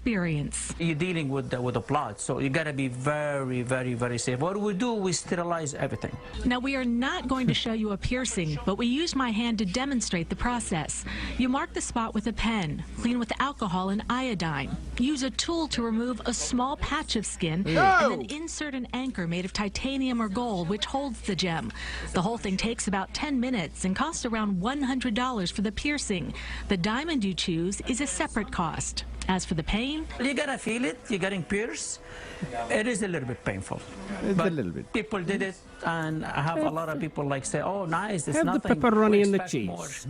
but dermatologist Dr. Monica Oh, she's not Halen happy, I has bet. concerns. First of all, these procedures are not being done by a doctor, and it is a surgical procedure. So there are a lot of important structures that sit right under the skin there that can easily be damaged, like tendons. And there's always the danger of the diamond snagging. And that's sitting right above the skin. That's easily caught on something and can do a lot of damage. So Dr. Halem says think carefully before going for this new trend. Hey, why's my finger numb? What's wrong with you people? I mean, The biggest problem with any ring is snagging it on something. We all deal with that here all the time. And that's just you talking about a step backwards in decorate. But look, Rick, they've been piercing everything else for so long now. They're running out of places to go. So it's just worked its way down the arm to the finger. Really, if you look at some of the piercings, we should have got the finger before those. Yeah, I would agree. We should have gone about this a different way. I got news for you. I don't know who the first person was said, I think I'm going to try this. Good gosh. You must have been. There ain't no way you were sober. Yeah. But Rick and Bubba show, 866-WE-BE-BIG. I know we want to get to the story, but here's a guy that claims he's like 27, 28, and they had slow class. I mean, don't y'all want to know that? There's no way they had that in modern day. Now, it was very effective when we were in school. So Bradley, Especially Birmingham. if your girlfriend was at that other table where the smart kids were. Bradley, how are you, buddy? I'm doing good. How are you guys? Green Acres. Yeah, thanks, buddy. So you're telling me you went to school. You're 27 or 28? Which one? 27. You're 27, and your school would call it slow table or slow class? Well, they said that it was actually an A and a B class, but we all know what the B class was. Oh, and of I course. was a proud member of it. Yeah, that we said it before. Greg and I had a teacher that tried to use Charlie Brown characters, but we all picked up when you looked at the table where Charlie Brown was sitting, and you knew what it was. You know what I mean? And even in college, we had some that were, if it was below 100, wasn't it that? They called it bonehead English. You remember that one? Yeah, if you I had some friends in that class. I actually went to a small private school, so they said it was because the class was too big, but you know. Okay, No, not the old, but they really didn't call it. Y'all called it something. It was subtle, but it was still still made a declaration that they were two different groups. But it was not as straightforward as when we were in school when they simply called it slow table or slow class. I think our teacher called it that. Oh, ours did, no doubt. No doubt they did. And I messed up one time bad. Okay, so Bradley, that at least that makes more sense. But at least they were doing it. I knew it had to be a private school. I knew it wouldn't be a public school. But I I remember because the thing we feared more than anything was the discipline of our parents. I know it's a bizarre concept. See, a lot of kids Terrified. now. I see a lot of kids now. They have no respect for their parents and they don't fear them at all. It's terrifying. I hate to see that. It really drives me up the wall. So anyway, but in those days, most everybody had some respect they didn't want to be on the bad side of their parent. Well, I would sometimes bring in an underperforming report card. And it was bad. It was real bad when that happened. If my mother took it and looked at it and threw it, which is normally what she did, she'd just toss it. There was no go online and look at it. You had to bring the card home. And everybody tried, the thing where you try to sign your mom.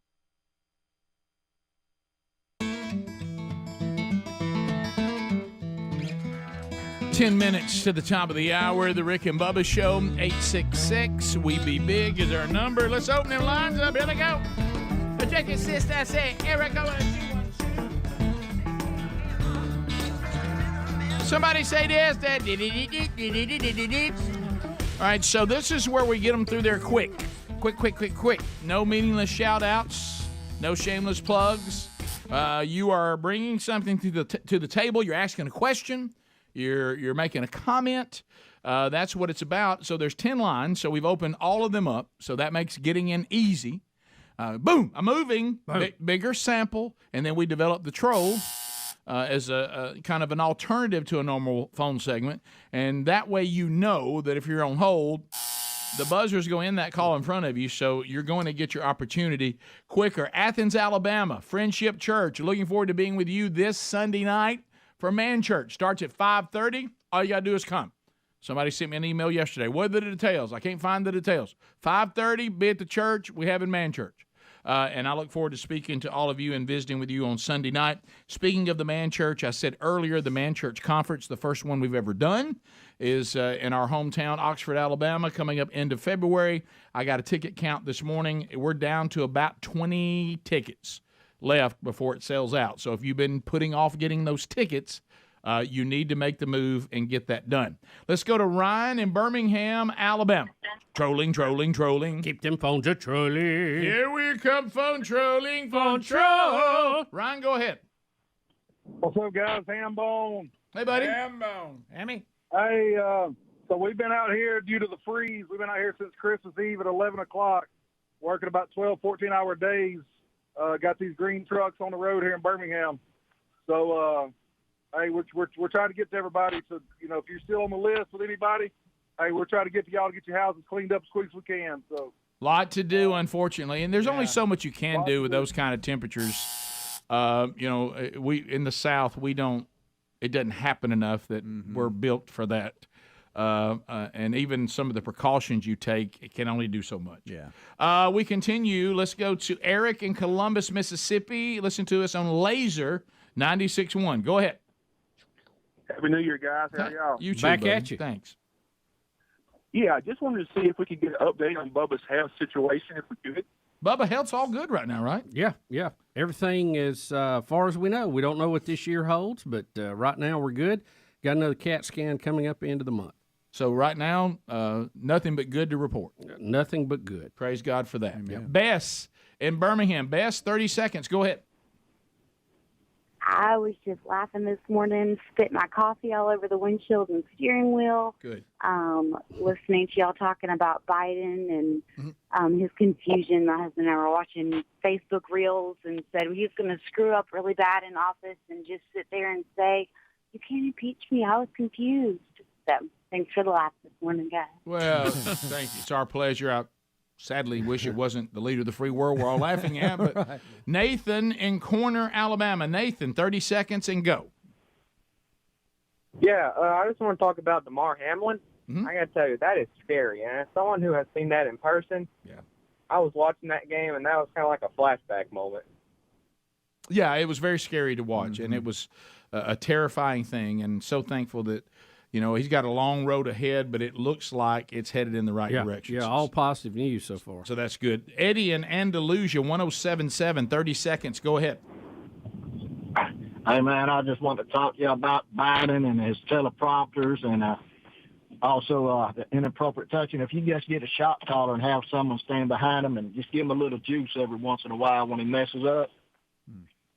Yeah, the shock collar thing, somehow I don't think we're going to be allowed to put those in other human beings. Maybe don't think that'll go over real well. The wage and hour people won't smile on that. Julia is calling us, Bubba, out of the great state of Oregon. Oregon. Woo. Julia, hello. Welcome. Thank you. So go right ahead. Well, I was curious what the story is with Big Roy over there in the corner. If you can tell us how you guys acquired him and what's he doing there? Are you saying Boy? Big Boy? You called him Big Roy. You talking about the statue and the guy in the checkered suit? Roy Boy, yeah. That's Big Boy, and Big Boy is an icon that has been used by several restaurant chains over history. We grew up with Shoney's using Big Boy. I know there's other restaurants that have used him, and we just fell in love with him, and he always brought happiness to our childhood lives.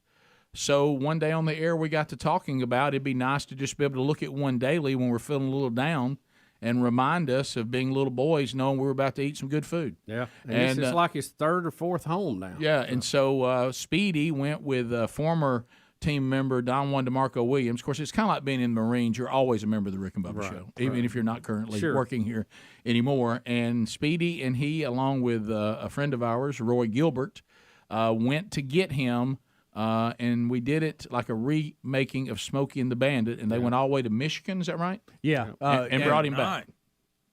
Brought him back.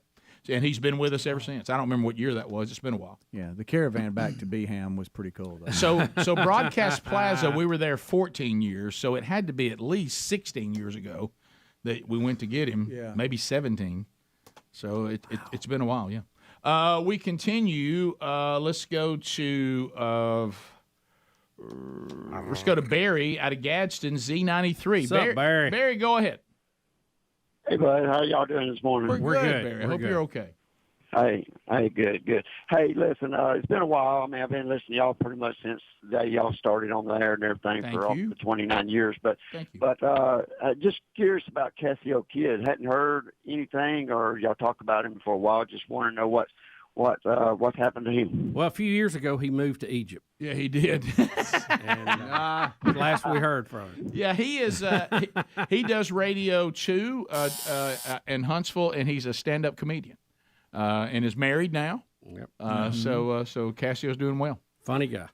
We continue 866 We Be Big. Let's go to Tennessee. David standing by. David, 30 seconds. Go ahead. Hey, guys, what's going on? I was giving you a call because you actually spoke to my wife yesterday. She is Casey. She's the one who called in about having the misophonia with the reactions to weird sounds and everything. Right, yeah. I hope you're... So I'm... Are you watching? Are you watching yourself? About I hope how you're not smacking. You're right chewing now. gum and all this kind of stuff? No, look, it's really not that big of an issue. It's only at like certain times, like. Yeah, it was the one that got Greg was the coffee. You couldn't get past the hot liquor, could you? I just couldn't understand. You how know, that works. someone had a pretty good idea about that. You know, whatever's hot, you normally pour slower than something that's cold. Maybe. So is it really more just the slow pouring, not the temperature? I just don't know how that sound would bother me. I don't know. I don't know if you've seen that, caller, but your wife's segment actually got put out as one of the segments of the day yesterday. Yeah. So that's good. Rob in Alabama. Rob, go ahead. Hey, I'm an engineer, and every electronic device I got has time set by some, I guess, the time domain or whatever. But y'all segments, every time y'all come on, you're off on time. What's up with that, Bubba? Huh? I have no idea what you're talking about. Ours is set with GPS, as far as I know. Yeah. It could be. Y'all come on and it'll say 9 minutes after the hour, and it'll be like 4 minutes after the hour. No, I think you've got the problem on that one. That's I thought you were going to say that it's later than I say, which means the delay could be in play. Yeah, by a few seconds. By a few seconds. But if you're 4 and 5 minutes off, that's on you. Rick and Bubba, Rick and Bubba. Name on the back of it, and God help you if you did that and got caught. Okay, so I was afraid. Or make that minus a plus. So I was afraid of that.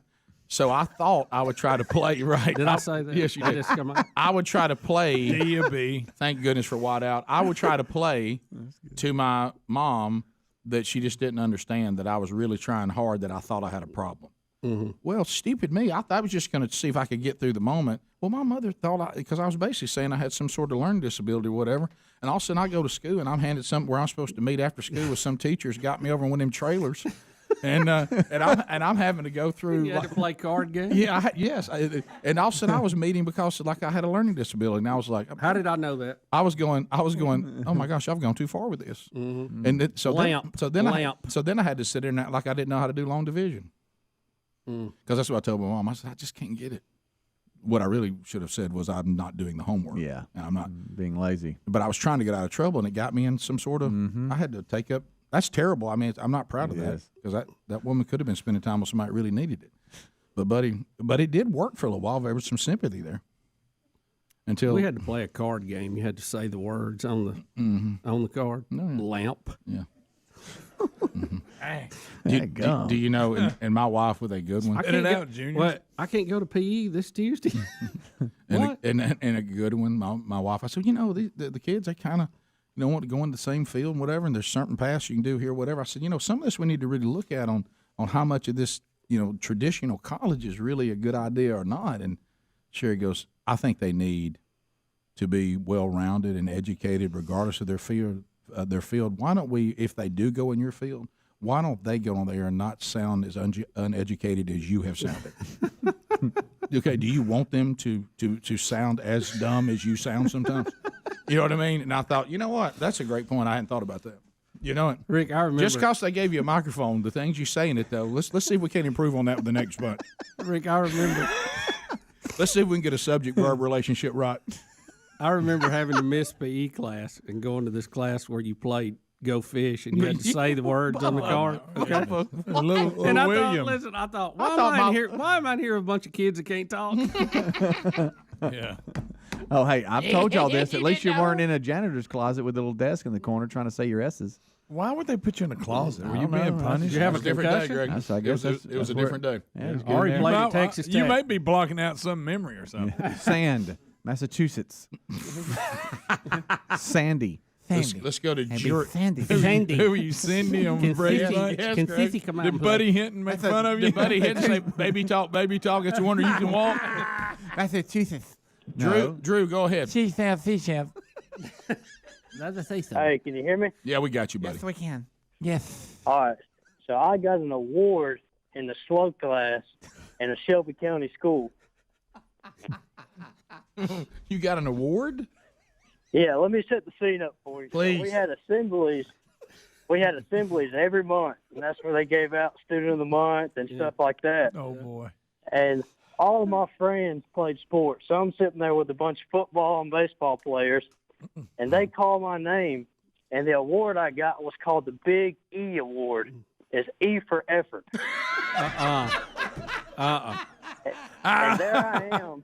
I'm the first one to get called because my last name starts with C. And I walked up there, and there were 10 people who got this award, and there were 9 people in the slow class, and it's all 9 of them and me. My friends lost their minds, and my parents have that picture still today. They still got the picture. But see, what a precious memory. And the winner of the Big E Award. It was just a tougher time. E is below F. Yeah, right. Keep that in mind. It's just a tougher time. You know it. It's just, well, it made everybody deal with things better. I really think so. Did you just say E is below F? You know it's EFG, right? So, see what I'm talking about? This is what Sherry's talking about right here. Below D. I meant grade-wise. Listen, this is exactly what Sherry's talking about. Yeah. Do you want your kids to sound like y'all do? Is that what you want? And I'm like, okay, it's a good point. Well, did that always bother you that they skipped E in the grading process? It did. I don't know why. I guess easier to manipulate, but an F is too. F stands for fail. Yeah. What's D stand for? Damn.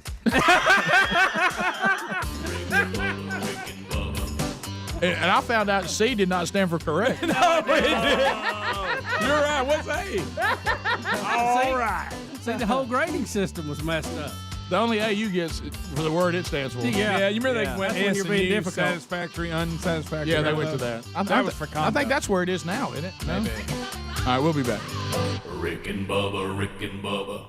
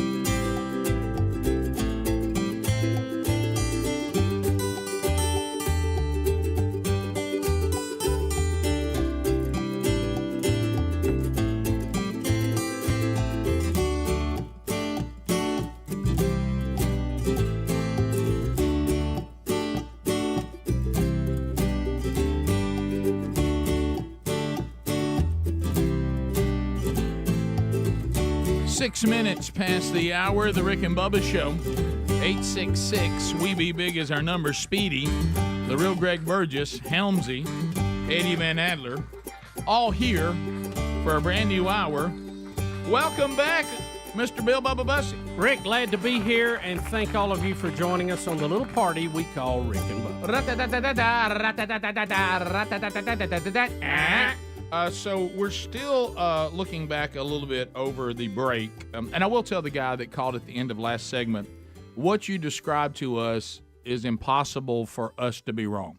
Whatever you think you're keeping your time by, I really thought he would say something which is possible because of the delay and because of streaming, just like if you ever watched a sporting event live on streaming versus on terrestrial television, you'll notice that they're off.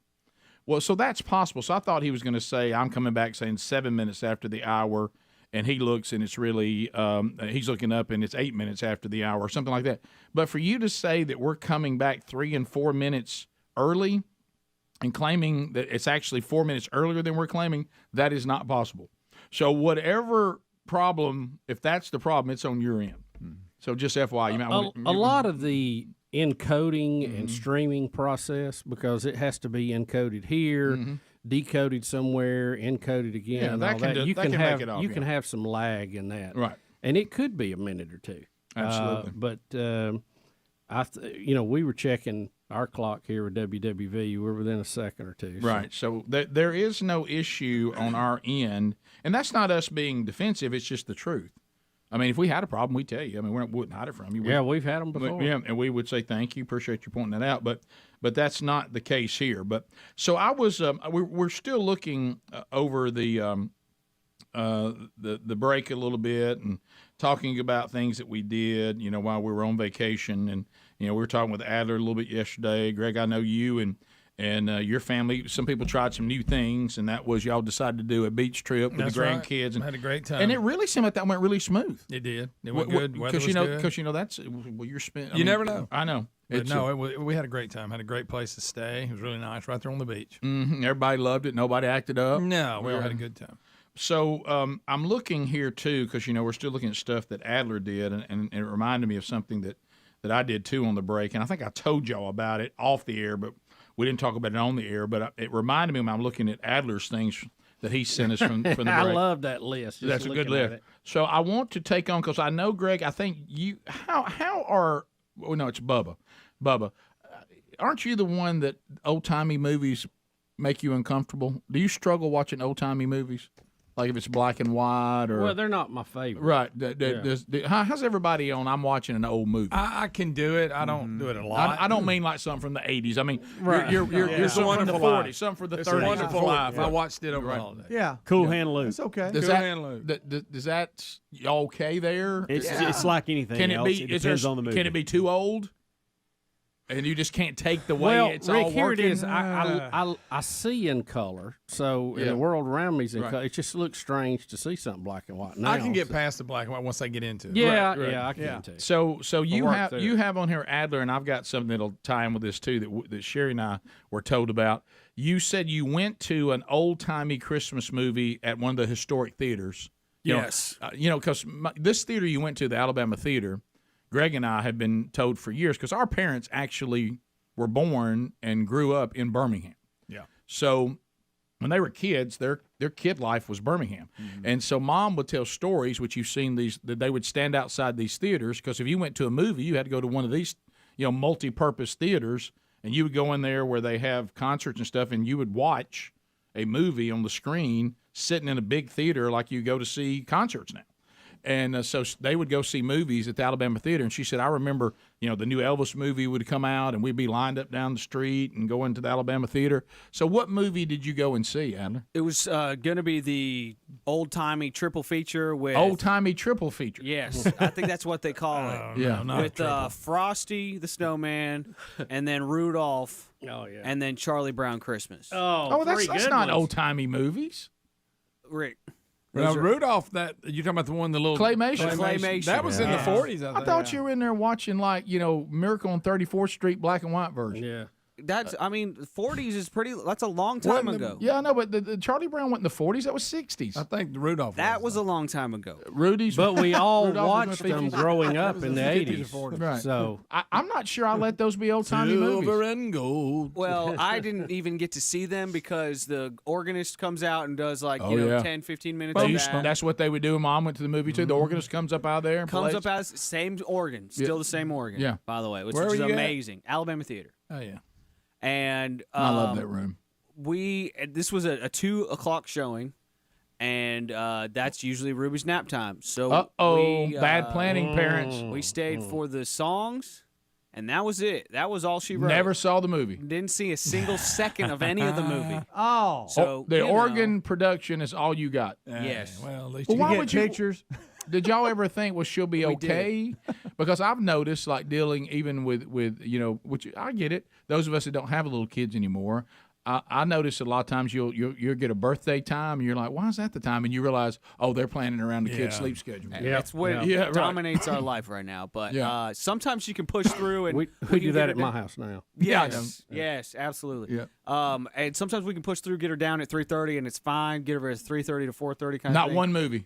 Didn't get a single one. She was not impressed with. I was like, look at the old. Oh, look at the old theater. So cool. She was not impressed. with any of that. Also, it's one of those times. There may be a day she loves it where we as parents, I've done it. We've all done it. We think the kids should like what we took them to. Yes. They just don't. They didn't. She Right. didn't. Well, you think about it. If you think about her little mind, and I know she's in her big girl room now, Yes. which that was a biggie on the break. Yes. Is in her little mind.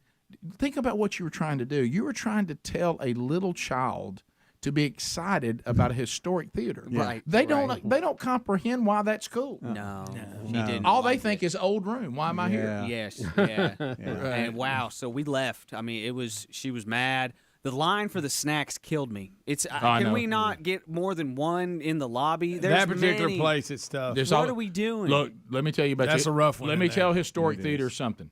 Okay, love you, love refurbished historical theater. Love them. Yeah. We don't have to keep the concession area historical. No. Let's In fact, modernize that. Yeah. We got to be able to work through this a little bit. Yes. Just that whole lobby, just getting in and out. Oh, yeah. Was that- you remember when we went to that Christmas concert? We were all there. Yeah. You were just like this Oh, yeah. out there. Greg, sardines. I'll tell you this: with the Man Church Conference, even though that's not a historic theater, it's a theater built in a historic building. We're a little nervous about that lobby. Ain't a lot of room out there. That lobby's tight. Like I said, I went to a singing there over the holidays. Yeah. And Tell everybody who it was. it was Dina Carter and Phil Vassar.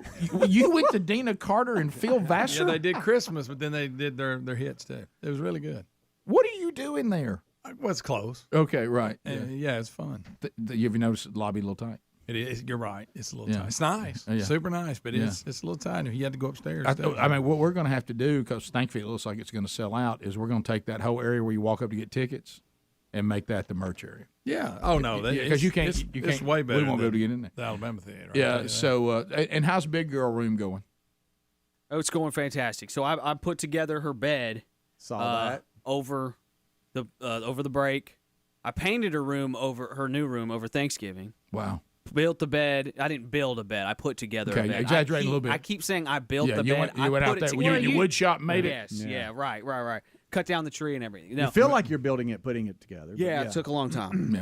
Something I'm not capable of. Never will be. It took me much longer than I wanted. The way it makes me feel, it's like that one with sounds. But guys, Ruby is now, I think, we're over a week now in her big girl room, in her big girl bed, and you're loving it. I don't think big she transition knows, to big girl room. We've actually left our door cracked every night just in case she gets up in the middle of the night and doesn't know where to walk around. You don't know. Well, it's an adjustment to big girl room. She's not gotten out of her bed once.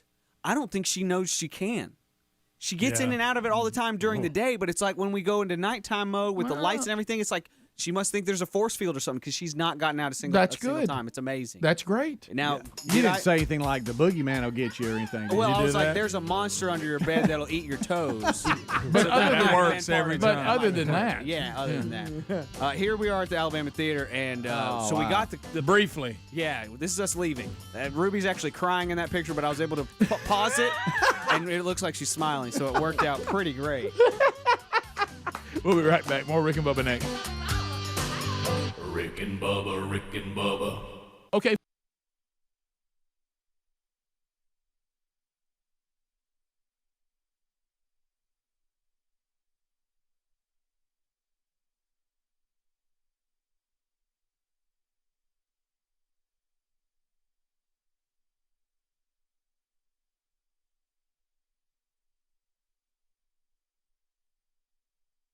Tom, I love him when he starts doing the examples of going down swinging.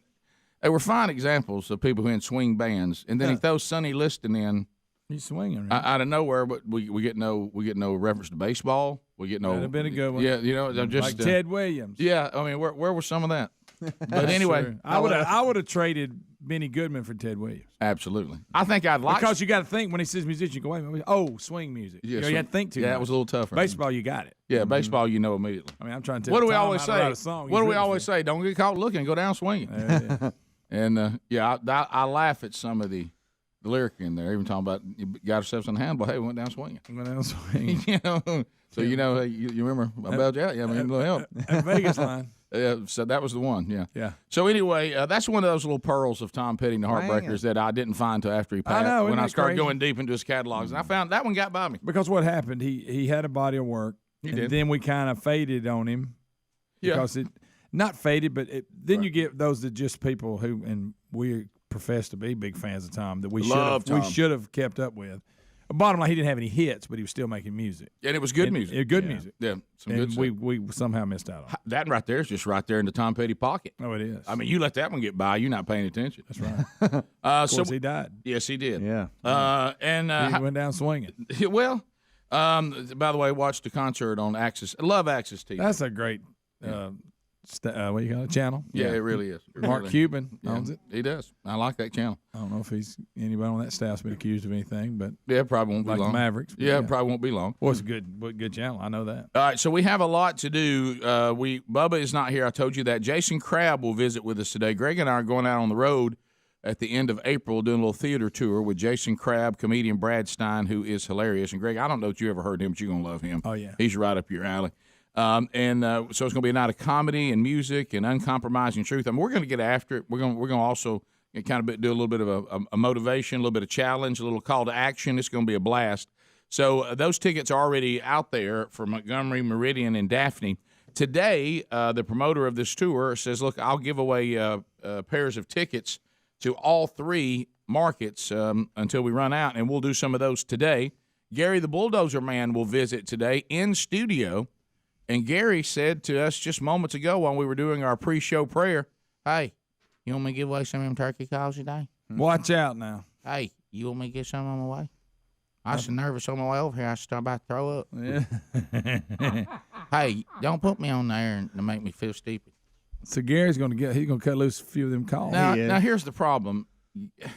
Gosh, can I win one? Gary's going to have to ship them to you. I know. And he said, don't give me, I don't know how he says We'll it. give but him don't that winner and I don't sheet get with no email address and all that. I just need the address. Hey, don't have people emailing me.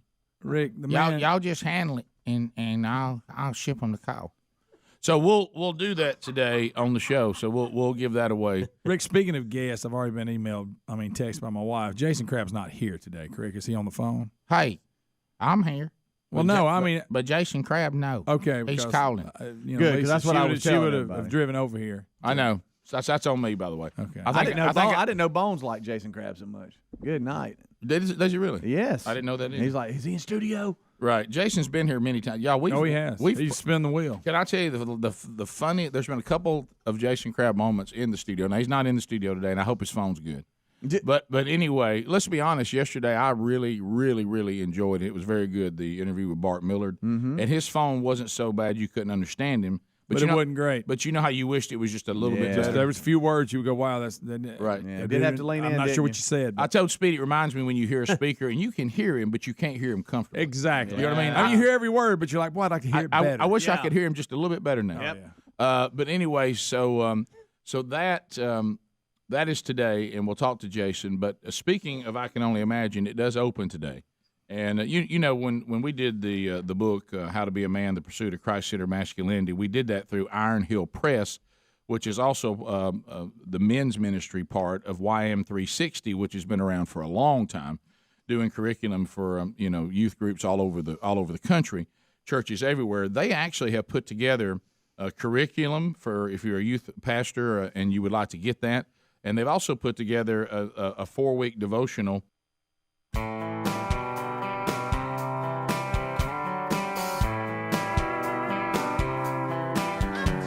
21 minutes past the hour.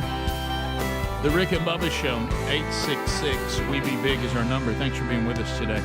And we're about to move to something else, but we ran out of time there. One thing I did want to say, too, and I think I mentioned this to you guys off the air when I got back. So one of the things, too, have you ever had somebody suggest something to you, and the source who suggested it is extremely important? Do we agree? Oh, yeah. I mean, the source, the source, it means so much. And somebody tells me, now, who said that? And then when they say, well, no, how about this? Here's how bad it is. So-and-so even agrees. And you're like, oh, okay, well, this must be something.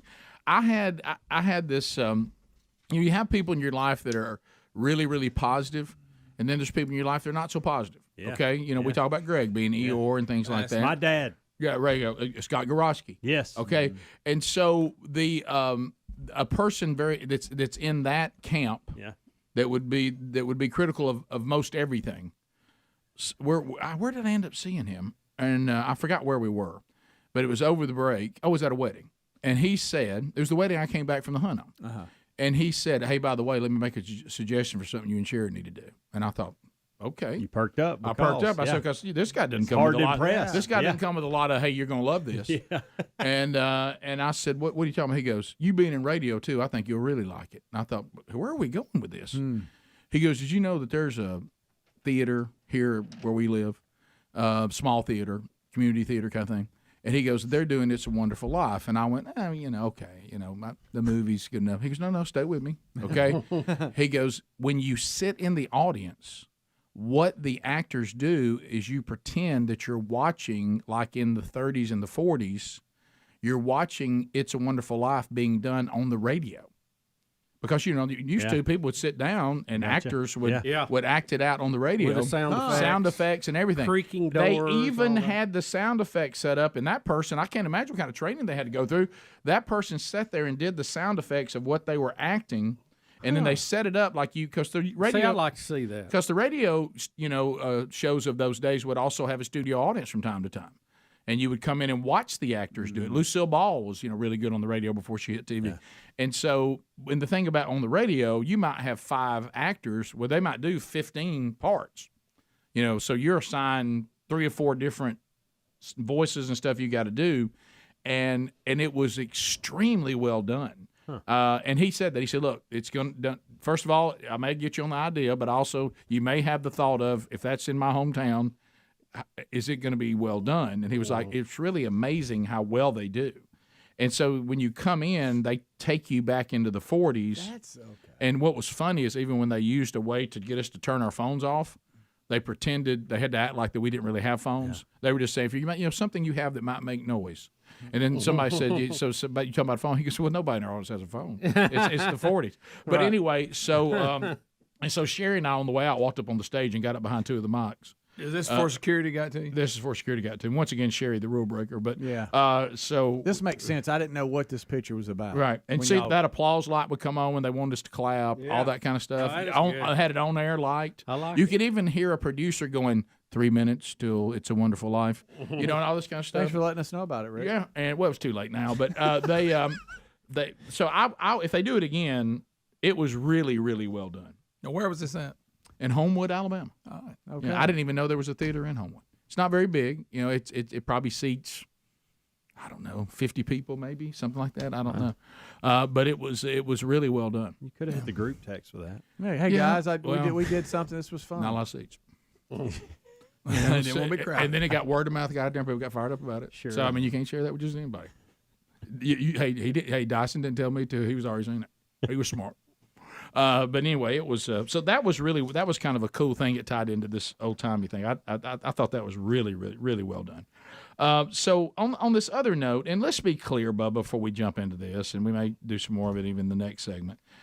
We're not saying this is the case. No, it's just we're in such a time of misinformation. Oh my goodness, people lie. People just put stuff out that's not true, just to get likes, and then they'll do deceptive headlines. They'll make up. They'll edit things. So it's harder than ever to get to the truth of anything. And now, so you have to kind of go back to say, now this we know is a fact. And you saw this with a doctor, is that right? Yeah, well, there's we're trying there's to a get couple this of doctor on things. the show. There's a story I don't know how. today to begin with about Al Roker. 68 Right, revealed he okay. almost died from internal bleeding and had to undergo major surgery to save his life after being hospitalized for blood clots. He's finally today making his return to the Today Show. Well said. He's been gone since November. Wow. And that's easy for me to say. Yeah. Now, yesterday it came to our attention that there was on social media a post by Dr. Simone Gold. Okay, and this is dealing with the Buffalo Bill safety that had the cardiac arrest tied into all that. She says from January 2021 to present, 1,101 athletes died from cardiac arrest. Over the prior 38 years, 1966 to 2004, 1,101 athletes under the age of 35 died due to various heart conditions. The same number of athletes died in the last 2 years as compared to the prior 38 years. And I had sent it to y'all, and I said, if this is really accurate, then we've got a bigger story out there. And we're going to try to get her on. I looked her up, and there is an NPR story that says this doctor spreads false information about COVID, but she kept her medical license. And she is described in this as a conservative political doctor and speaks at conservative gatherings, churches, and other things. And she's not really big on the vax deal. Yeah. She prefers to prescribe more safer medicines. Let me put it that way, that have been around for a while. It does not give a list of what they are here. So NPR says that she is not to be trusted. Other stories, and I've just Googled her name, and they come up right away. One of them says letter to the editor, hit piece on Simone Gold, MD, meaning that, probably their story wasn't right. And you can just go down through here and you see all kind of things about her. Some good, some bad. Excuse me, depending on your political view. Right, that's where. So once medicine and science became political, it really turns into a mess. We're all assigned the people that we say are telling the truth and the people who are not. I'd like to know what the actual truth is. I do know this. It just seems to me. Right. I'm hearing a lot more about people with blood clots. No, yeah. And Al Roker had one. I Yep. mean, obviously we had people with blood clots before the vaccine. Yeah, but not to the the level seems to be, this problem seems to be more increasing. And we've had some people pass away and have heart attacks and things that seem to be tied to blood clots. So I don't know if that's true or not, but it's an interesting discussion. It is. We'll be back. More Rick and Bubba next. Rick and Bubba, Rick and Bubba. That you can do on your own. That is that goes along with the movie. It's even got a forward in there by Bart Millard, who's the lead singer of Mercy Me. So, Helms, those things are in show notes, correct? They are. Okay, they are. All right, so they're in show notes today. So if you click on show notes today, you can get either one of these. And I've hit Twitter, social, Facebook. It's all there. So, and if you're a listener to this program, enter the code Bubba when you're trying to get this, either the curriculum or the book. And you'll get 10% off. That's right. So this goes with the movie, and the movie opens today is why we have that 10% off. It's $3.60. You know what? The Helms family is going to be all over the Rick and Bubba Theater tonight. Yeah, you know what? I thought I may be there too. Oh, good, because I thought I was going to be the long game there. So good. Don't announce stuff like that. Well, I may be able to go. I'm on text Sherry here in a minute. I don't know of anything that we have we couldn't go. We got a lot going on tomorrow, but today. By the way, we got 4 of our 5, maybe 5 of 5 family really? going. Yeah, had an incident last night that was interesting. Went to see Brooks Bigelow Burgess in the school play last night. I need to pay attention more. We'll be back. Rick and Bubba, Rick and Bubba. Thank you, Bubba. He's coaching tennis at a tournament in Chattanooga this weekend. So if you're headed that way, and there are a lot of Rick and Bubba markets that'll be there, say hello to Bubba. He'll be back on Monday. Everybody else is here. So we had another caller, Jason, calling out of Florida. Hannah, Montana, said, all right, so we got a call out of Tim from Panama City.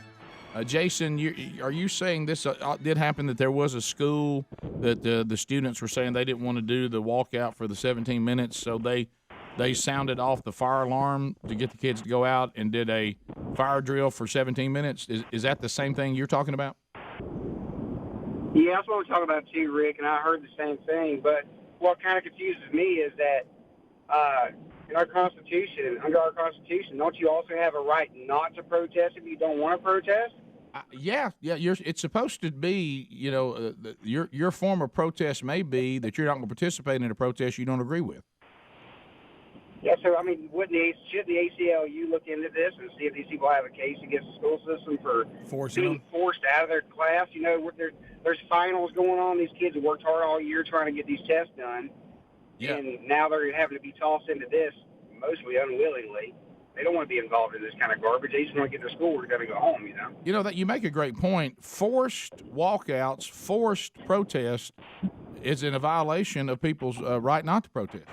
So, mate, where's the ACLU and all this? Now, are we sure this happened? The story here says a McKill Academy of Technology. They're accusing school administrators of using a fire alarm for the walkout or whatever. But I'm trying to. I'm like you, Greg. I'm trying to find out if this is just. Where's the meter on this as far as, somebody hearing half the truth and then making up the rest and then going somewhere with it. If this is true, I mean, I'm no expert on protest, but if you're forced to protest, it kind of loses it a little. Yeah, it feels a little North Korea like. Exactly. When they force them to cheer, like, that's go to events. That's got a little cry when the guy died, Kim Jong-un. That's kind of creepy. Yeah. It's not. It's really not a protest when you're forced to do it. Let's go to Sandra in Alabama. Sandra, how you doing? Oh, great. Happy Friday. Thank you. You too. Happy Friday. Thank you. I was just, I know Clinton campaign and the Clinton Global Initiative, all those things took in a ton of money and made some promises probably to people all over the world. And just considering Hillary may be out there doing this, trying to pay some of those people back because she's not in the White House doing what they wanted to do. Yeah, that's the promises she was making. Any 70-year-old grandmother would probably rather be at home with her grandchildren. I mean, do you think she really wants to be out there? Well, look, you trying to get the Clintons to get out of the political realm. It's been so good to them. I mean, that's like trying to pull a koala bear out of one of them gum trees. It's going to hang on. It's going to be clinging. They're hanging. Yeah, their life without politics, especially. Well, now she's been a servant, Rick. I'm sorry.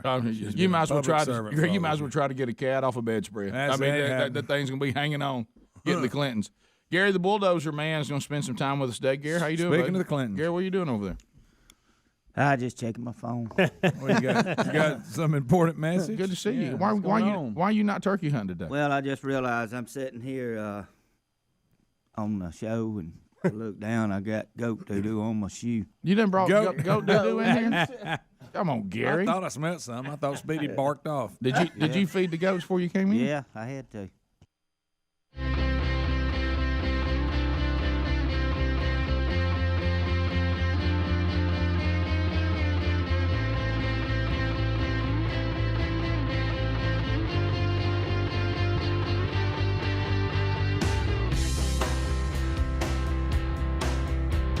It is 35 minutes past the hour, the Rick and Bubba Show.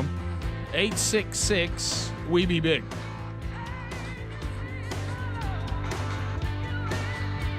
All right, so as we come back, upside.com, a lot of you have been emailing us saying, hey, thank you for pointing us to Upside back there in 2022. Well, it's still here in 2023. If you haven't done this, the whole wide world is looking at all the things we have to buy. No matter what the current administration says, we all know that everything out there costs more. We know it. We're dealing with it. And it's making a huge impact. So right now, you get the Upside app. Use our code BUBBA25 to get 25 cents or more back on every gallon of the first tank of gas. Next, after you've done the first tank of gas to kind of get the old app rolling, you claim an offer for whatever you're buying on Upside, and then check in at the business, pay as usual with a credit or debit card, and then you get paid. Upside doesn't sell your personal information to third parties either. They know that your information is a vital part of their trusted relationship with you. So give it a try. You can get download the free Upside app. Use our promo code BUBBA25 to get 25 cents or more back on every gallon of your first tank. That link is also available at rickandbubba.com under the sponsors button, and then you just let savings begin, get money back on everything. All right, so when we come back, we were talking in the break about a couple of things, and one of them is bed music, which I did this over the break because I'm trying to find over the break there's always some desire. We rarely ever apply it, but there's always a desire to say, what are some things we could do in 2023 to freshen the show up a little bit? Mm-hmm. And I was talking about trying to get new liners and I found myself saying, look, Birds, go out there and find some new bed music. And I will say that I did the thing like Google best intros in music history, and their list was terrible. I was like, well, they don't understand what we're looking for. And so that one I just played coming back, Jane by Jefferson Starship, is a phenomenal intro, and we love it. And then, Bubba, you start asking the question, there's a lot of songs written, and the title of the song is a woman's name. Right. Okay. Like what you just played, there's Jane. tons. And you were like, are there many songs that are dudes' names? Yeah. Do the women artists write songs about guys and use their name as the primary hook for the song or the name of the song? And the only one I could think of was that Mickey song by Tony Basil. Hey, Right. Mickey, you're so fine. Right. Mm-hmm. You don't hear of a song called Sam or Hey Ted or or think about like this song we just heard. Bubba, you're playing a game. Bubba. You don't see that. You don't. Michael Jackson, Ben. Billy, that's a rat. That's about a rat. Right. Well, I googled boys' names in the title of songs, and that came up. You got rat. old Sherry. I'm just saying. You got Sarah. You got Jane. I mean, there's just tons and tons of them. Run, Joey, run. Remember that one, Rick? Greg, now that is one. Does that count? Not really. About Jimmy Jack Flash for the Rolling Stones. It's Jumping Jack Flash. Did you say Jimmy Jack? Yeah. It said jumping. Yeah. You would raise your hand and look at me on that one. But again, we went to school with Jimmy I Jack still don't think that counts as a song about a guy. Okay. No. Yeah. A message to you, Rudy, by the Specials. I've never I'm heard going of that. deep here. I've heard of Rudy the Real You Rudy. see, from the Bubba's movie question Rudy. is legit because you can't hardly find anything. Hey, this is Rudy. I'm the real Rudy. So I mean, we're all about Peter equality Piper, Run DMC. now. Shouldn't we have more songs about guys from the girl artist? Oh, Gregory. Girl artist. Yeah, Oh, Tony. You know, Jesse's girl. I mean, Yeah, but it was about his girl, though. We're still struggling. that's not the proper name though. Of Ben's about a rat. Jumpin' Jack Flash is not some woman singing a song about a dude. And what you just brought up, that ain't any good. Christopher Cross, Arthur's theme. Do y'all remember No, that? that doesn't count. That does not count. That's about It is about him, though. That's about Dudley Moore. It's about the character of this guy. It is But it was But that don't about count. a movie. It was a theme song for a movie And- named Arthur. And it wasn't in the title. It was called Arthur's theme was like in parentheses. Correct. I can't make that count. Oh, Olivia Newton-John, Sam. I've never heard No, that. I never heard it. I've Cotton never Eye heard Joe, of course. Cotton Eye Joe. There it is. Of course.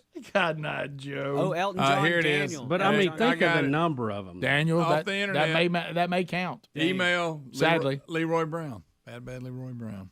Good. Still not a love Are song. you looking for just one word? Kinda. One name? No. There can't be a name in a Well, phrase. don't you kind of want it to be a woman singing about a guy? Yeah, that's what I'm talking. looking That's at. kind of the general. I got you. Idea. You're talking about a love song like a guy Yeah, singing a girl. yeah. I got you. There's none of those. Great love song, Hey Joe, Jimi Hendrix. That's a good one. That is good. It's a Again, good not message it quite what gives. we're looking for, Oh, but I got you. I don't know if the part going down to shoot my old lady. Maybe that that's shouldn't not- be in. yeah. A song about a guy going to shoot his wife for being unfaithful. That's not what we're looking for. But even we Well, it get got it. him as- even with the We ones get it.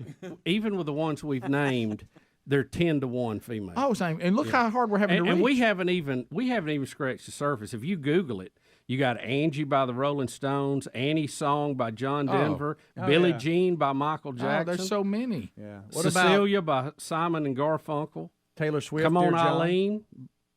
You know, Greg Leader of the Pack. Do you remember when Twisted Sister did that? Oh, what was that about? Did we? Don't bring it up.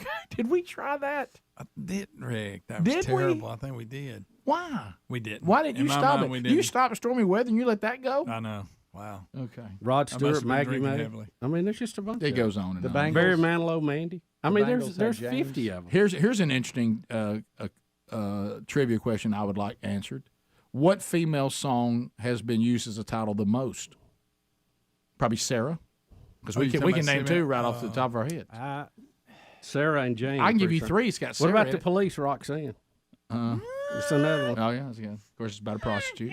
Well, I'm just telling you. Well, she's female. Well, you're right, Greg. Most prostitutes are, but there are. But Mary. Neil Diamond, Sweet Caroline. I was going to go there. Steve but Winwood, Sweet Valerie. Caroline. That's been. Eminem, Stan. see how hard we're having to work. It's a good one. Do y'all see how hard we're having to work? Huh? Yeah. I mean, Kiss doing Beth. I mean, the list for the female names. Kid just Rock, go on Bull and on. God. I am the Bull God. Greg Aerosmith. No, I'm sorry. AC/DC, Whole Lot of Rosie. Yes, yes, that's a great song. Little Richard, Good Golly, Miss Good Molly. riff. Yeah, and we can't count. Somebody put the Ballad of Curtis Lowe, but we can't count that, can we? That's not a chick. That's just a story about a Talking guy about playing she a loves dobro. Curtis Lowe. It's about an old blues man. Yeah. Fine Cool Young. in the Gang, Joanna. I mean, what's next? Is somebody about to say Mr. Bojangles? Yeah, exactly. Okay. Well, You got Fine Young Cannibals, Johnny Come Home, and then you've got Elton John's Song for Guy. That's easy. that counts. Easy. We're talking about songs. Right. Song for Guy. Eric My Clapton lifestyles. with Layla. I mean, the girl names are just go on forever. Like we said, that one goes in the category of there must have been a tremendous amount of discomfort Melissa. there. To your point, If you know the Melissa. background on that song, Yeah. a tremendous amount of discomfort on Layla. Sweet You want Melissa. Carrie That's a great Underwood song. to release Steve. Yeah. Yeah. Right. Yeah, there you go. You know, Eric. Do you Yeah. think on the Eric Clapton thing, writing the song about George Harrison's woman, Wife. Is that what that was? yeah, wife, that they had a thing going? Do you think he thought that George Harrison was further down the road on that than he was? Like he when it was became a ready to big leave. hit, when it became a big hit, it was, ooh, now everybody's here. Right. Yeah, George is upset about your new song. I bet he is. John Travolta, Sandy. The amount of emails coming in. All right. Earl by the Dixie Chicks. Okay, there you go. Now we're Earl died, Oh though. yeah, The Earl, he did. yeah, that Went was- on in. Yeah, he did. Now look, country songs. When these country artists start writing about a dude, they're always trying to kill him. Yes. Yeah. Breaking his headlights. Oh yeah, they're doing all kinds of things, tearing his car up, His leather seats. right? It's never good. No. Hey, listen, no. when It's not a love song like I But I you're right, desire there's a none out there. relationship with There's you. none out well, it's there. just like we were talking about. We've seen these women, and it's between them and their husband, and if they have a relationship with God. But remember we see women who have husbands that are doing things that are horrible, and they just kind of stand up at the podium with them. Like everything's okay, and we keep thinking these are not our wives. Hillary, But our wives are all from Georgia, Alabama, so Yeah. it's a different thing. And if you No, want to they'll know that kill different thing, listen to these country songs we're talking about. That sounds a little more like the situation we would all face. They tend to keep it more general, like Dolly Parton, "I Will Always Love You." No, that didn't count. It's not a guy's name. Oh, that's what I was saying. They keep it more general. Doesn't count. You're still the one, Shania Twain. No. No. It's not a guy's I name. didn't say it counted. I'm saying it doesn't count. It's what they generally do. We'll take your phone calls next. 866 We Be Big. You're right. That's more how the women do it. They just be real general. Yeah. They love this guy. We don't know his name. We'll be back 15 minutes to the top of the hour. 866 We Be Big. Rick and Bubba, Rick and Bubba. And you've drugged some goat dung in here? Yeah, Gary. it'll be all right. I see it on the right there. Gary, how many goats you got now? About 30 something. Good night. I got too many. Well, What do you do with them? I mean, do you sell them or Yeah, just have them? everyone- Yeah, They're do your what- pets, aren't they? Yeah. Your buddies. Who do you sell them to? People mostly. I know, Folks but I eat mean, 'em. like people want to eat them. Is that what you People. sell them to them for People food? No, I don't. mostly. No, I don't. Who's the other? Yeah, what's if it's just people mostly, Well, who yeah. else are you selling them When with? aliens come by? Does a coyote say, I'll take a few of I'll those? tell you what, they look kind of tasty. But I guess a lot of people you sell them to do eat them. Oh, yeah. So does that bother you? Really? Yeah. Do you kinda. eat goat? No. You goat milk? You like goat cheese? Yeah. Do you, Goat Island beer? Yeah. I bet you do. Do you? Yeah. You don't ever use the make goat cheese and that's very popular. No, I don't do that. Why not? You just like to go out and visit with them, don't you? Yeah. Why do you want to have goats if you're not doing anything with them? Well, they keep your pasture cleaned up. They look good. They look good. I tell you, That old Billy's nasty, though. Cost you money to feed them. Yeah. I tell you who they don't get along with is donkeys, do they? Yeah. Huh? Yeah, that wasn't a good mix. That didn't nah, work. them donkeys don't. Them donkey don't like him goats. That didn't work well, did it? No, it didn't come out. They'll real good. punt them like a football. Yeah. So I won't do that again. No, that ain't gonna happen. Well, I'd give anything. Now- A video of that. I do wonder why you're not turkey hunting. Well, if you hadn't called when we come up here, I would have been turkey hunting. Well, I mean, when Bubba's out, we got to fill some gaps. Well, You know what's going on, Rick? What? He's really disappointed. He's mad at himself. I picked it up earlier when we were sitting back there. Is that before or after he put goat duke in here? That was in the midst of him doing Can it. smell it now. Yeah, Now they sure. say that. He has realized that he's wasted a morning up here with us, and the next 2 days it's going to be rainy. Oh. So he's very frustrated right now. Sorry, buddy. Must not have looked at the I know. forecast. You could have just checked in on the way or called us when you came out. Now he tells you Well, that. I usually don't come out till the show's over with, so I don't get to listen to y'all too much, during turkey season. What about an afternoon hunt? I don't like to hunt in the afternoon. Why not? Well, I'd rather call a turkey up while he's gobbling, and I don't like to sit on the green field and shoot one. You don't think afternoon turkey hunting's real turkey hunting? Not really. Not really. I mean, anybody can do that. Anybody do that? I mean, anybody wants one. Are we gonna give away any turkey calls? Well, that's what I was going to ask you. You want to give something away? Yeah, we'll give one away. We'll give one away. What you want? How you want to do it? Now I've got an idea. Look. I've got. Does that make you mad when he does I've that? got an idea what we're gonna do. We're gonna do it next. But look, I do. I think I smell that goat. I do. I know. I do. I take know. your I shoes smell off. it. You're gonna have to take your It's boots right off. there. There's a couple of them hanging off. Look at that, Gary. Yeah, you couple got of it them. all up. Yeah. Gary, You know, clumps the of 'em. floorboard of That his don't matter. the floorboard of his Jeep's Well, probably. look all over this mic right here. There's some kind of something on That's there. where Helmsy sits. Hey. He spits stuff out of his mouth. I'm talking about my mic like There's that. a lot of food over there. Yeah. I know. Hey, but what I'm saying is, It's better than goat poop. I know that. it is. I tell you what you won't find on is goat poop. Well, I don't know. I hadn't looked around the other side. But we're gonna have to depend on you on shipping these calls to people. Yeah. Because you're taking it out of Well, our I hands. ship them out every day. I mean, what's the difference? Oh, man. Oh. Hey, raised your Me. voice. I got a Right. shipping You want me department. to have me email you? No. Why? Huh? They need mail up here. So Like, what- email up here. Send it to have your you finally, Twitter. have you finally learned about giving your phone and you email out to people? You've learned, haven't you? Sometimes. Yeah. you become a big star up here. It's a Yeah, different, right. it's a different deal. Let's talk about turkey.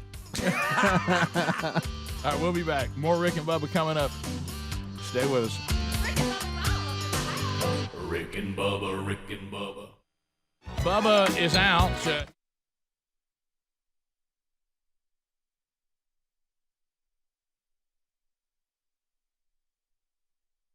Off the bench. How funny. So, Gary, we're watching right now. Bubba's coaching in Chattanooga at some tournament. He coaches a tennis team, and we're actually, they have a feed from this tournament, and we're watching it, and we can actually see Bubba coaching tennis right now. That's right, Rick. So He's giving a big time Boy, let me tell you. pre-match speech right now. yeah, he is. Gary? I'd rather watch paint dry. Now, Gary, well, don't be like that. I mean, we're, His face. we're just watching. I mean, he's about out there hitting them little fuzzy balls. Well, there's a lot of people like tennis. Look now. That's I'd rather tell me sit there that and ain't watch riveting. the grass grow. Huh? Well, Gary, don't be. There's some people. It's a big deal to Well, them. I used to play tennis till I Picture learned it. better. You did.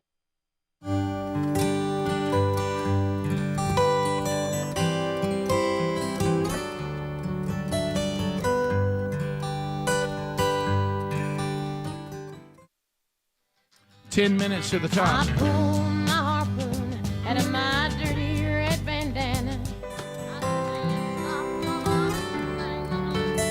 Yeah.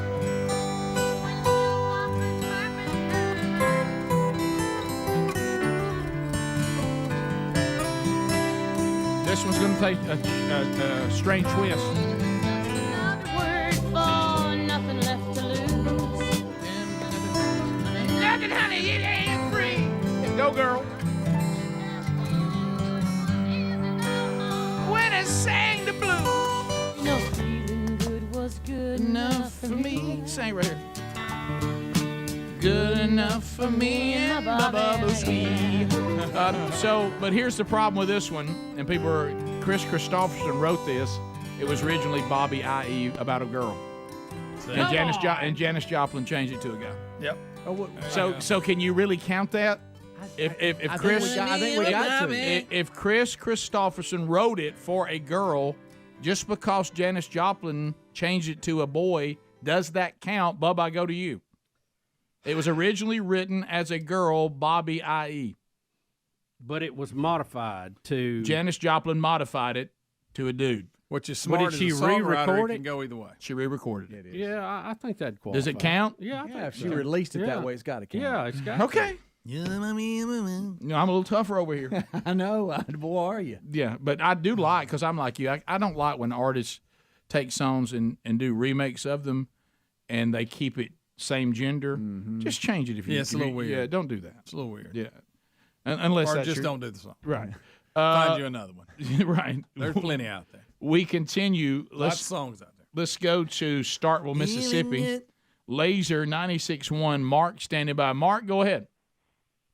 Hey, Monkey Grass and Green Acres. Thanks for the call, brother. What's on your mind? I got a song about a dude, Okay. Lola, by the Kinks. You know what? In a direct You know way, what? you're right. Your creativity right here is outstanding. That song should have been written today. Right, you're right. Think about how way ahead of their time They were the way Kinks ahead were. of time. The Kinks were way ahead of their Yes, time sir. on Lola. But you're right. He thinks it's a woman, but it's not. Yeah. So does that count? That song's about? Technically, it is a man. He's talking. You never knew that. Adler, you knew that. I thought it was just about a song about a woman named Lola. No, you need to listen to the whole thing. Not with your musical background. You don't mean. Are you just kidding around? I didn't dig deep enough. Are you on doing a Lola. bit? Are you doing a bit right now? Rick, not everybody. I thought it was too. I didn't know that. What? I didn't know. Have y'all ever know listened that? to the lyrics? Hey, Lola's a dude. Don't talk down to us. Teach us. You're right. Thank you. Well, let me. If you're, hey, Show me how to get in front of the ground ball. by the way, go back and listen to it again. Now you'll laugh your head off because he's talking about how something's not right. And he says when Lola grabbed me, she nearly broke my spine. Yeah. And then he says that he wasn't the most physical man, and basically Lola was tossing him around like it was nothing. All right. And then at the end he That's in the says lyrics. I'm a man, and so is Lola. I She found walked out. up to me and asked me to dance. I asked her her name in a In dark a brown dark voice. brown voice, she said Lola. Lola. Why does she? I'm the world's most physical guy, but she squeezed me tight and nearly broke my spine. Lola. He can't understand why she walks like a woman but talks like a man. Yeah. See, these are things that are in there that if you got to I didn't know. There's more to the song than la la la la. I tell you what I like is the live version when you can tell the crowd wants it, and I love when an artist knows they want a song. You know the famous "What songs did you want to hear?" You know from Freebird, and he gets up there and he goes, "L-O-L-A," and also like, he's like, "L-O-L-A," and then also they start going, "La la la la la." So And all of a it- sudden, ding, ding, ding, It was ding, ding. basically a forerunner of Funky Cold Medina. Correct. Rick, she picked me up and sat me on her knee. She said, "Little boy, won't you come home with me?" That's enough, Greg. What are the That's enough, words that's to enough, that? Greg. Yeah, you Greg, can find it. Sing it. Like By the way, I'm not surprised that Bubba didn't know. I'm very surprised that Adler didn't know. That's a shocker. I'm surprised Bubba didn't mention Fernando by ABBA. That's true. Somebody I guess emailed that to me. I guess You know, that's one. I One of the don't. emails I don't are know coming that in. song. Alex- I like ABBA, but I don't know that song. Okay. Alex, I don't either. Didn't Lady Gaga do some song like or Madonna about some guy too? Lady About Gaga some did Spanish guy. Alejandro. Yeah. Alejandro. Alex in Athens. Alex, go ahead. Hey guys, I think one of you guys mentioned a Carrie Underwood song in the last segment there, and it got me to thinking. After all her songs about destroying men's trucks and maiming and killing her boyfriends and husbands, you wonder what Mike Fisher's auto and home insurance premiums look like. That's funny. That's good. He thought hockey was rough. No. And look, I'm kind of glad that Blake Shelton got out of his relationship alive. Yeah. I mean, she's a fiery little redneck. She is fire. Give me another line, Greg. I'm off of it. Get to the line where he says, "I'm a man, so is Lola." Yeah. That's the last line of the song. Let's go. I know what I am, a man, so is Lola. Kenneth in Beham. Kenneth, go ahead. See, that song didn't terrorize people then because they thought, well, that's not going to happen. Yes, Nowadays, it'd be like, oh, wow, thanks for the heads Yeah. up. Yes. Kenneth, go ahead. Hey, how about the legend Johnny Cash, Boy Named Sue? Yeah, Not a love song. I mentioned that earlier. Not a love song and not a song about a guy. From a woman. From a woman, that's right. Yeah. We're not saying You're not even on the right At topic. the time, earlier in the segment, we were all over the place. We dialed it in towards the end. Abby- Exactly what we wanted. Abby, go ahead. Taylor Swift has Hey Stephen, and she's got Styles about Harry Styles, and she's got Dear John about John Mayer. Okay. Okay. You know, Yeah, she, she'll we rifle knew something. she'd rifle something off. she's doing what she can to try to even it out, but the other ladies are not helping her. Yeah, Speedy mentioned two of those three. Let's go to James in Decatur, 100.3 The River. James, go ahead. Good morning, Biggins. Hey, buddy. Hey, I got a song about a love song about a guy. It's Joe by Alabama Shakes. It's really good. You gotta listen to it. It's very soulful. Is that chicks singing about a guy? Is Alabama Shakes? The lead singer is a girl. Oh, okay. I've heard about them. I heard they're really good. I've never seen them. Yeah, if that's your thing. Okay. There's Greg with the little. I don't see you liking it. Okay, really? You know me well enough? Okay. You won't hate it. Right. Let's go to Chris in Alabama. They're very popular. Chris, go ahead. Biggins, how's it going? We're Hey, good. Greg. I hope you're okay. I'm good. I didn't know if you guys picked the national championship game for Monday night. I know pretty much everybody's going to go Dogs, right? Yes. Yeah, I would think so. We'll probably talk about it more Monday. Yeah. Monday will be our big setup on that. But I think that TCU has all the makings of look at Cinderella, look at no one believed in us, and then wax in the championship. That's the way it looks to me. Now, it may go another way, but I think that – and if you go back before we left, I said what's going to happen is TCU is going to beat Michigan and get waxed by Georgia. And I still hold to that. You know what I mean? You know how a team that's kind of overachieving a little bit and it kind of runs out on they're a good team. Don't misunderstand me. I don't think they're as good as Georgia. Yeah. And the things that are happening for them, it's almost like they're – I mean, how many more of those y'all going to get? Yeah, that's true. And now we only have a week turnaround. Right. Versus a month almost. And Georgia woke up by really being outplayed by Ohio State and finding a way to win, so they're not going to come in overconfident because they basically had to get a miracle to win. But got it done, and that's what great teams do. All right. So if you're leaving us right now, we'll catch you on the next live edition of the Rick and Bubba Show. And if that's the case, have a good weekend. If you got more today, stick around, top of the hour, and more Rick and Bubba may be coming your way. Find out how you can get all the Rick and Bubba content live or archived by going to Rick and Bubba, spell out the word and.com. Rick and Bubba, Rick and Bubba.